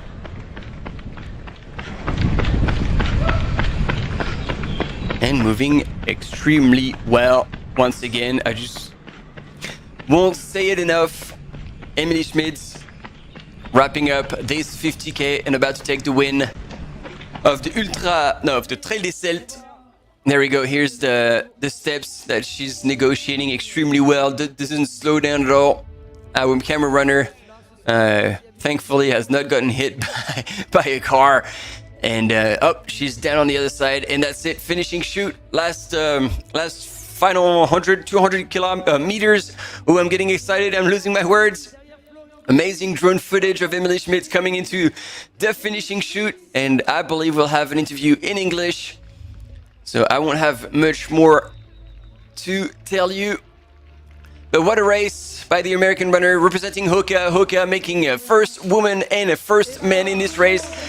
Smiling, finally, she is allowing herself to know and accept and believe and realize that she has taken the win on that UTMB World Series event, Trail Alsace Grand Est by UTMB. Look at that smile. There we go. Boom.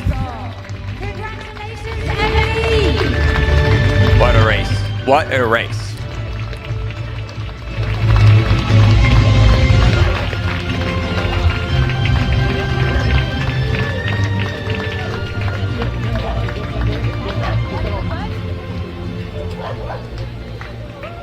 We're going to let Emily catch her breath.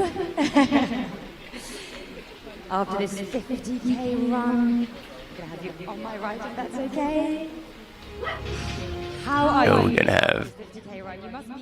I'm gonna let you enjoy this interview. You don't need me for that. Elle nous dit que c'était une course magnifique. I'm doing the French for you. Yeah. Perfect French. Great. Keep going.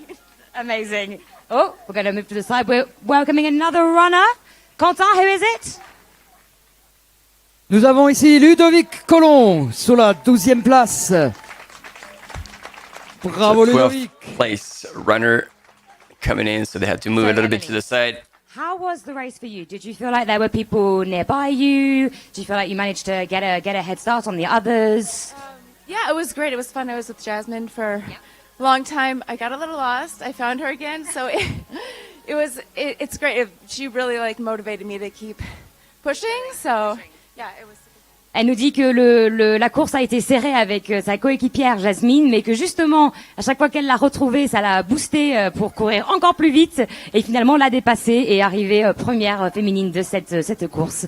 Donc un énorme bravo à Émilie qui nous vient des USA. Un tonnerre d'applaudissements s'il vous plaît pour Émilie. Et Émilie pourra revenir en France fin août, puisque Émilie remporte une entrée pour l'OCC, le UTMB World Trail Final.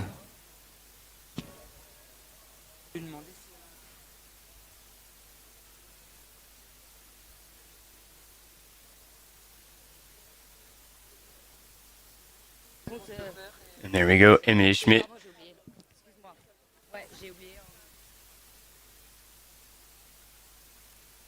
Catching up with local runner, I believe, or like somebody she knows, or a connection.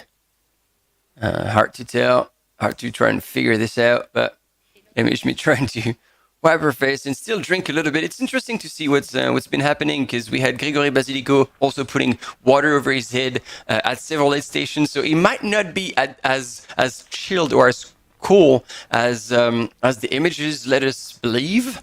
And then on the left-hand side of your screen, ladies and gentlemen, the soon-to-be second-place finisher in the women's race of this Trail des Celtes 50K at the UTMB World Series event Trail Alsace Grand Est, Jasmine Nunes, representing Team Adidas Terex, coming all the way from Switzerland. And again, I will say that again because this is quite impressive. 50 years young.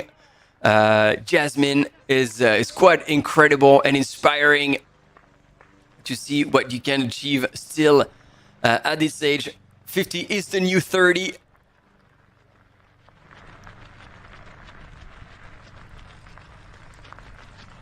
Jasmine, who's now within 5 minutes of crossing the finish line.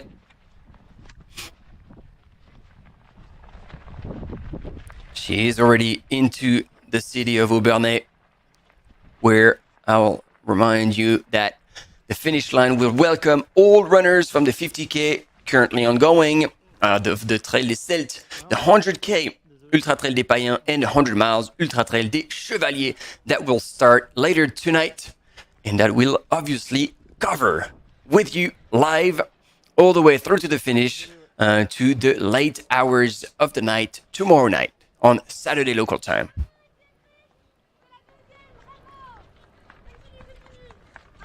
And there you go. We get these spectators are putting a smile onto Jasmine's face, which is always good to watch. Inspiring, these people on the side of the road. Oh, so actually I was wrong. Jasmine has still not gone down that road section that goes into Aubernais. So she's still up high. You'll see she'll go past this large white cross with the European and the French flag. We still haven't figured out at this point what the third flag is, maybe about Alsace.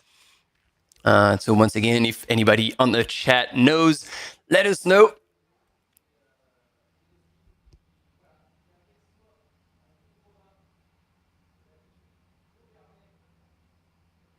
Here you go. Here's the cross and the three flags for Jasmine before she can head into that downhill. A downhill that Emily had negotiated extremely fast. So let's see how Jasmine can run that section and make it into the finish line of Aubernais and wrapping up this 50K.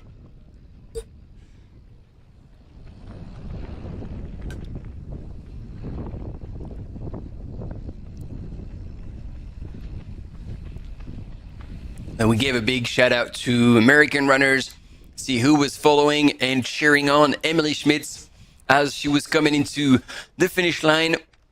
I gotta say, we didn't have a great audience, a great support, but it doesn't matter. Now let's see if we have anyone from Switzerland. Ah, there we go. There we go. We've got people from Colorado. Just as I was saying that, people are popping up from the United States, Colorado. And c'est allez les femmes. So yes, we do have a few French words in there as well. Great.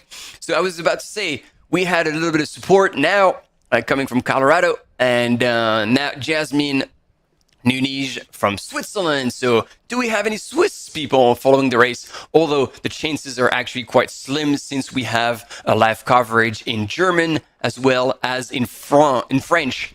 So the chances for any Swiss person to be on the English channel are actually very slim. So we'll just be here all collectively supporting Jasmine Nunes from Switzerland, representing Team Adidas TRX, to claim a second place in about 4 to 5 minutes.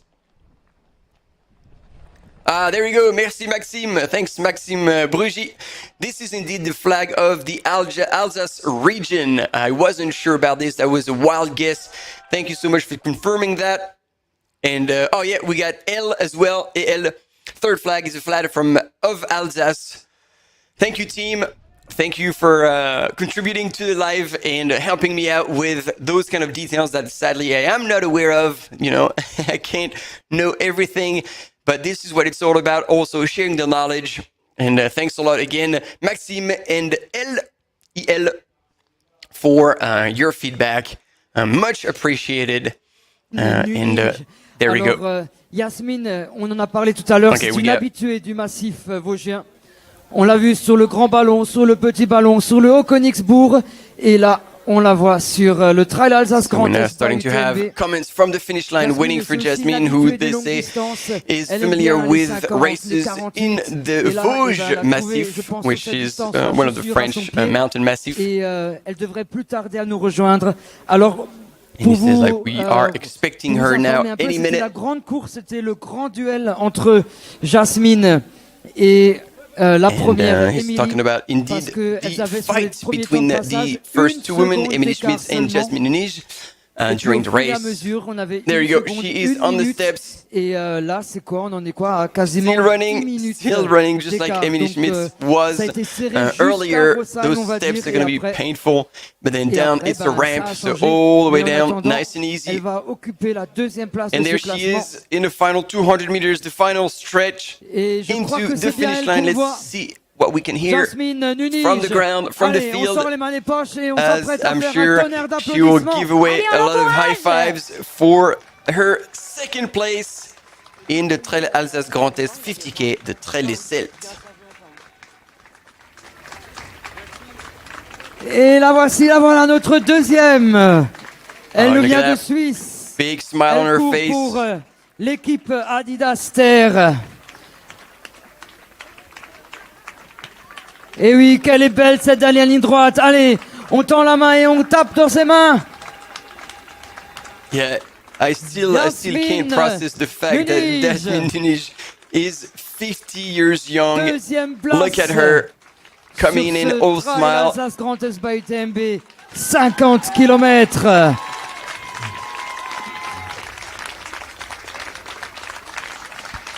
And thanking everyone as she crosses the finish line. I'm sure her husband will be around. Français, parfait. Allons prendre place. There he is. Her husband, who has been supporting her at every aid station, and we surely know forcément une grosse émotion.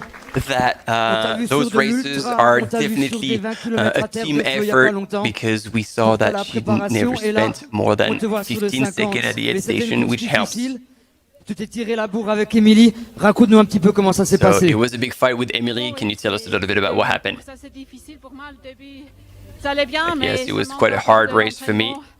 I was actually feeling okay at the beginning, but I still lack enough training, so I am not quite ready for this race. But this is a race that I like. I enjoy the course as well. So I've been here for a while, and for 3 weeks actually in this area. And so also you say you don't have enough training, so what do you mean? I'm coming from Davos in the Alps, and I haven't had the chance to do many long runs because of the snow. But the thing is, he says, we'll most likely see you again in the Alps because now you punch your ticket to the UTMB final 50K. Est-ce qu'on te verra cette année? Oui, bien sûr, c'était aussi le but. J'étais là-bas. And so she confirmed that that was her goal to go back to the UTMB World Series final in Chamonix. And so she trained for it, trained for this race to punch her ticket. That is done. She has her ticket, and she will now train and do more long runs, hopefully, for her to show up in shape for the UTMB World Series final in Chamonix. So that'll be interesting to see her and join all the elite athletes of the world competing on that OCC course. And there we go, Emily Schmitz coming back to congratulate the second place finisher, Emily Schmitz and Jasmine Nunes. They're gonna be probably having a wee chat.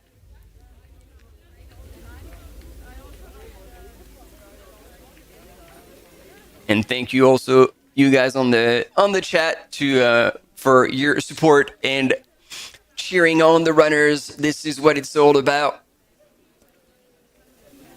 And now in the female category, we are waiting for the Belgium runner. So there should be quite a bit of a time until she can come into town. But Team Monster Trail. Pour Quentin Dessouille.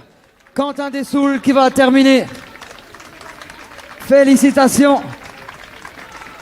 Et juste derrière lui, more competitors on va accueillir wrapping up Thorsten Schäfer. this 50K.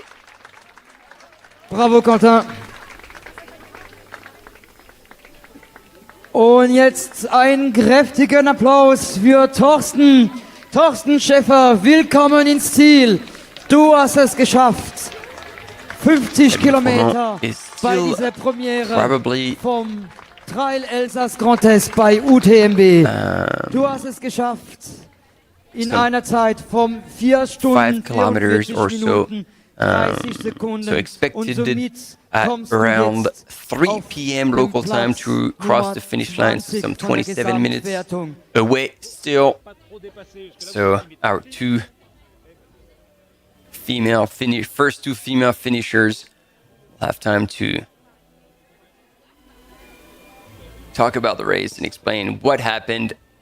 It looks like there's a lot going on, but we don't have the mic. Non, là ça va.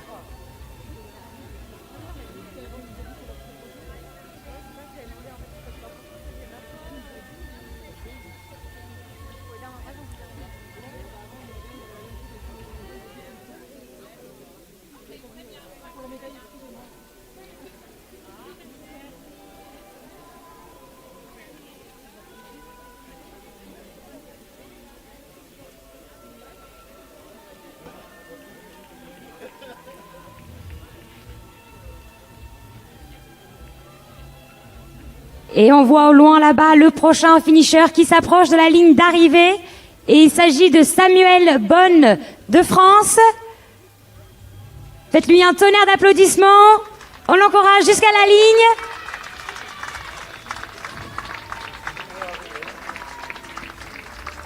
Ouais. Il est suivi de près par Jules Gerbet, Vincent Gillet et Guillaume Durand, tous également de France.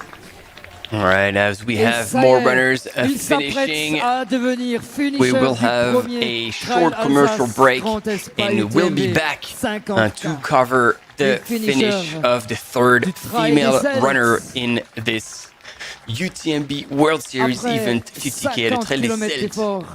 We'll be back shortly. Stay with us.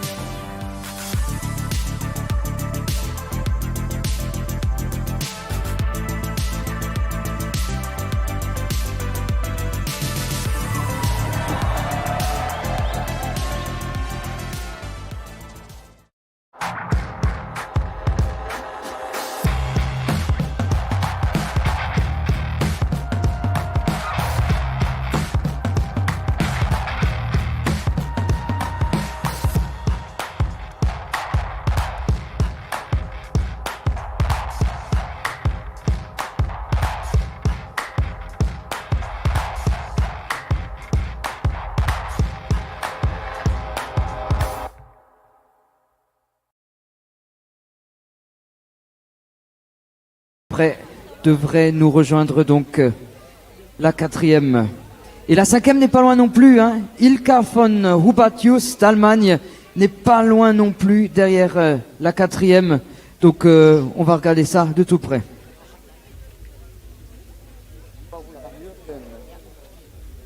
Et là, on va encore avoir une arrivée. Et oui, il court avec quelqu'un, certainement avec son fils ou sa fille. Alors j'arrive pas encore à distinguer. On va... Ils se tiennent la main, ils courent à deux, c'est beau, quelle belle image! Et c'est Jürgen qui va nous rejoindre dans quelques instants. Jürgen Ley, qui nous vient d'Allemagne. Et oui, parce que on en a parlé hier, on en a reparlé aujourd'hui. Les UTMB World Series font leur apparition ici en Alsace. All right, we are on the finish line in the city of Obernai for the Trail Alsace Grand Est. We had the first finisher in the men's and women's field who have now crossed the finish line, but we're waiting for the third place in the women's field to come in and join us under this finishing arch. It is Sabine Froment from Belgium, and she is some 25 minutes away still, so we have our mountain bikers going back to pick her up and follow her in the last few kilometers to bring her home. And in the meantime, happy finishers coming in with kids and family. That's what it's all about. Yes. That gentleman has completed 50k, 49 precisely. Können wir hier vorne stehen? Sorry für die zusätzlichen Schritte. Na Jürgen, wo kommst du her? Aus Köln. Aus Köln. Und was hat dich hier bewegt Richtung Elsass? Einfach ein tolles Rennen zum Beginn des Jahres zu haben und das war großartig. Das hat so wehgetan, aber es hat sich total gelohnt. Hat sich gelohnt. Und nächstes Jahr vielleicht die größere Distanz vielleicht? Mal schauen, mal schauen. Das ist schon vieles Doppelte, ne? Ja, muss man auch sagen. Aber auf jeden Fall gut gemacht. Danke dir. Gute Fahrt nach Hause. Et oui, un coureur qui a fait le déplacement de Köln, qui a simplement été attiré par le label UTMB World Series plus la région. Il s'est dit, allez, faut que je tente ma chance. Et l'année prochaine, il aimerait revenir.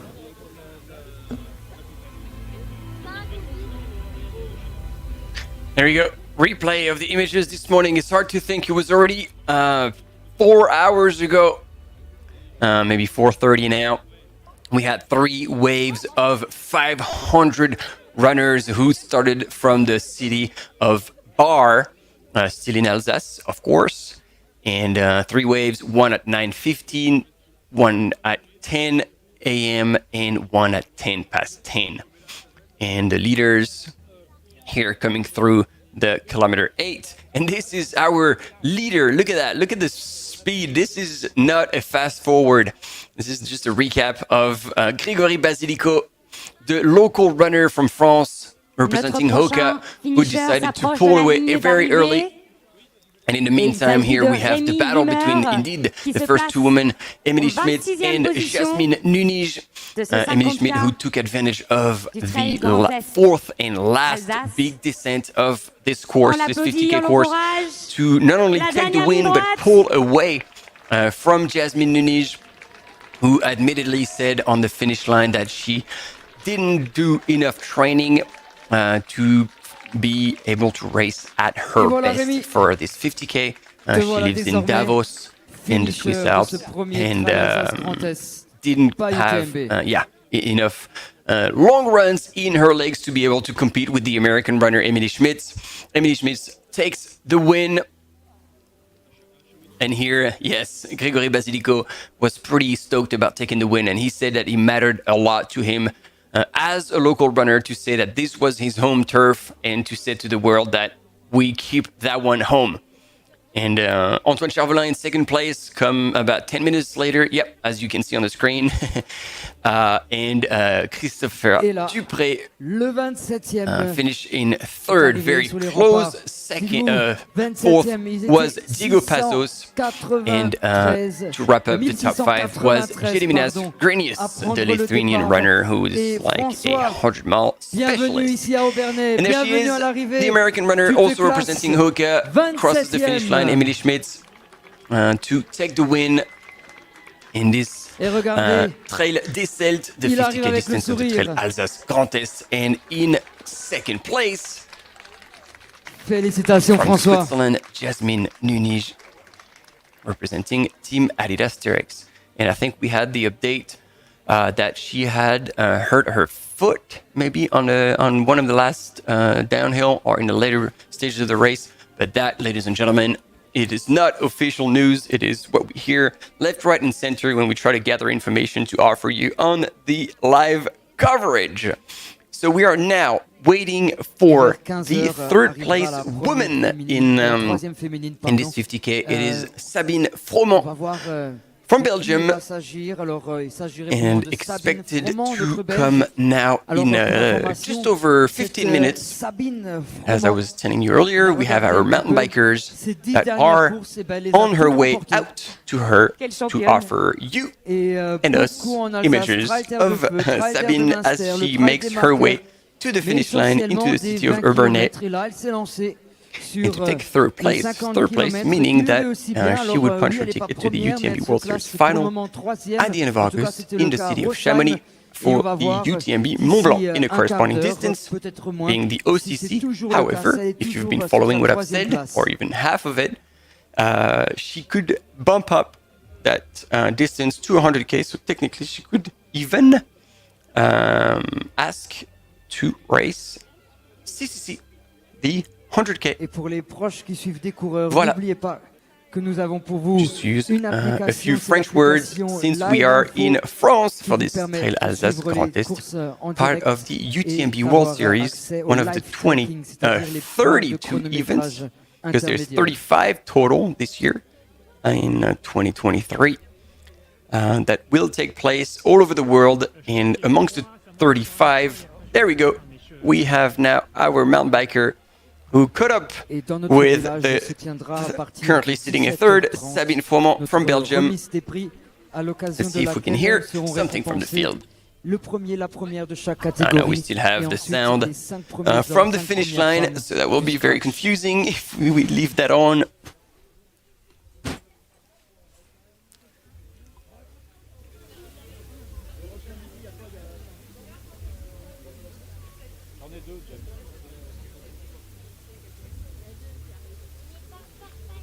So we still have replay of that was the chasing group in the men's category,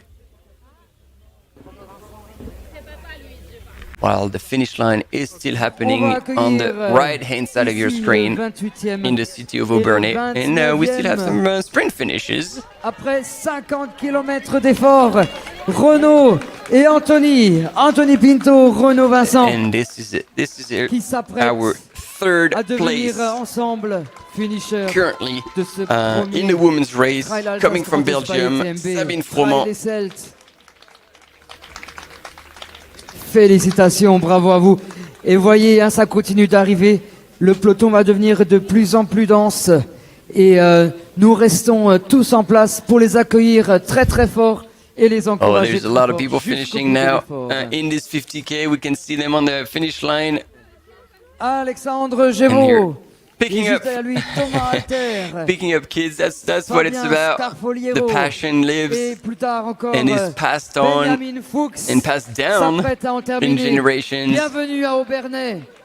And this is definitely a healthy habit to pass down to your kids and inspire them.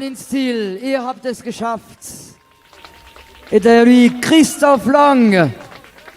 Bravo à vous. Quel plaisir de vous voir arriver. Et notre collègue speaker avait dit avant. Sabine Froment currently sitting in 44th position. I'm going to try and check.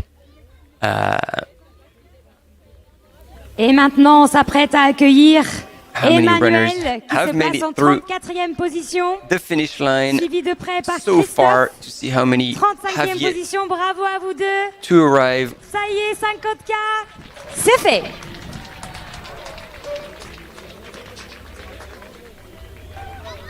So we have 34 people, so another 10 people across the finish line, and we will see Sabine Froment from Belgium cross the finish line and claim third place.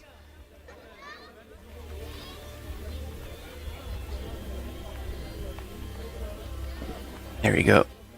And that... Et bientôt, dans une dizaine de minutes, un peu plus, la troisième féminine nous rejoindra. Certainement Sabine I know Froment. Alors sur cette course, on a différentes fêtes de course, on a eu beaucoup de changements. On a eu un moment Jeanne Darbo That's qui the était turn troisième, un moment on a eu again Sabine, with un the moment on a city eu of Obernai Ilka in Fondabat the aussi, distance. d'Allemagne. Donc il y a eu beaucoup de turnover et Sabine Froment, on avait regardé, elle avait quoi 6 minutes d'avance je crois sur la quatrième. Donc Sabine semble avoir pris les devants, on va voir dans une dizaine de minutes. Is not si la bothering tendance Sabine Froment at all. ou c'est infirmé. Once you're in the zone, you're on a mission. Et voilà le prochain. You don't think qui about the s'approche small de la ligne details. d'arrivée. Il s'agit de Pierre en 36e position. Sous les applaudissements du public, bravo! Bravo à And toi! Sabine Froment, who will now in the next probably 5 minutes or so. There's about a K to go.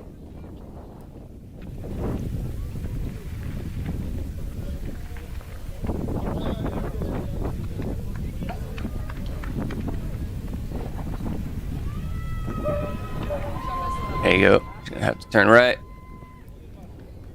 Et voici voilà le 37e finisher. Il s'agit de Adrien Pachana. Now we might be losing images Allez, bravo for Adrien. quite a bit, but it's fine. We're gonna be definitely bringing her home, bring Sabine Froment from Belgium into that beautiful plaisir de voir nos city of coureurs, Obernai. finir avec le sourire, Again, hein. we'll get a chance to Oui, il cross l'avait au départ et ils l'ont encore à and l'arrivée, donc see tout va a bien. close-up of that cathedral.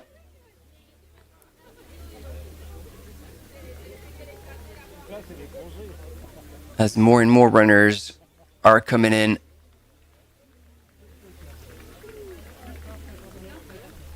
C'est qui que tu viens de faire? Et le Oh, 38e de ce 50K, More c'est kids Thibaut are Pajot qui joining passe la the ligne runners d'arrivée under that accompagné. finish line. Bravo à toi Thibaut. Suivi de Pete Schneider en 39e et Arthur Christophe en 40e position. Yep, finishing the 50K, not a small feat for all these runners. And we talked about it, actually. I don't know if I'm going to be... There you go. I'm going to be looking at you when I'm going to explain this. Because we talked about the leaders, the top three who punched their tickets straight to the UTMB World Series final in Chamonix. But every single finisher will also receive running stones, and which is necessary to put your name in the hat and to try and be drawn to the there's too many screens. I'll go back. To be drawn into the lottery to join the race that they would like to participate in for the UTMB World Series final in Chamonix. So the more stones you have, the more chances you will get to be selected for the race that you've chosen. Those stones, they last for quite a while. So if they've run the 50K, they will get 2 running stones. And I think they last for 24 months. So you have enough time to collect several stones every time you run a UTMB World Series event. And that can therefore be accumulated. And if you run a UTMB major event, then you get twice the amount of stones. So technically, in a normal situation at an event, so here, for example, at Trail Alsace Grand Est, if you run the 20K category, you get 1 running stone. The 50K category, you get 2. The 100K category, you get 3. And the 100 mile, you get 4. And now if you run one of the UTMB majors, which is already happened in the Americas. It was canyons. If you run Val d'Aran by UTMB, which is taking place in July, or Doi Inthian Thailand by UTMB in December, then you will get 8 running stones for the 100 miles, 6 for the 100k, 4 for the 50k, and 2 for the 20k. And as I am telling you, those roles of the UTMB World Series to get your chance to participate we can see our in the UTMB World Series final in Chamonix, Sabine Froment from Belgium is now in the last 200 meters. She's about to finish and indeed, for real, claim her third place in that Trail Alsace 50k. Great to see you smiling still. And so we'll see her very shortly come through the finish line alongside those beautiful castles. Sabine Froment qui vient de Belgique et qui va finir sur la 3e position. Le top 3 onto the fixed camera onto the finish line. There we go. UTMB 50K. Un tonnerre d'applaudissements pour Sabine Froment.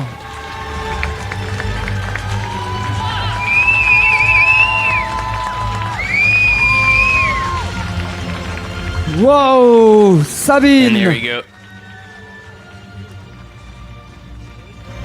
Alors, finishing this 50k En même and temps, on accueille almost Victor, running Martin, away. Sébastien, Louis et Jonathan. Bravo à vous So tous. they might not have had a chance to interview her. They might try and catch her. There you go. To try and stick around, maybe to. Oh, nope. Well, she doesn't seem too keen, but she might want to walk it off for a little bit. But the thing is, yeah, there you go. We have a speaker for a quick interview still, and definitely have the photo finish for top 3 female runners. Sabine, il y a eu beaucoup de changements sur la 3e place. Il y a eu plusieurs personnes qui étaient à un moment sur la 3e place. In Et the en fin third de compte, position. c'est toi qui l'as. Comment ça s'est And passé at the ta end of course? the Comment day, tu as vécu cette you épreuve? claimed it. So, Franchement, how did your race go? Pas mal. Pas mal Not sur bad. les 30, même 40. Évidemment, ici, c'était un peu plus dur, mais comme tout le monde. Donc, voilà, j'étais super contente de courir avec une Française. Et voici notre I was very troisième happy to be running with the French. Il s'agit de Noémie Gilger. La 5e et la 6e revenaient. Bravo à toi, dernière Et ligne donc, droite. je me suis dit, bon, ben là, je peux T'es plus. sur le podium. Je peux plus l'attendre et je dois y aller. Faire ma Bravo course. Noémie. Alors, attention Noémie, elle se classe 4e parce que la 3e, elle avec moi, c'est Sabine.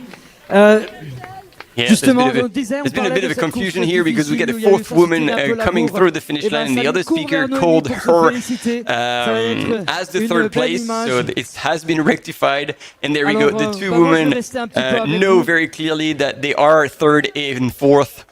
No doubt about it. She is the woman that Sabine was talking about earlier, that they ran together for a long time. Et on s'encourageait l'une l'autre et c'était vraiment trop top parce que c'est vraiment rare. Dans les féminines, So souvent, we did help each other, support each other, and push each other. And she says, like, and it's rare enough to be noticed and celebrated. À un moment, tu étais 3e, là, puis là, tu es 4e. Difficile, non? Oui, oui, c'était relevé, le niveau, c'était impressionnant. Mais comme dit, le parcours était génial. Quand c'est difficile, je me concentrais sur So Noémie Gilger from France. pris plein la vue.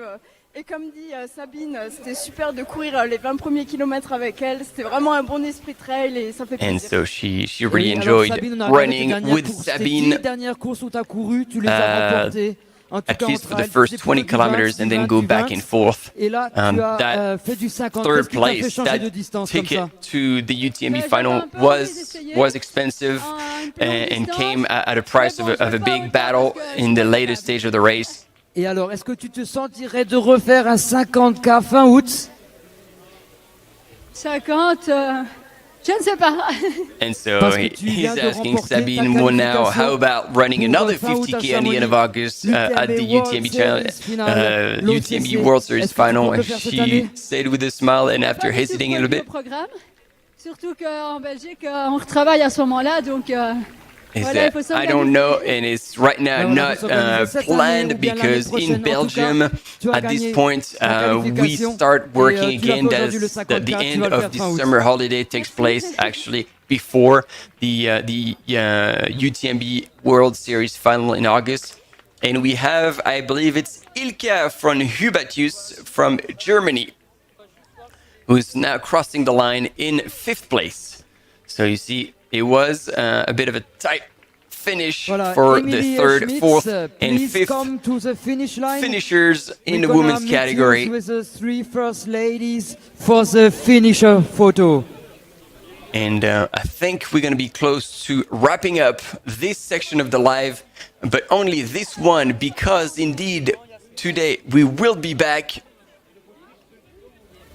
After wrapping up this 50K, we will be back for the warm-up and the start of the 100 miles that one. So we'll be back live at 7:30 p.m. local time to again see the 100-mile runners, the participants of the Ultra Trail des Chevaliers, start their race at 8 p.m. tonight, and we will follow them until essentially dark, until we don't see anything anymore, and then we will be cutting for today. So please don't miss out. Come back with us to follow the start of the 100 miles.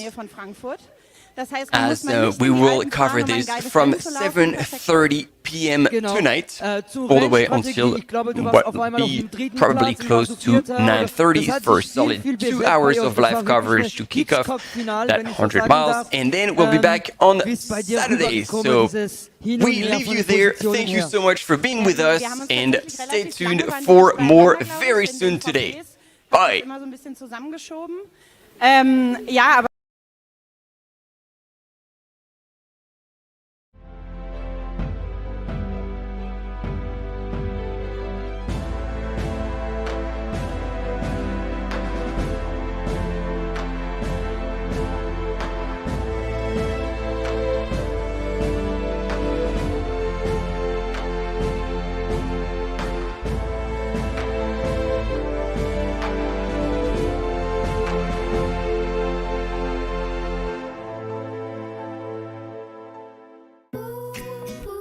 Dacia, partenaire automobile officiel de l'UTMB World Series.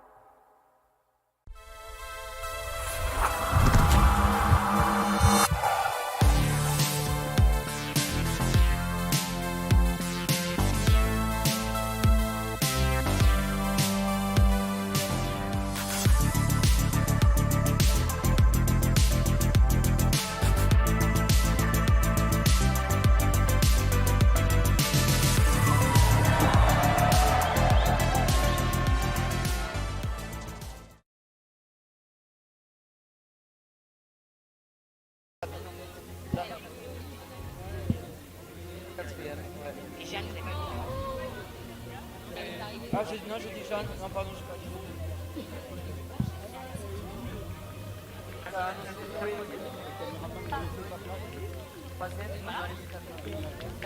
Mais t'as dû pas voir ça. Ah non, il y en a une que j'ai pas vue. Tu as annoncé que c'était le podium alors qu'elle l'est pas. C'est pas grave, c'est d'avoir un peu.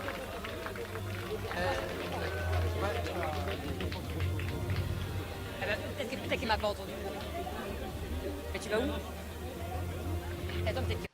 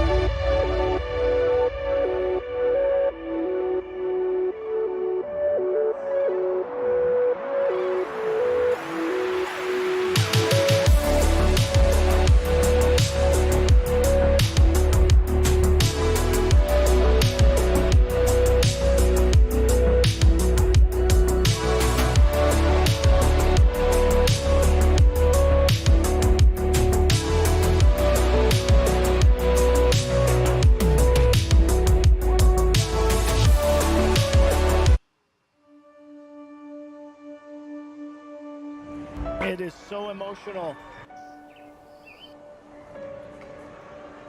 On va vous laisser vivre ces images. 2,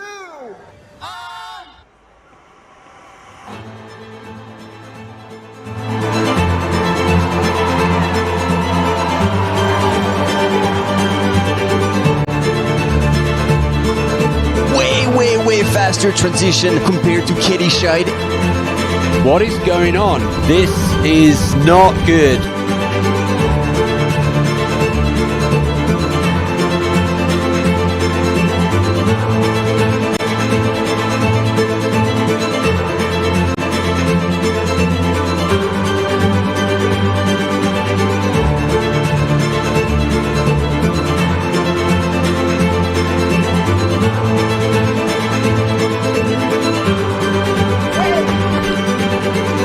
your UTMB champion!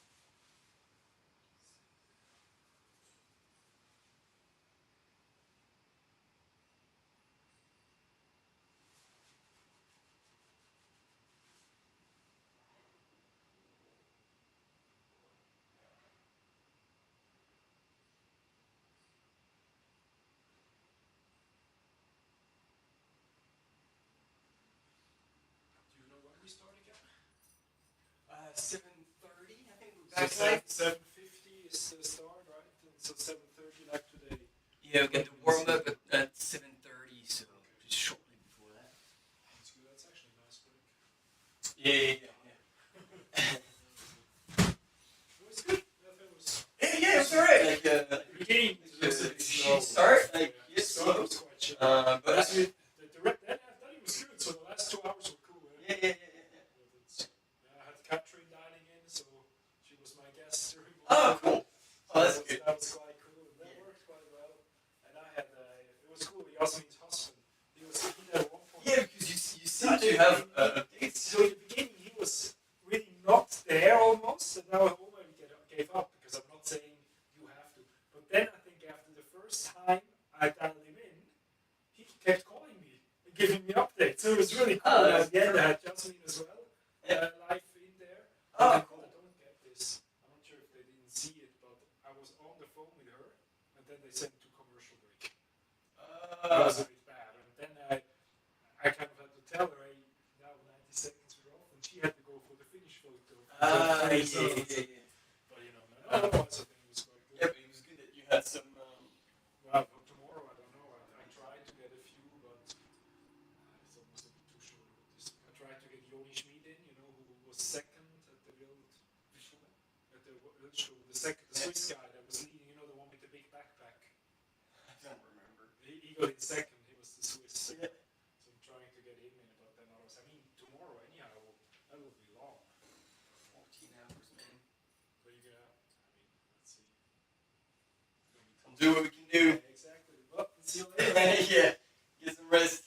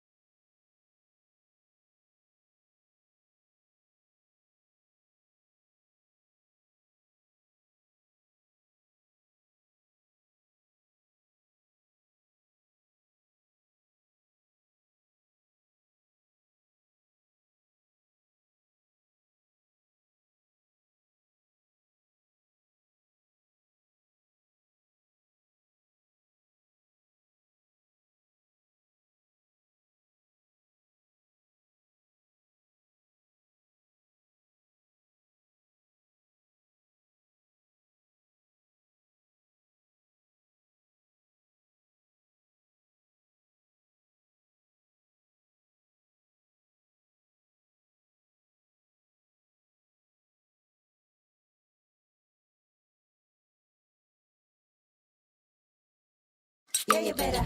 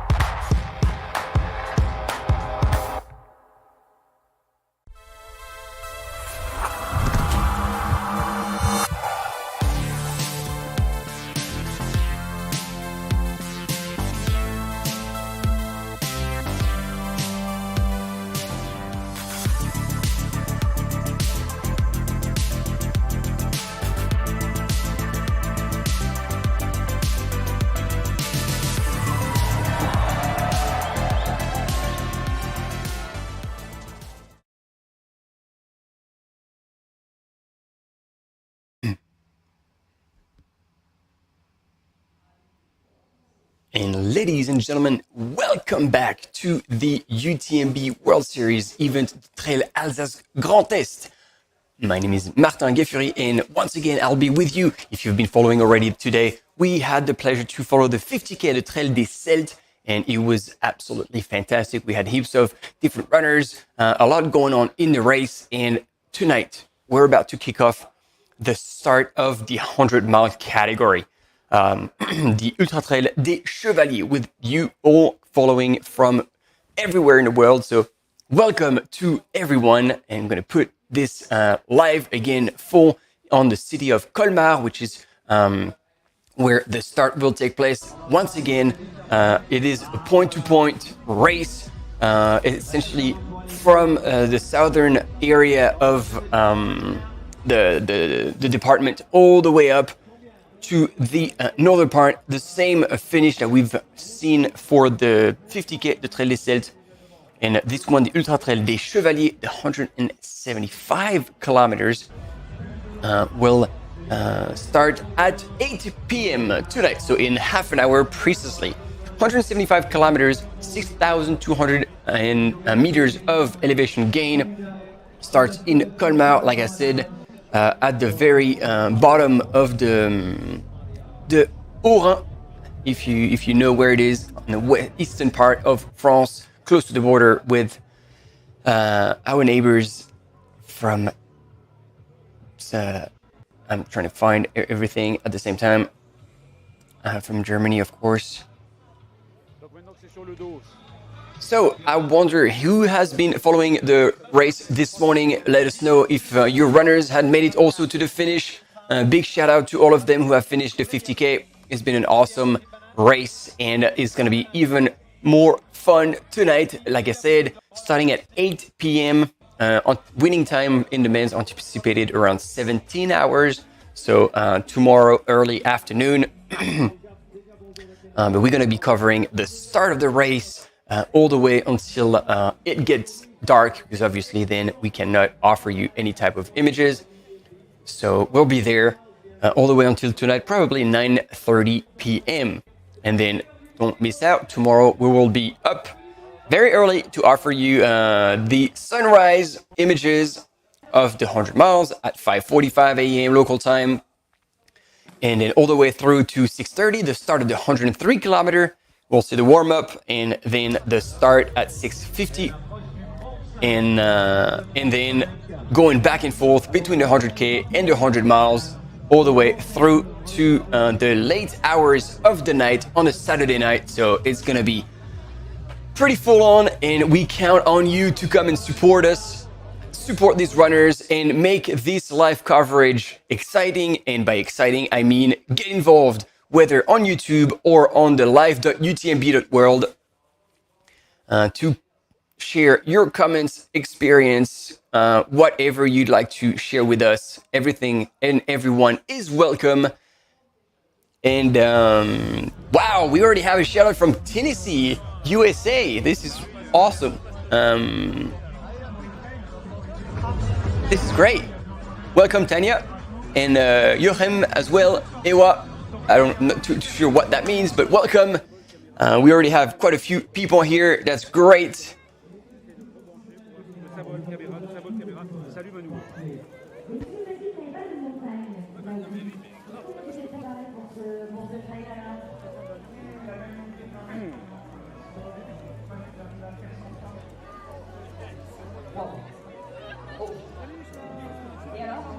So here, the 3D map, starting from Colmar, like I said, and then moving northbound all the way up to the finish line, which is going to be the same for all races in Aubernais. So we're now very familiar with this finish line.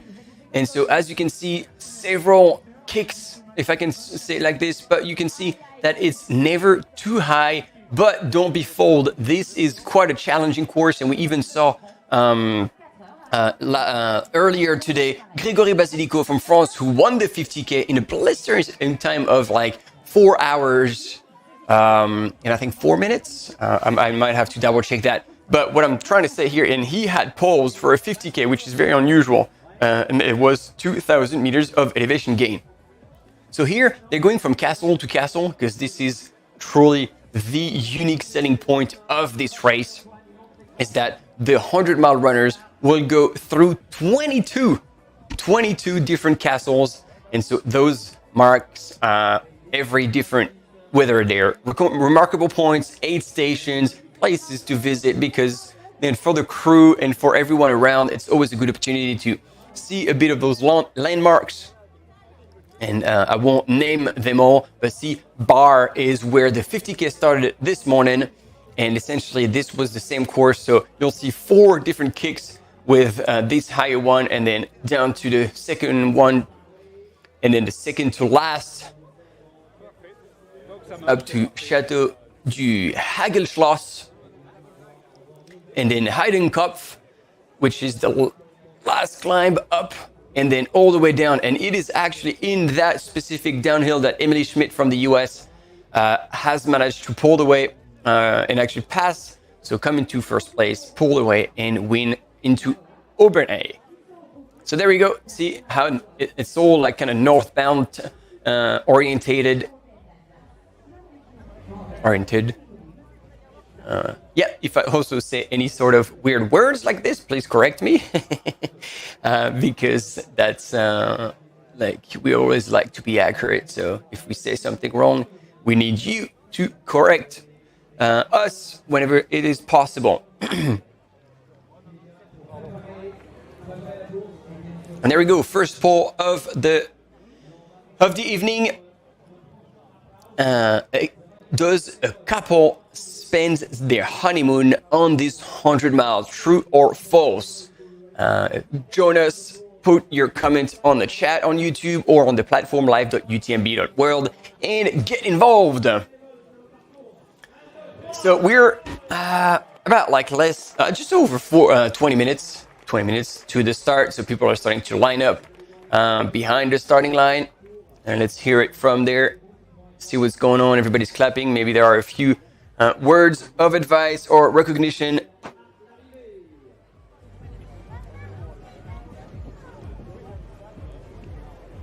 And you see the temperature seems to be okay at the start line. Some people are wearing a light jacket. Some people are just in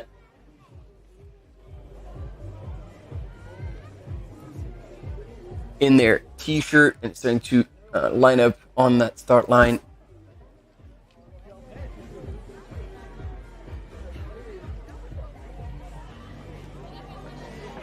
Yeah, I'm gonna wait and not get ahead of myself, because we will have visuals for these elite runners to tell you exactly who are the expected front runners to be competing for the top 3 spots with their direct entry into UTMB Mont Blanc, the actual UTMB distance, 100 miles.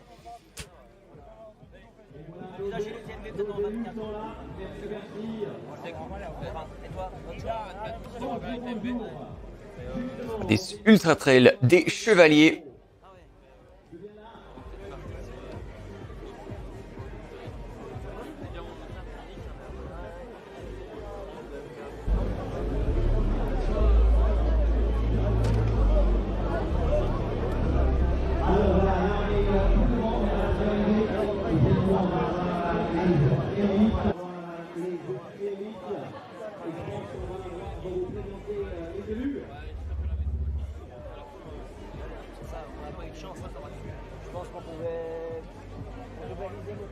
So you'll be pleasantly surprised by some exciting happening.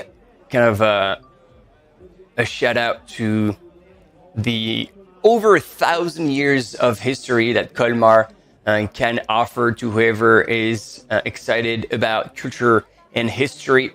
And there will be 2 knights on horses who will lead the runners in the city before they pull away from the city. After 7 kilometers in the city of Colmar, they will hit the first castle, the Hollandsborg Castle, precisely, of the 13th century after Christ, and which is located at 620 meters of altitude. So it'll be a bit of a climb, because I don't know if you know that. Hey, fun fact. Do you know? I think I'm not underestimating you, dear followers, but do you know why all the European castles were built up high in altitude on the highest potential mount or hill of the area?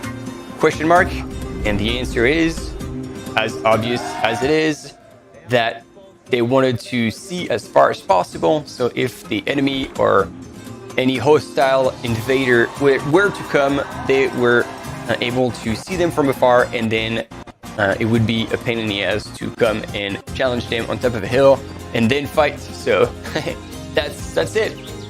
I'm not sure how much of a hard facts it was to share with you, but in the meantime, these are the highlights of the 50K. And as I was telling you, they've seen already quite a few castles, and this is the same course, so essentially the last 50K of this Ultra Trail des Chevaliers, the 175K. And there, it was the local runner, Grégory Basilico from France, who took the win and was pretty happy to keep that victory at home. And in the women's, it was Emily Schmidt from the USA first, representing Hoka, followed by Jasmine Nunij, the Swiss runner representing Adidas Terex, and then Sabine Froment from Belgium was wrapping up this top 3 in the women's category. So here you have young fans excited about the start, probably here to support one or several runners. And we still are just over 15 minutes to go. So runners will line up slowly, see build up. So in the women's, we're expecting, since I haven't had graphics yet, maybe it's not coming, but coming from Spain, and she has heaps of experience on originally sky races. She's been skyrunning world champion. I can't remember exactly which year, so she is good on technical. And now she has transitioned to longer distances and has been really successful at it. Do you know who I'm talking about? I will give you one more chance. She is representing Vibram.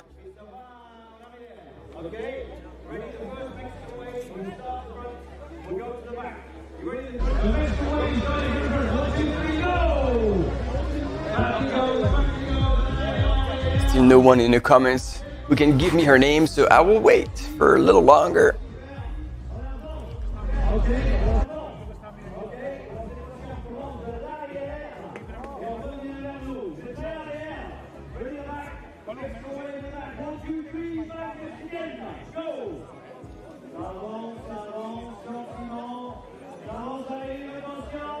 And we also have a Canadian female runner representing Solomon,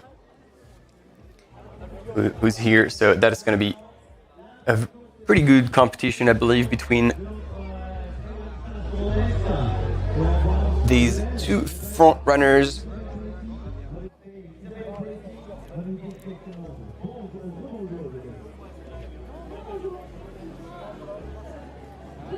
Sabi.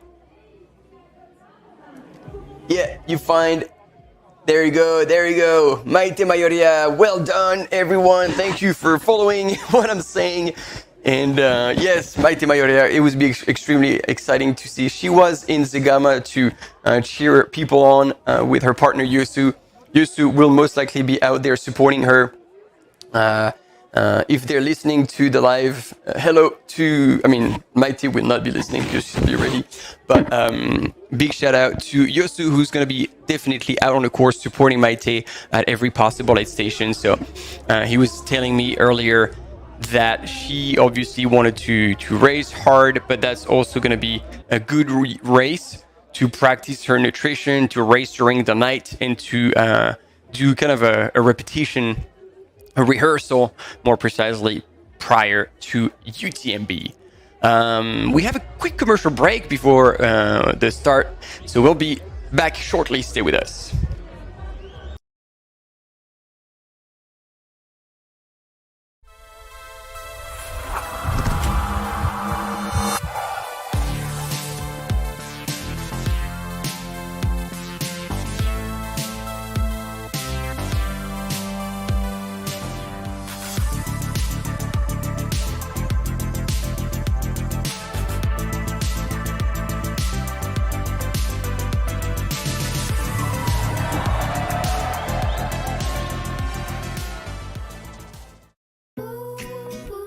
Dacia, partenaire automobile officiel de l'UTMB World Series.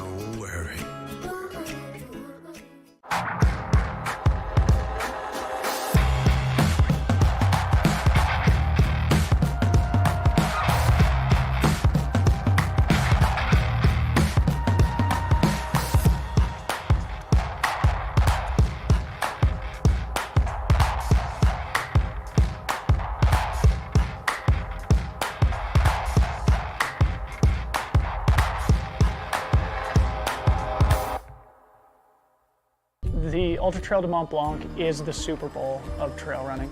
3 times I've raced UTMB. I feel like I've underperformed every time. He sets the biggest goals possible. I kind of say it's like digging a hole. It gets tiring, it gets hard, and for some reason you just go, I'm just gonna keep digging. The places where you really grow are the ones that keep kicking you in the teeth.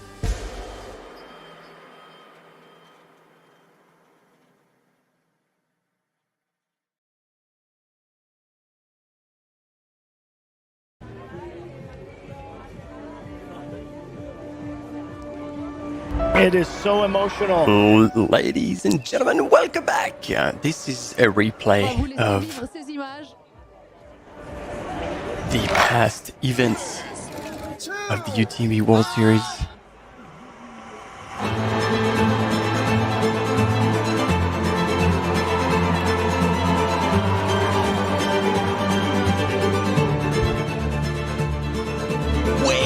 Way faster transition compared to Katie Scheid. What is going on? This is not good.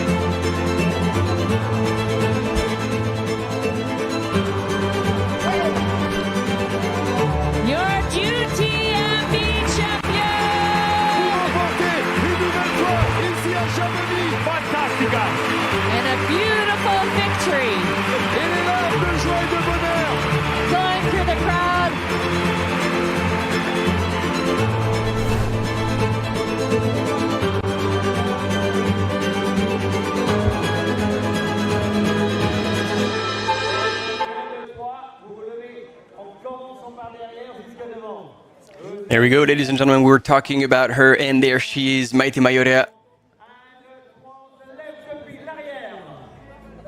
coming from Spain.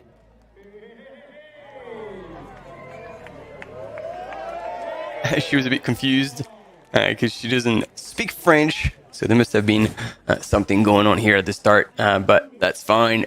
She is here to run, and that she is world class at it. So there's going to be a bit of a briefing, but Maite Maioria UTMB index of 661, the highest on this course. And again, big shout out to Chabasot, Tsabo, Jérémy Roll, who both had Maite Mayoria. Obviously, that was an easy guess, but well done still. And the one I was talking about is Alisa Saint-Laurent. And as much as this sounds French, she is English-speaking Canadian. I was trying to reach out to her, and then she sent me a lovely note saying that she would be available for a chat. Sadly, we kind of missed each other, so she'll be out there somewhere racing strong and probably the biggest challenger to Maite Mayoria over this 100-mile. It's good. We had some really good runners from Canada racing before. And here from France, Marie-Hélène Posta.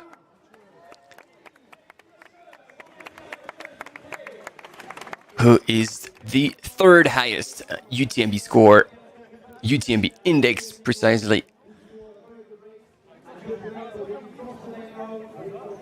on this 100-mile, or technically 175 kilometers, Ultra Trail des Chevaliers. That will start in less than 10 minutes now. Less than 10 minutes, so we might catch a glimpse of the male runners. And to start with, he is originally from Great Britain, but has been living in France for the longest time, representing Team Scott. Ladies and gentlemen, can you guess his name? Put it on the chat. Put it on the chat. And it's fine if there's autocorrect.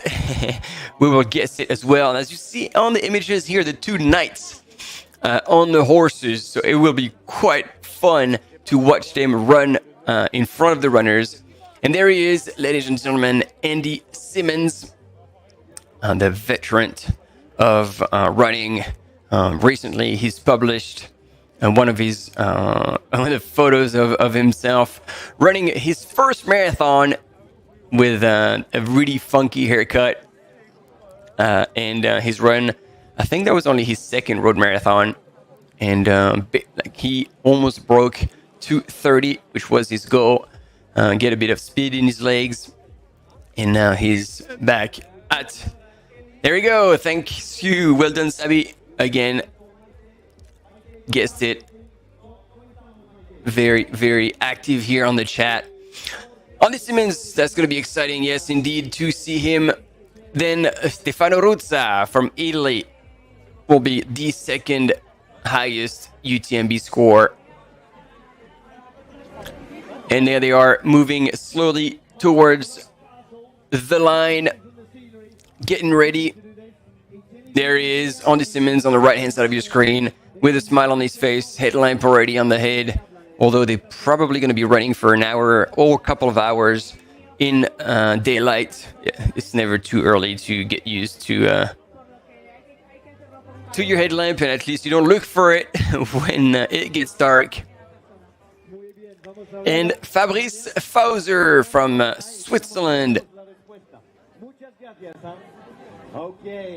who's been scoring pretty well. Fourth at Istria 100 by UTMB last year. 13th as the Transgran Canaria earlier, representing, I believe, Team Dinafit from what I can see on his t-shirt. So that'll be an interesting lineup.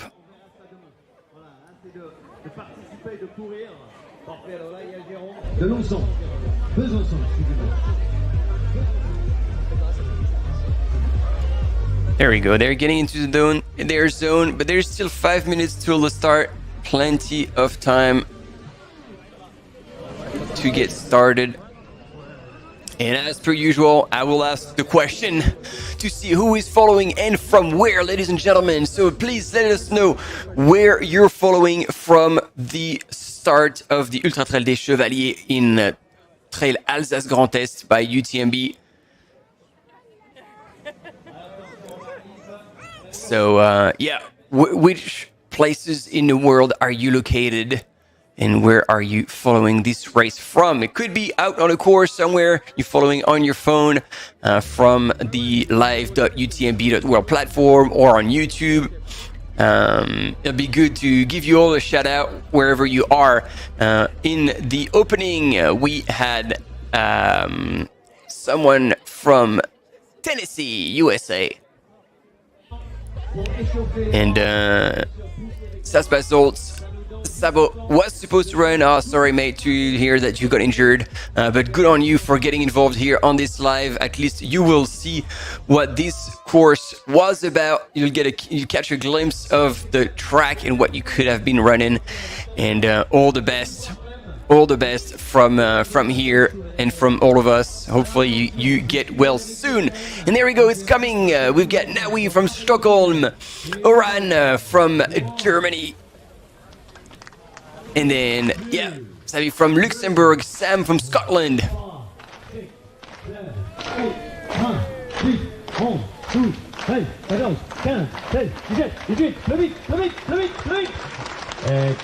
Sorry, Oran, you're not from Germany, from Belgium, my bad. Vancouver, Canada, Jeremy Roll. Jeremy, you were already with us earlier this morning. I remember your name. DJ Marvin, Aubernay, we're team to run tomorrow. Awesome. So you're running the 100K. Good luck with that.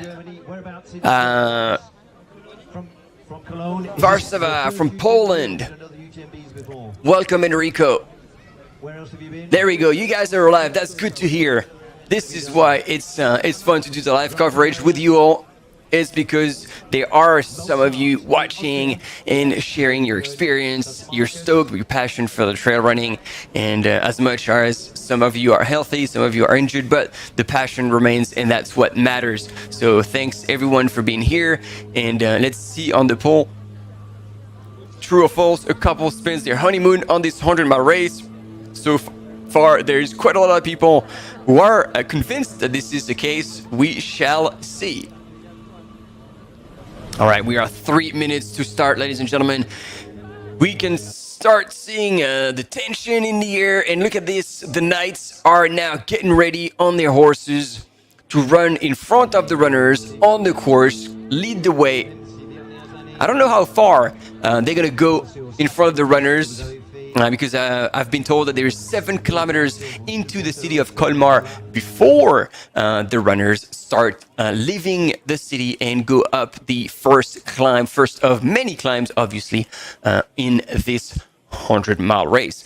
175 kilometers precisely, and some 6,200 meters of climb.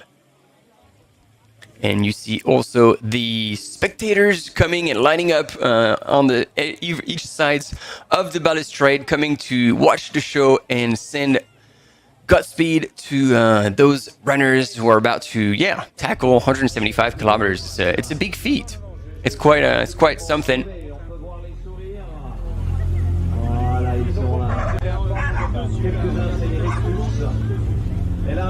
So they are getting ready. And so, like I said, there are 7 kilometers in the city.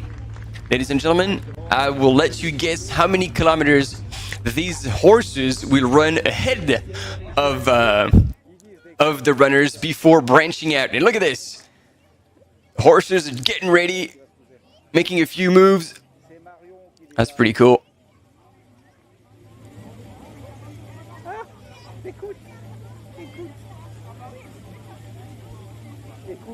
C'est excellent.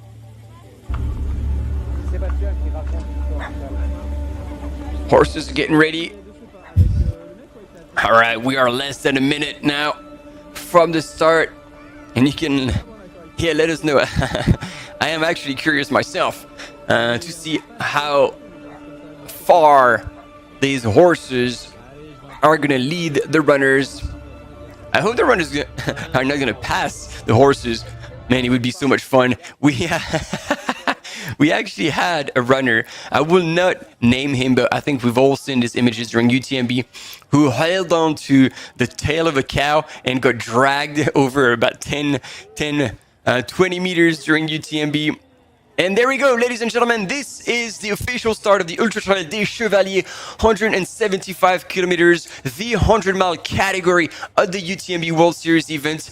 And wow, that was short-lived. I was hoping that the horses would run slightly more than that ahead of the runners, but nope. They have taken the first exits on the left and right and have now given way to all these participants. 400 participants here at the start of this 100-mile category, hoping to have either 4 stones towards a participation to the UTMB World Series final at the end of August in Chamonix, the UTMB Mont Blanc. Or for the front runners, hoping to get one of the spots in the top 3 to get automatic entry into the UTMB Mont Blanc 100 mile, the longest race, the original, if I can say it that way, directly. Because again, if you're not familiar with the rules in the UTMB World Series, every of the 32 UTMB World Series events offer to the top 3 a direct entry into the final in Chamonix. All right. Now we start to see the front pack forming. I see the Scott shoes, black and yellow, of Andy Simmons in this pack, not getting too excited. At the front, I have a North Face runner, but I'm not sure who that is. I didn't actually get to catch up his name right away. But also from France, it's Maxime Grenot, who most likely should be in this lead group.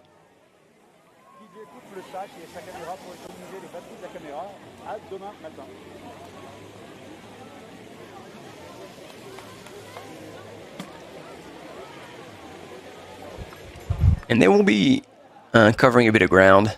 Like I said, 7 kilometers in the city of Colmar before heading out into the mountains.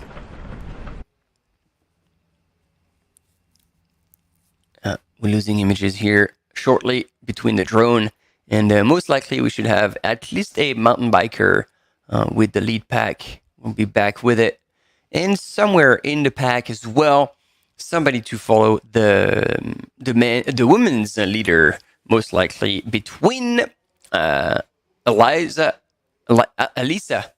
It's going to be tough to switch between kind of French name and English-speaking commentary, but I will try. Alisa Saint Laurent and Maite Mayoria from Spain and Canada. So as you can see from these drone images, the field is stretching. And in the men's, we also have Stefano Ruzza. I saw him, and he was one of the few not wearing a headlamp at the start, because he is not bothered by that. He will put it on whenever he needs to.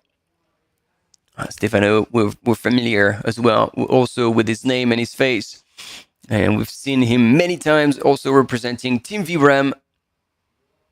7 at UTMB 2018, 7 at Diagonale des Fous 2014.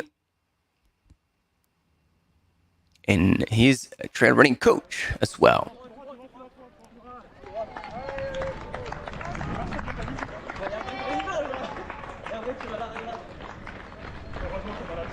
Ça, c'est le bordel.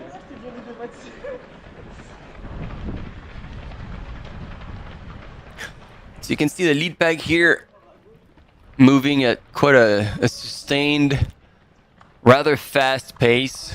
It's always interesting to see, especially in the men's, the pace they start at being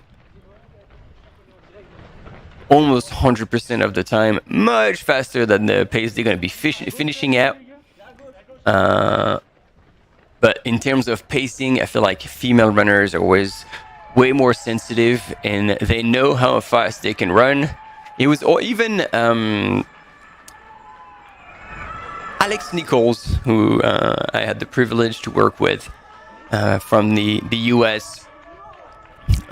Excellent coach and excellent runner as well himself, was saying for 100 mile, I just started the pace I knew I can sustain the whole way. So yeah, first I'm way back, but eventually everybody, or almost everybody, usually dies off, and I picked them up. So it's always interesting in terms of race pacing at the start. If you get slightly overexcited and if you go over the line, especially in terms of physiology, if you're not too familiar with your heart rate zones or fat max heart rate, then you could go over the line and then it costs you quite a bit, and it costs you also 20 minutes at least to get back into the kind of more comfortable zone where you burn fat rather than glucose, and you can then rely on your body fuel rather than external intake, or at least not in proportion. There we go, Maite Maioria here, I think leading the women's race, but I also saw another few women in the race, and I'm not unsure where they were located from each other, but we will be following that closely, and we will get an update, I'm sure, very, very soon. And as well, we had seen in the men's Fabrice Fauser. Oh, so that's Alissa Saint Laurent with the little Canada flag. That's very helpful to put that on your bag, at least for us, the live commentary team. This way we can track the runners much easier, in a much easier way. So yes, at the back, two people who I believe we'll see at the front for very, very long. They were slightly backing off, or at least not leading the pace. It was indeed Andy Simmons and Fabrice Fauser.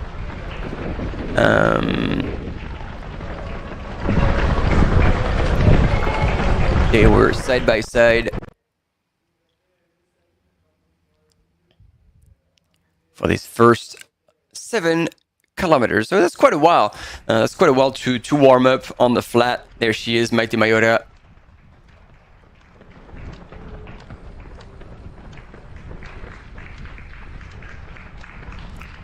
Sporting Nike shoes for the occasion. The Nike trail shoes are now sporting Vibram outsole, hence why it can be in a selection of the Vibram athletes. And I believe pretty good choice here for Maite Maioria. There's been a solid evolution of the trail running shoes in the Nike range. And listen to that. Listen to the crowds. People having dinner in the streets and cheering the lead runners on their way out into the night for 175 kilometers precisely. Yeah, exciting times. We're only at the beginning. And if you're following or joining now, only... okay. Jérémy Roll is sharing a piece of information with us. Apparently, Maxime Grenot is out. Sad news. Thanks for letting us know. Is it for sure? Do you know him personally, or this is something? Where did you get the information? I gotta double check so I can communicate that to the rest of the team.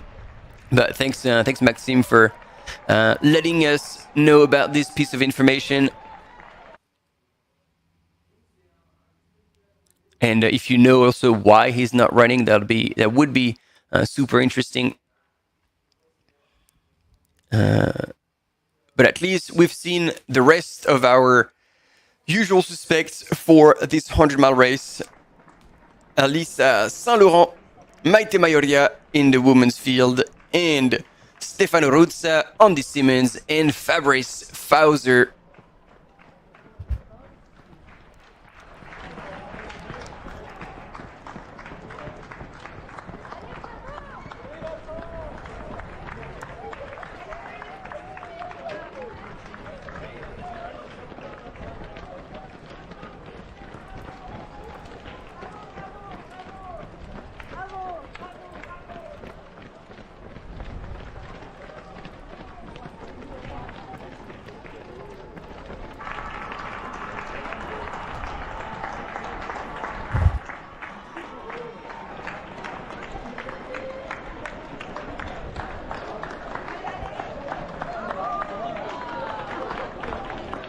So we're going back and forth between first and second female runner in these very early stages of the race. 10 minutes after the start, still in the streets of the little town, or not so little, town of Colmar. in the Haut-Rhin. And as soon as all these runners will leave town, they will head out on the first hill to the first castle. And once again, the trademark of the Trail Alsace Grand Est is truly the fact that it goes through so many castles. And see, this suburb of the area is called the Little Venice, with the canals that are in between the buildings. And the runners get to experience that and run through it. So when you're out there running the UTMB races, make sure you look left and right, because the courses are chosen particularly to also help you explore the local landmarks. And there you go, you see on the left the canals.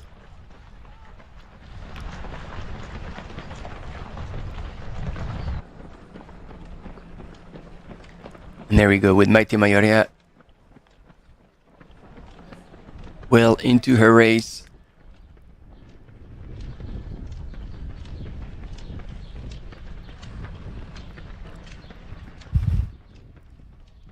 That's pretty solid pace.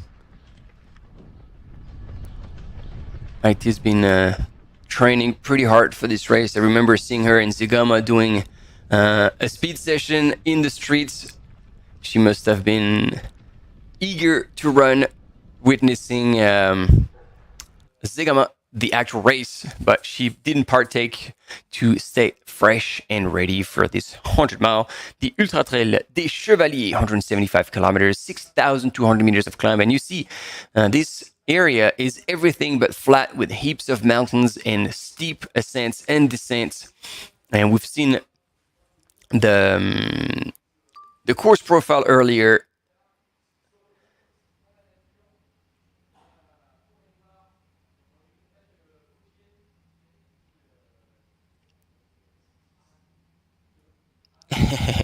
and Manuel Aranda, I believe, is a fan of Braveheart. The run is freedom, indeed. And Jeremy, okay, there we go. He got hurt during these races in Mexico by UTMB, and it's just bothers him. Oh man, that's just sad to hear. So I think it is safe indeed to not race in Alsace, and that was his home race. Okay, so he is probably sad. If he's watching, big shout out to Maxime Grenot. Hopefully you get well soon, but I'm pretty sure if he's following, he'll be following on the French channel and not the English one. But that's okay. We still wish him all the best as the runners carry on. And there we go. We got the lead pack in the front. I see Andy Simmons chatting away. We can also see, I think, Stefano Ruzza and Fabrice Fauser.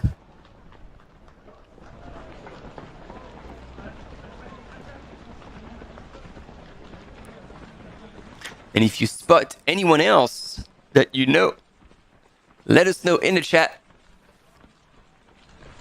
But once again, thanks a lot, Jeremy Roll, for your explanation, sharing these details with us.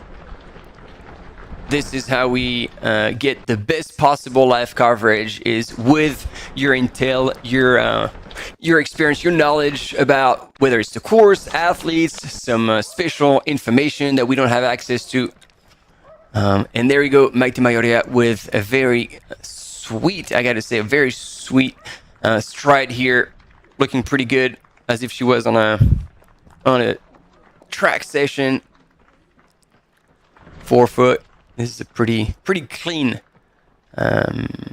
sweet, pretty clean stride from the Spanish runner.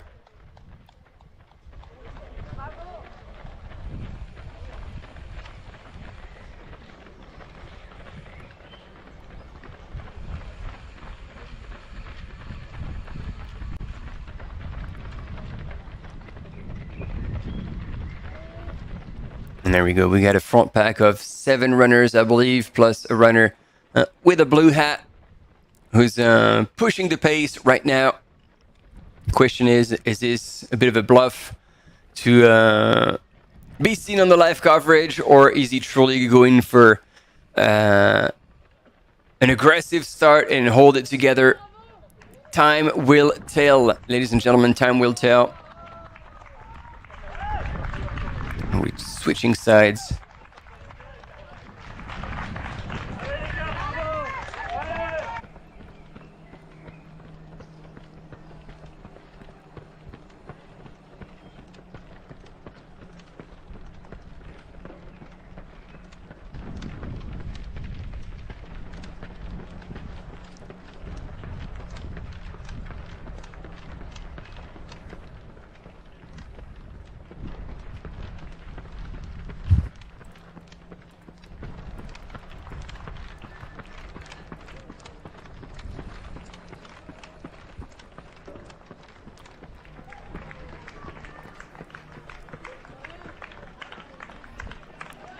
And there we go, ladies and gentlemen. These are some replay images of Maite Mayoria.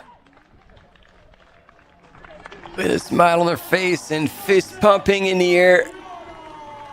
Becoming the winner of the Val d'Aran by UTMB 50K. Ringing the bell, La Campana in Spanish.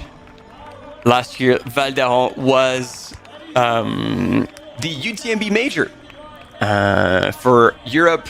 And once again, will be the UTMB major. And there we go, falling in the arms of Depa, that we all know very well. Depa Runner, they are extremely good friends in life. And he's probably giving her a few words of encouragement and congratulations. Once again, there's so much friendship and good support, healthy feelings, and so much love shared on those finish line. Here, Xavi Pacino in charge of the whole of UTMB Iberia, as well as race director for the Val d'Aran by UTMB, present on the finish line to welcome the runners. And there we go, a quick loop here on extraordinary contest, ladies and gentlemen. You can win an a bib number for a race of the UTMB World Series of your choice, as well as a voucher for 20% towards NAC products, NAC, which are on all aid stations, the energy drink and fuel and food essentially of the UTMB World Series. Take out your phone, scan the QR code, and get involved. So that was a quick turn through a park here in the city of Colmar as the sun is slowly setting on the mountains. You can see actually there was super nice drone shots with the last rays of sun on the high castle close to Colmar.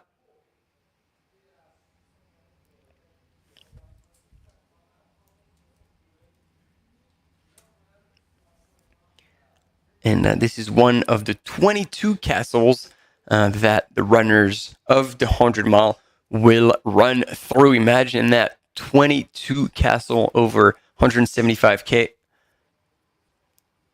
And if all of them are indeed at the top of a hill, imagine how many hills these guys and girls will have to climb throughout that distance. It's going to be quite a challenge.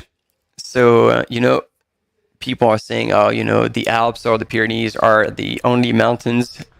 Oh no, don't be fooled. There are a lot of challenges laying in those mountains, and we even saw, and like I explained earlier, that the winner of the 50K, local runner Gregory Basilico, on the 50K still had pause with him because he knew how steep and unforgiving those climbs would be.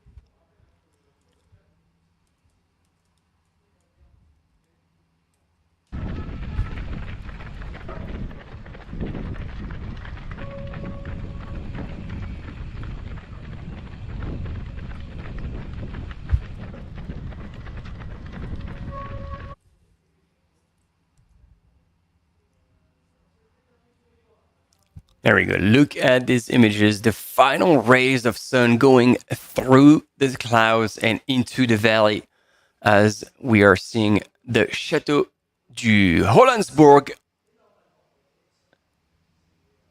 which will be one of the castles, if not the first, that those runners are actually going up towards. I'm going to try to get that information for you. So yes, this is the one. This is the very first castle, located at 620 meters of altitude and offers a 360-degree view onto the local area and local valleys. Really cool images here of Maite Mayora on that bridge with the sunset in the background. While these 400 participants at the start will head into the night.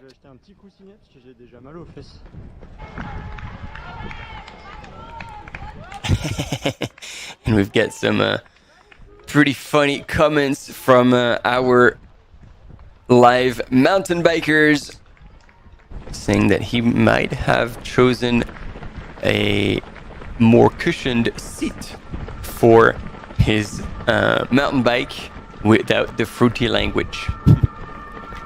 So there we go. We still see in the league group the usual runners we were expecting with Andy Simmons, Fabrice Fauser, but I'm still missing quite a few others and I don't have a name for. So if you know anyone in that group, let us know.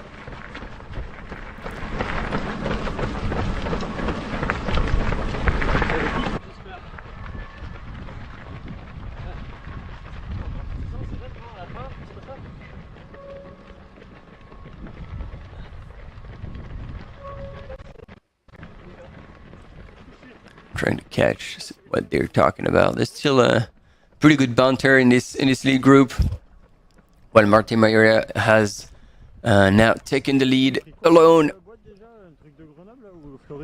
right from the start.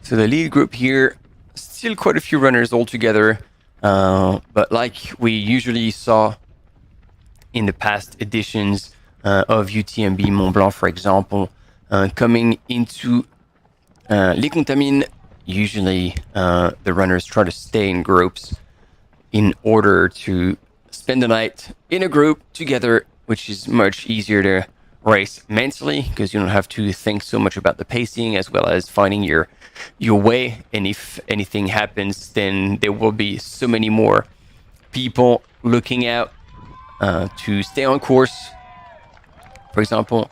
So yeah, it's always a better option to find a group that you're comfortable with and share the night. So, I mean, there will be people dropping out for sure. I don't believe such a group can last forever. I believe that first climb will be a deciding factor when it comes to the pace that will be chosen and who will truly stay in the lead group. While Maite Mayora will choose a different option, or if she finds a runner with her, it will most likely be a male runner that she can actually run with through the night. And you see that first section, 14.4 kilometers, and already the first climb up to that castle that we had beautiful images of. So another 1.2 Ks in the city before heading onto the trail, into the mountains, and into that first climb.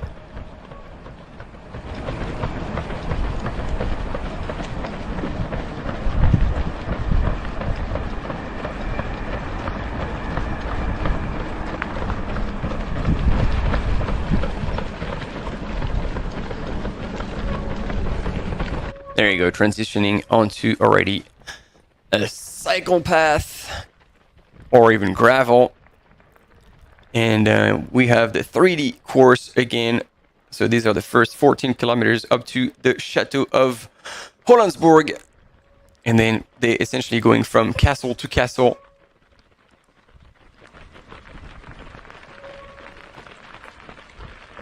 Again, I won't name them all, but see, they go out in the wild, in the forest, up in a climb, and then back down into a valley in a city. And then up in the forest, climb, and then back down, valley, and in the city.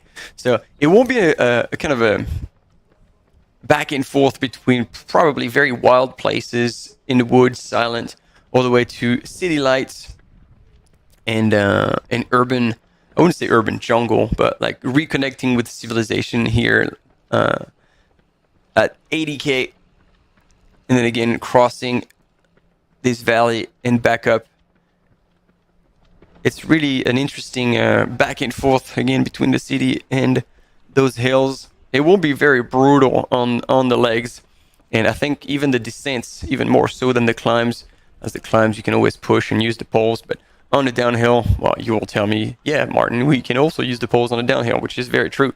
And from Bar, actually, this, I believe, no, it is actually, sure, well, I don't know why I say I believe. This is the same course as the 50k. So essentially the 50k was the last part, or is the last part of the 175k. So when they get to Bar, they're going to be 125k's in, or 126 precisely, because the course this morning of the Trail Alsace in the 50k category was actually 49k's. And they're the finish in Obernai. There you go. Mighty Mayoya has transitioned now into the gravel road as well, and still moving pretty well. Oh, it's cool to see some people who have made it all the way across to cheer the runners with the kids. That's definitely a good thing to educate your children with and get them into a very good sport. We call it the trail running spirit, healthy and loaded with positive emotions. Ladies and gentlemen, and dear viewers, we are about to go onto commercial break, but we'll be back shortly after, so stay with us.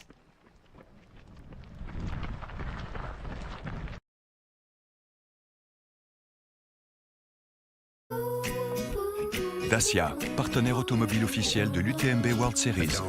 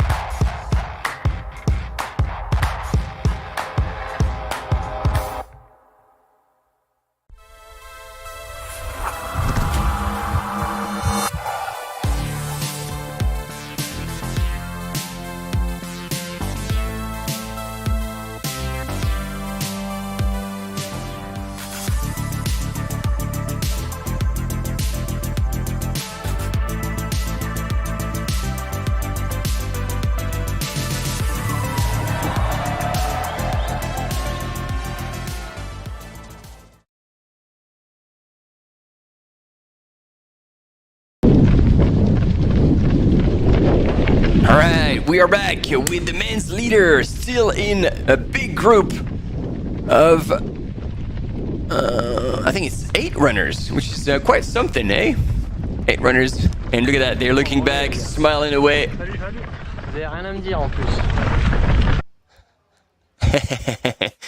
And there you go, the banter is on between our camera runners and all the participants. There's always a good chat. Most of them know each other, so it's an added bonus to it. And you see the light has now gone down and it's taking a turn to a dark night up in the mountains. As we see on the right hand side, Maite Mayoria, and on the left-hand side of your screen, coming from Canada, Alyssa Saint-Laurent I'm gonna get it right. I'm gonna transition to that name properly whenever I will talk about her. Alice Saint-Laurent representing Team Salomon, and a massive fan of big mountain adventure, both in summer and in winter.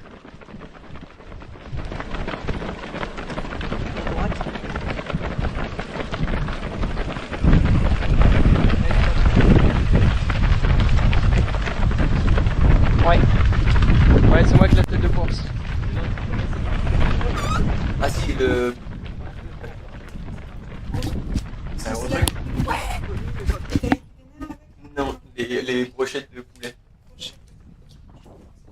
Merci.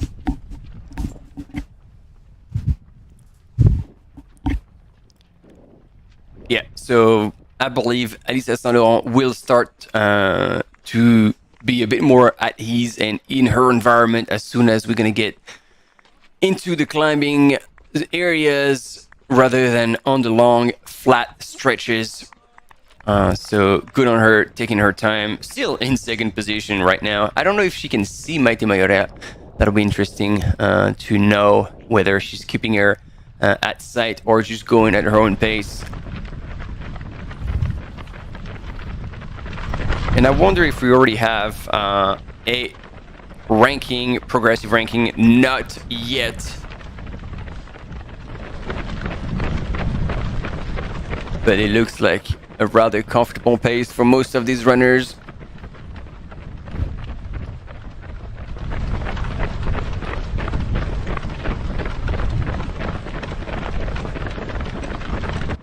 And indeed, you see the 4 running stones, the little sign up there.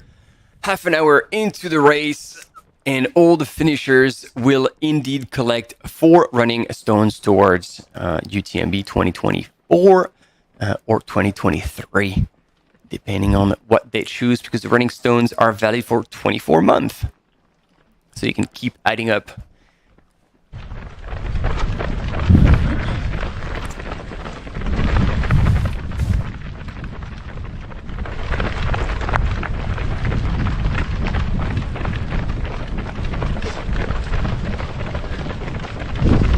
So we have still a pretty dense lead group, so I think now it's time to start putting names on the chat of YouTube or the live.utmb.world, and tell us, who do you believe, when the sun will rise tomorrow morning, which of these runners will still be in the lead group, whether they be running together or just leading the race, this Ultra Trail des Chevaliers 175k in the 100 miles category.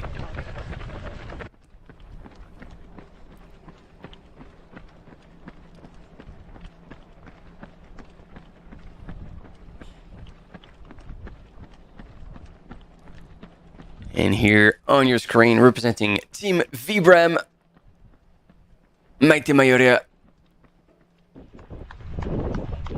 in first place of the women's field, followed by Alice Saint-Laurent from Canada, English speaking. So is there anyone supporting Elisa here?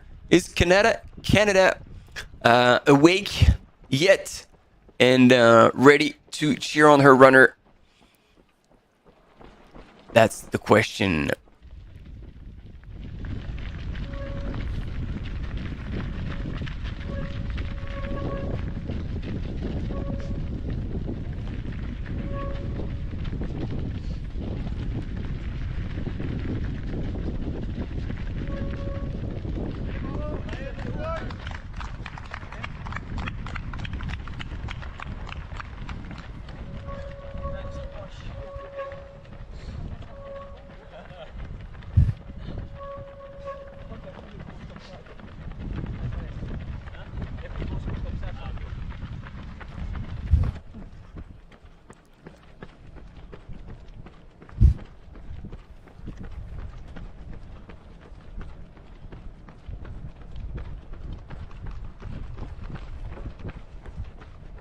Ça va, vous êtes prêts à passer la nuit?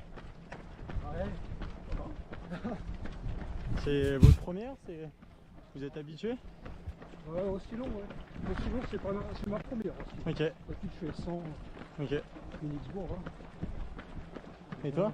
Oh, we've got some good chat with a runner who will take on his first 100 mile. Je peux leur demander du divertissement si vous voulez. Hein.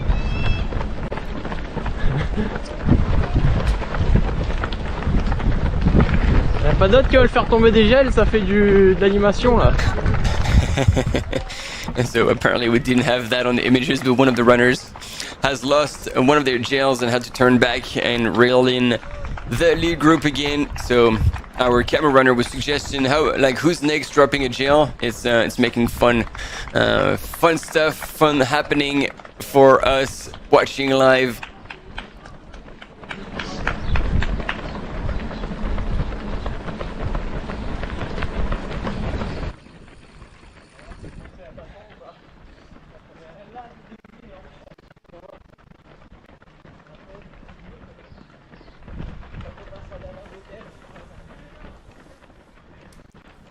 And Elisa Saint Laurent from Canada is one of the many ultra runners who are coming from Canada, and especially female. Like we get now Jasmine Lowther, who I remember Jenny Quilty, who we discovered a little more, but like celebrated more. So on the Doyintian by UTMB at the end of last year. Excellent, very strong runner as well. Obviously, Marianne Hogan. There's quite a few female Canadian ultra runners who we currently find on top of the podiums of the Ultra Trail World UTMB World Series events. Okay.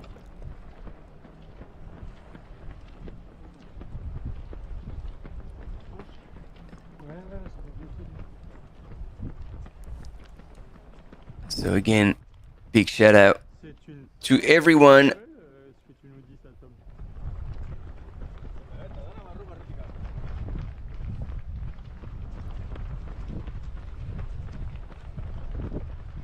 Oui, non mais... Non, mais c'est cool.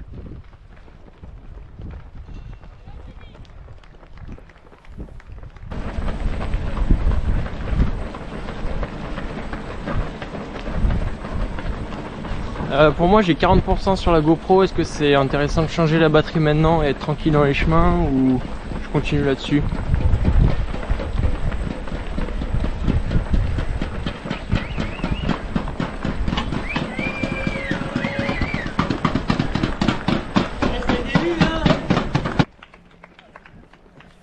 There we go. As we have people cheering on the lead runners, we are gonna go for a quick commercial break and we'll be back right.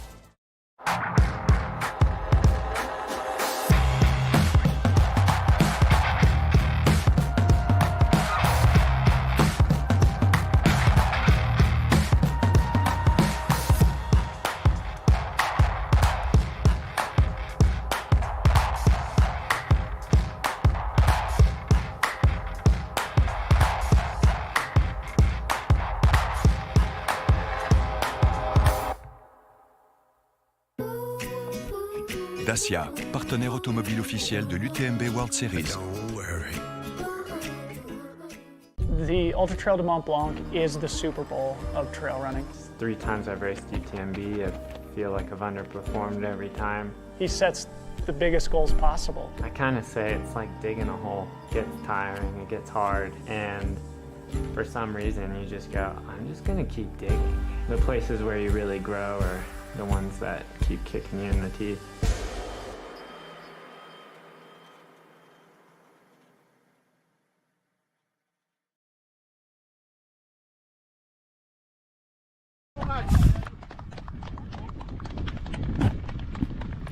Hello everyone, we are back live with the Trail Alsace Grand Est, the 100 mile that started at 8 p.m. local time. And I am your host, Martin Gaffuri. Big shout out from the studio here. We're pretty stoked to following that race. Once again, having the chance to do that until it gets too dark to follow them. And then we'll be back with images tomorrow at dusk to see what has happened during the night. Usually there's quite a bit of things that happen. So a big shout out. Oh, well, we have a replay, and I shall give you a bit of information tomorrow in a few minutes to answer Saba and Anne about the questions they had.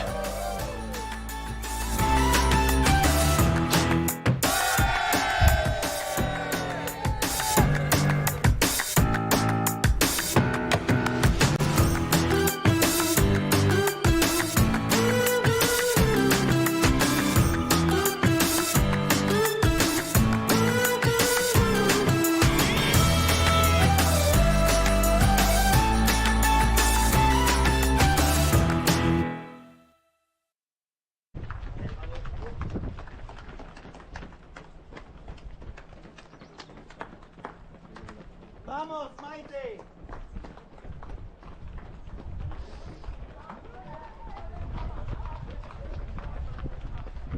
Yes, sorry, we're back when there was a bit of a highlight presentation of the Trail Alsace Grand Est, part of the UTMB World Series, and we're back. So we had a bit of a action here on the chat. Yeah, is this just me, or Maite looks a bit more relaxed than most of the guys in the front group? She is a veteran of ultra running. She knows all about it. She knows how to run. She knows how to pace herself, fuel herself, and she knows how to use races like this one as quote-unquote preparation races, kind of to get all the last details dialed in towards UTMB, and obviously get her automatic entry as well into the race. So if she looks a bit more relaxed, that is no surprise. She is, I believe, exactly where she's supposed to be, not getting hyped up by Search a Start, which is a perfect getaway to Anne Virko. Anne Virko from the UK, always one of our biggest fan here on the UTMB World Series Live, always here. And do runners rush off at the start to sight other competitors out? Not necessarily. I think it's not so much about people around. I mean, to sight people around out, but just because that's the pace, and some of them still make the decision to be like, oh, okay, I want to finish top 10 or I want to finish top 5, which is, with all due respect, a very stupid goal. For the simple reason that you cannot control your competitors, and you can have the best day of your life if on the day you have another 5 other runners who are stronger than you on the day, and therefore you cannot achieve finishing in the top 5. You finish 6th, but you had the best day of your life. You'll be missing out on appreciating pulling out the best possible performance that you could, making no mistake, running at the right pace, eating, fueling correctly and everything, because you'll be focusing on other people. But there's nothing you can do about other people. So it's very important to say, like, if you've set yourself an objective, set it in terms of achieving small goals, being like staying on top of nutrition, meaning not bonking at some point, or not feeling like you're eating too much and you're getting yourself sick, finding the right pace where you feel like at no time you find yourself in a dark place, leaving everything out on the course, meaning that you give everything, and when you cross the finish line, it's like, I could not have taken another stride. Those are goals that are achievable because they are related to you and you only. This is something you can control. And if you want to set a time in terms of competitive aspect, well, in this case, look at the time. Look at the time. Look at the past editions. Break down the course into several segments and analyze how much gain there is, how much descent, and try to do like a race pacing of the speed you should be going at, and then try to hit those times, and to have like, I wanted to run sub 25 hours for UTMB, for example, or these kind of things. Then you would have an idea at the back of your mind where that could place you. But again, you're chasing time. You're pacing yourself towards a time rather than towards other competitors, because weather conditions can be one of the factors that all of a sudden can be detrimental to your race plan or to people around you. So there's just so many factors you cannot control that I think when you set yourself a goal, think again and ask yourself the question, is this something I can control entirely? Knowing that, of course, in ultra running, there will always be unknown and question marks, but the role of an ultra runner is to actually try to look at every question mark, every unknown, and choosing, is this one, can I change this one? Can I get rid of this one? Or is this one I'm going to have to deal with because there's nothing I can do about it? Says Basalt, Sabo has answered my the previous question from Peter about the weather conditions, and yes, he is bang on during the night. They said it shouldn't be going below 10 degrees Celsius with the wind on the summits during the night. So very mild, actually, temperature for running an ultra. So that would be perfect for all the participants. The 400 actually participants that started at 8 p.m. local time, so 47 minutes into the race. And there we go, Maite Mayorea already got the poles out on that climb and transitioning early into power hiking.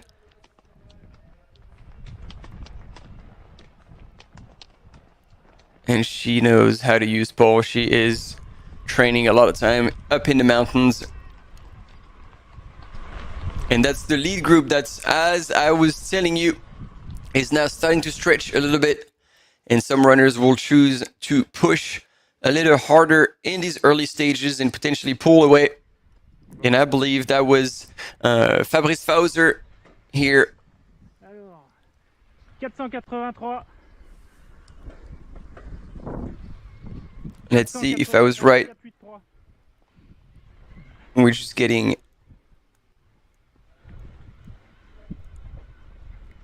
the number. And now it is a French runner, Hugo Pellerol. Hugo Pellerol. Yeah, who's taking the lead, looking pretty strong.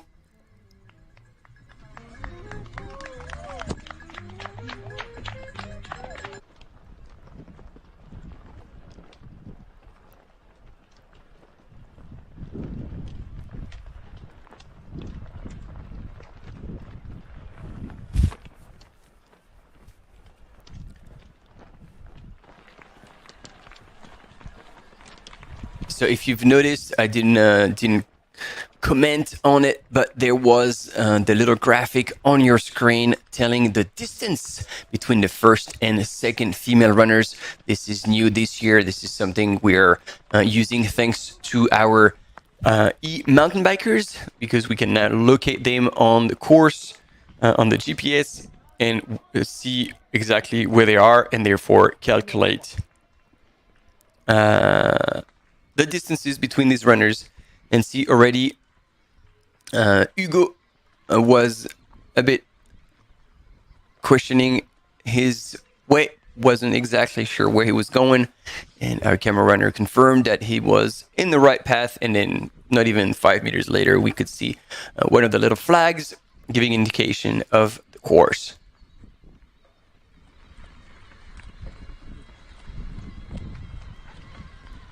So there we go, the usual split screen between the first man, Hugo Pellerol from France, and Maite Mayora from Spain.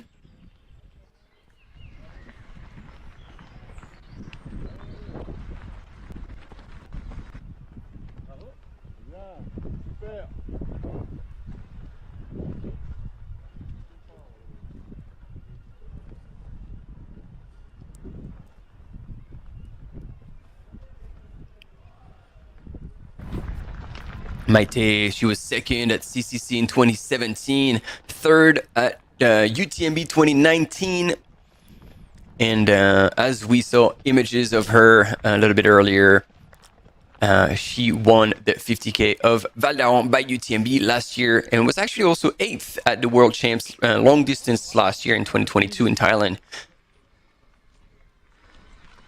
And Hugo is now pinging at our camera mountain biker at every turn, but he's going to have to find his way by himself because once we get into the night, he's going to be on his own. So interesting choice here from the male leader, Hugo Pellerol, to push the pace early. He looks comfortable, doesn't look like he's overreaching.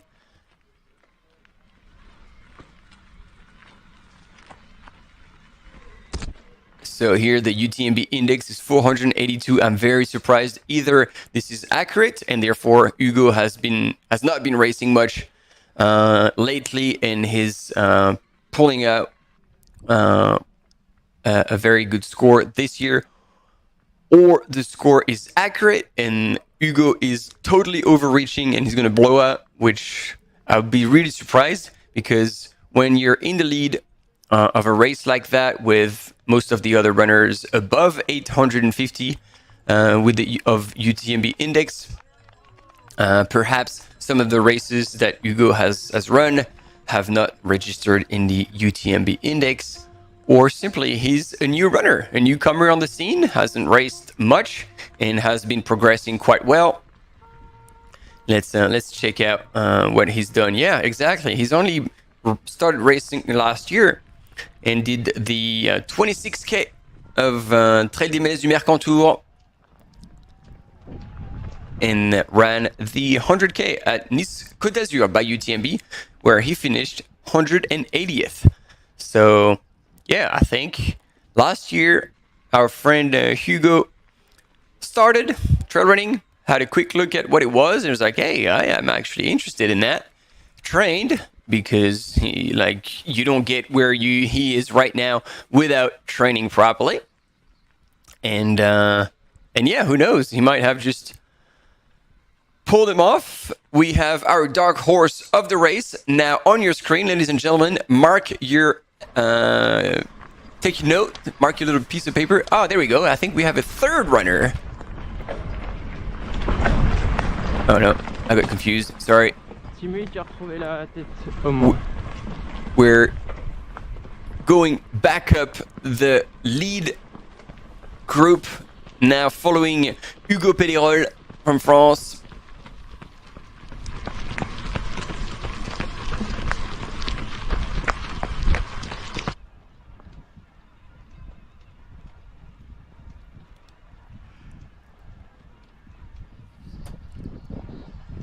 And then Alice Saint-Laurent. Comment tu vas faire quand tu as repris le moteur? Oh bah, on mettra les jambes. C'est pas très grave, tu fais toute la boucle, non? Non, pas aujourd'hui, ouais. Je m'arrête dès qu'il fait nuit. On va faire 175 bornes toute ma vie? Non, malheureusement non, ouais. And our camera mountain biker chatting away with one of the participants right behind Alissa Saint-Laurent. Alissa Saint-Laurent, who's been racing quite a bit since 2019. She ran the Silverton Ultra Dirty 100K in the US, winning that race in the time of 13 hours and 9 minutes. And she raced in Mexico in Run Rabbit Run 100 in the US, very famous race in September in 21 hours for the 100 miles, 163 kilometers precisely. Then she ran the 100K, the Klondike Ultra in Canada that she won, in the Kodiak Ultra Marathon 100K in the US that she won as well. So we definitely have a strong competitor here. It will be very interesting to see these two runners take it out on this 100 mile. We have a short commercial break, ladies and gentlemen, dear friends and dear viewers, but we will be back shortly after that. Stay with us.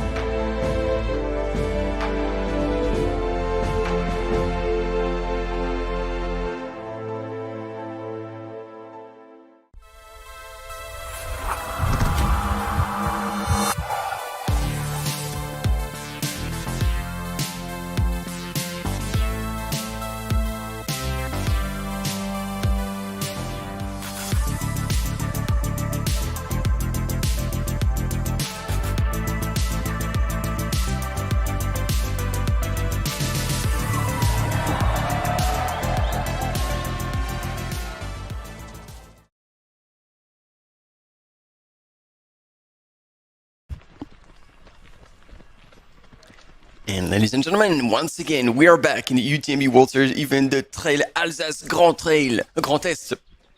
I'm losing it. With the female leader from Spain, Maite Mayorea, in that first climb to the first of the 22 different castles that these runners are going to cross, starting with the castle of Hollandsborg at 620 meters of altitude. So you see, the runners have now started to take out the poles, and ladies and gentlemen, our friend Hugo Pellerol, who had taken out the lead somehow aggressively ahead of the rest of the lead pack. Actually, he stretched out the lead pack in the men's. He's now been joined by Andy Simmons, our UK runner living in the south of France by Avignon. Big shout out to his wife and kids and family, actually. His parents are pretty active runners. His brother as well. Good lad and very strong runner.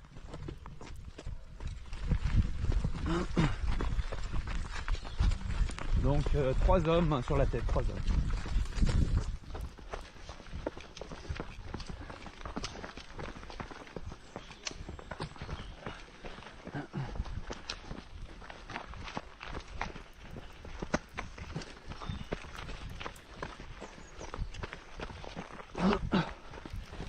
And on the chasing at a good pace, but always very, very within himself, not getting too excited, not letting other people affect him. I've had the privilege really to know him well and call him a friend. Very very good person, but also very engaged in the protection of our planet. And he's had a very thorough review of his carbon consumption during the year, and was trying to limit his travels and carbon emissions. He's got a company in I'm not exactly sure what it is, but it is in the green energy with wind turbines, trying to educate people on how to best utilize and create energy in a sustainable way. On Simmons, who's raced quite a lot, but then in 2022, he was 11th at UTMB. The UTMB Mont Blanc, but not besting his 5th place in 2019 at UTMB Mont Blanc, right behind his good mate Tom Owens from the UK.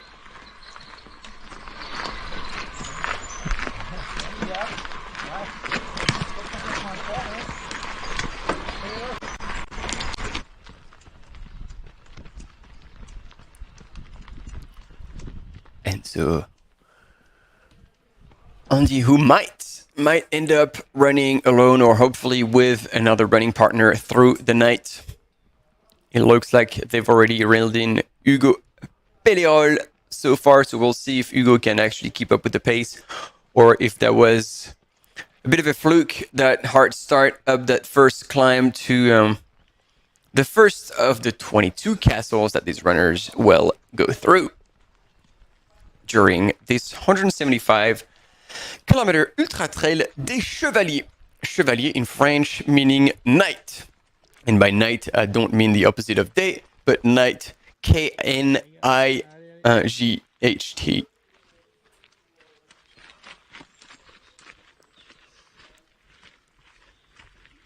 There we go.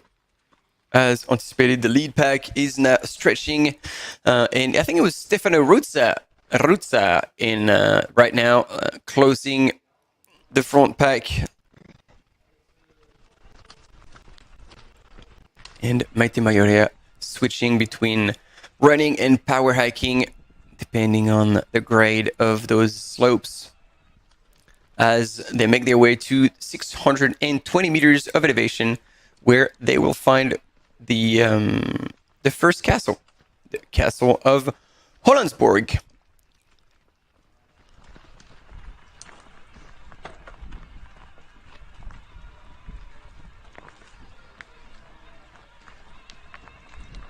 that castle was built in the 13th century, believe it or not. So, even before the America was discovered by Europeans. Oh, there we go. We have a bit of a bouncer.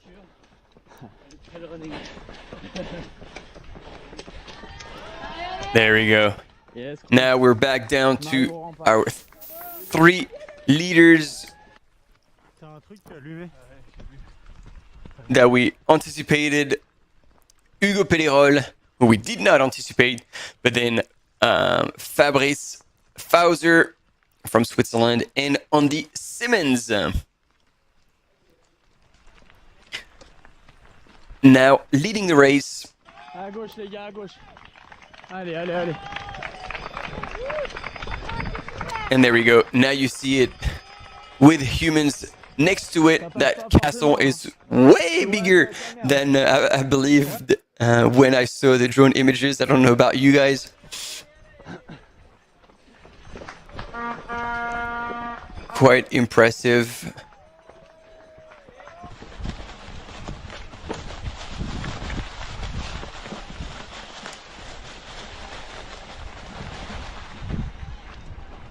Pardon, pas de soucis, merci.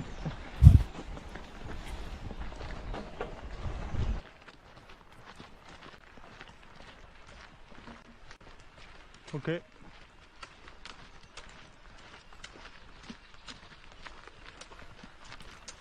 And I'm catching up with all the conversation on the chat. I've been missing out on it a little bit. Sorry about that. Nathan, you are totally fine. Thank you so much for giving us a lot of details.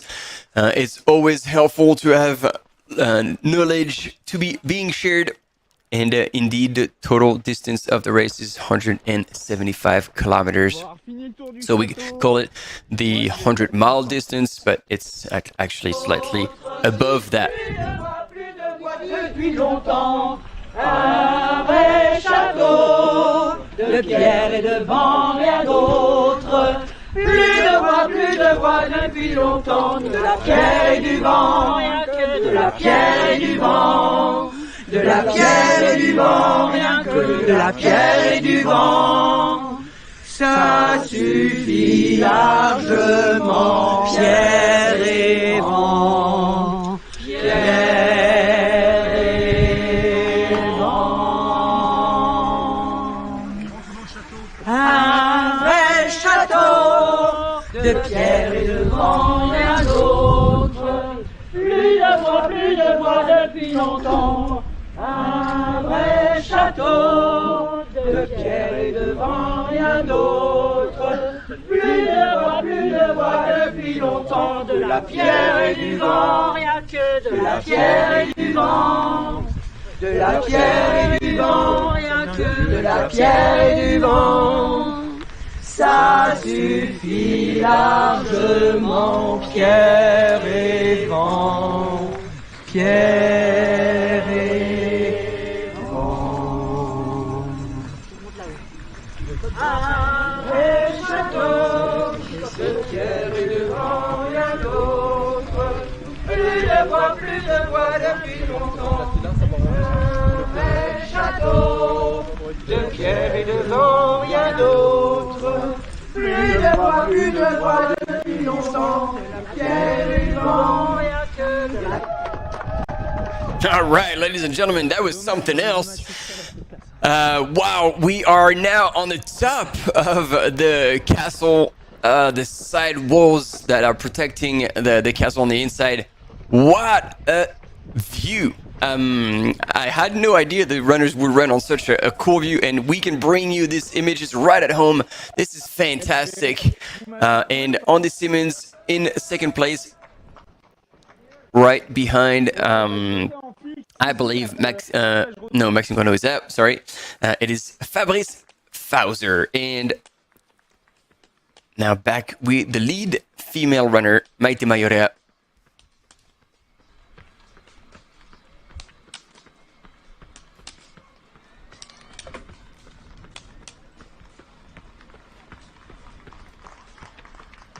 And yeah, I'm still kind of shaken by those singers.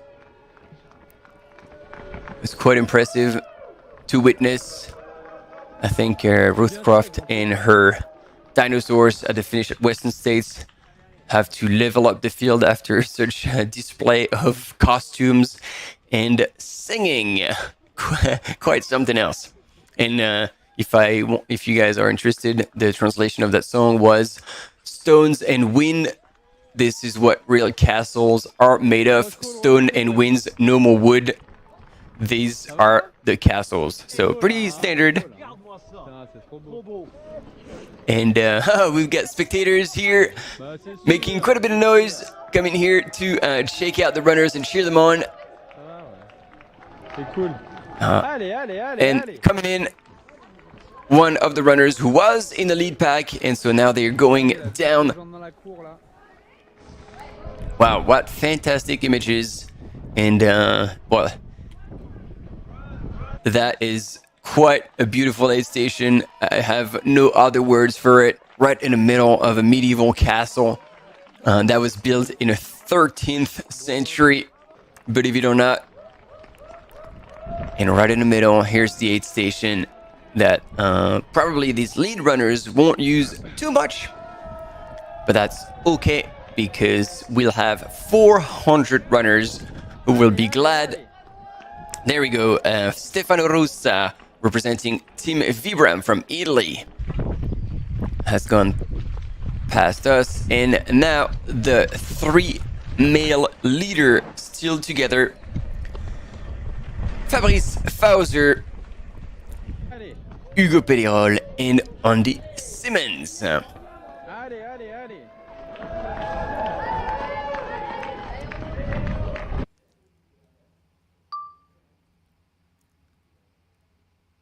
And yes, here's a different view, just as majestic, of that castle and the course. I gotta say, it is quite impressive and quite a way to throw all these runners into the scene of what this 175 kilometer race is going to be about. If you didn't hear what I was saying earlier at the start, these runners will go through 22 different castles as they make their way from Colmar, the city that we saw in the background where they started and ran the first 7 kilometers, all the way to Aubernais, the city where the runners of the Trail des Celtes, the 50K that started this morning, finished earlier during the day.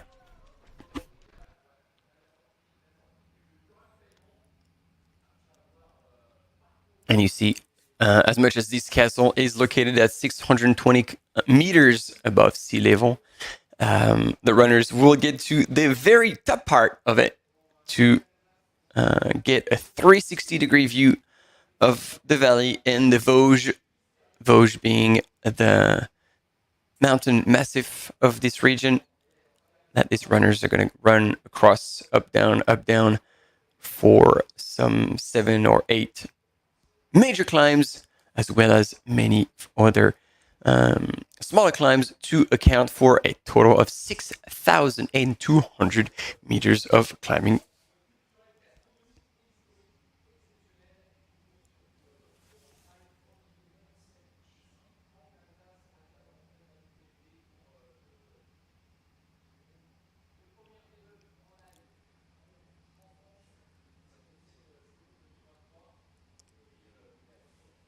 So it's not every day that you do get the chance to run across such pieces of history.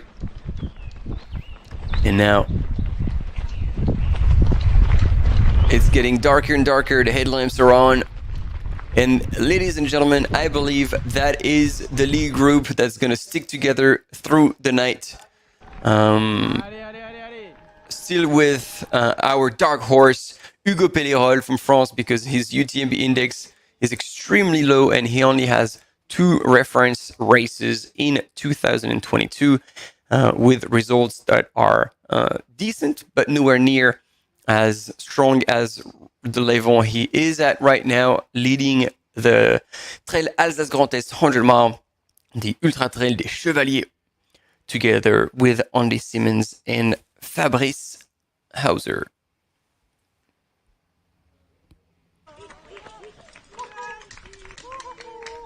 There we go. We have Team Canada again. Kristen Watson is in the house. Big shout out for Mountain View, Alberta, Canada. Alberta, what a great how do you call this? It's not a department or a state. I forget this.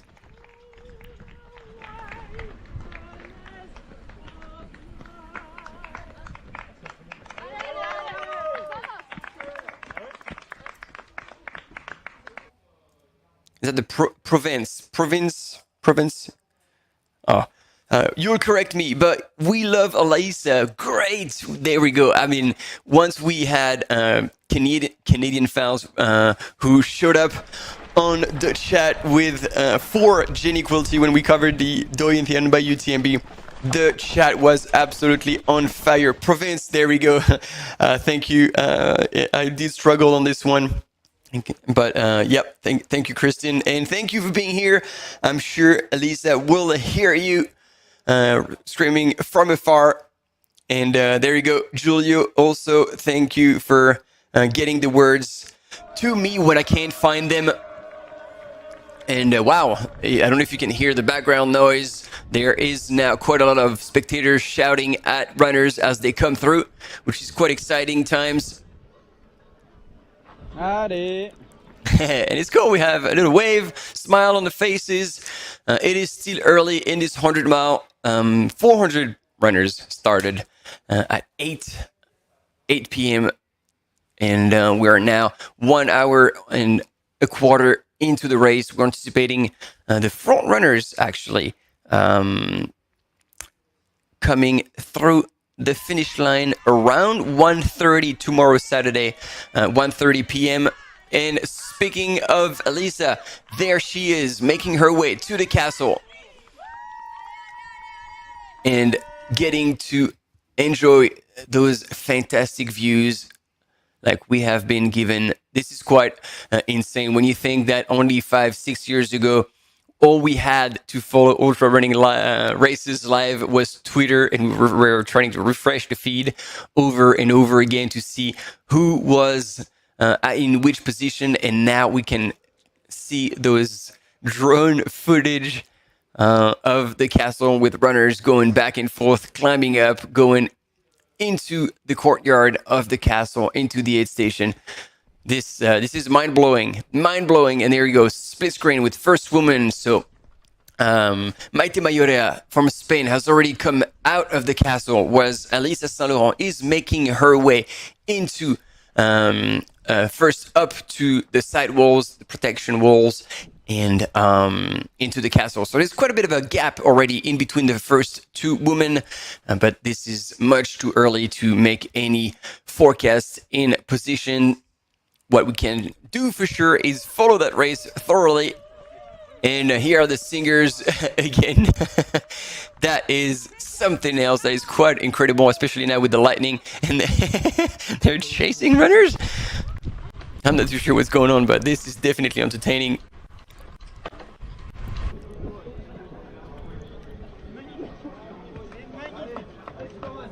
Yes, to answer Anne Virko, the placing will be on the UTMB website. So if you are on the platform, the best possible way to follow that in during the night will be on the live.utmb.world. And you'll find different events. You select Trail Alsace Grand Est, and then you'll be offered to follow races live. And if you choose the Ultra Trail des Chevaliers, the 100 mile, then you will land on the page that I'm looking at right now.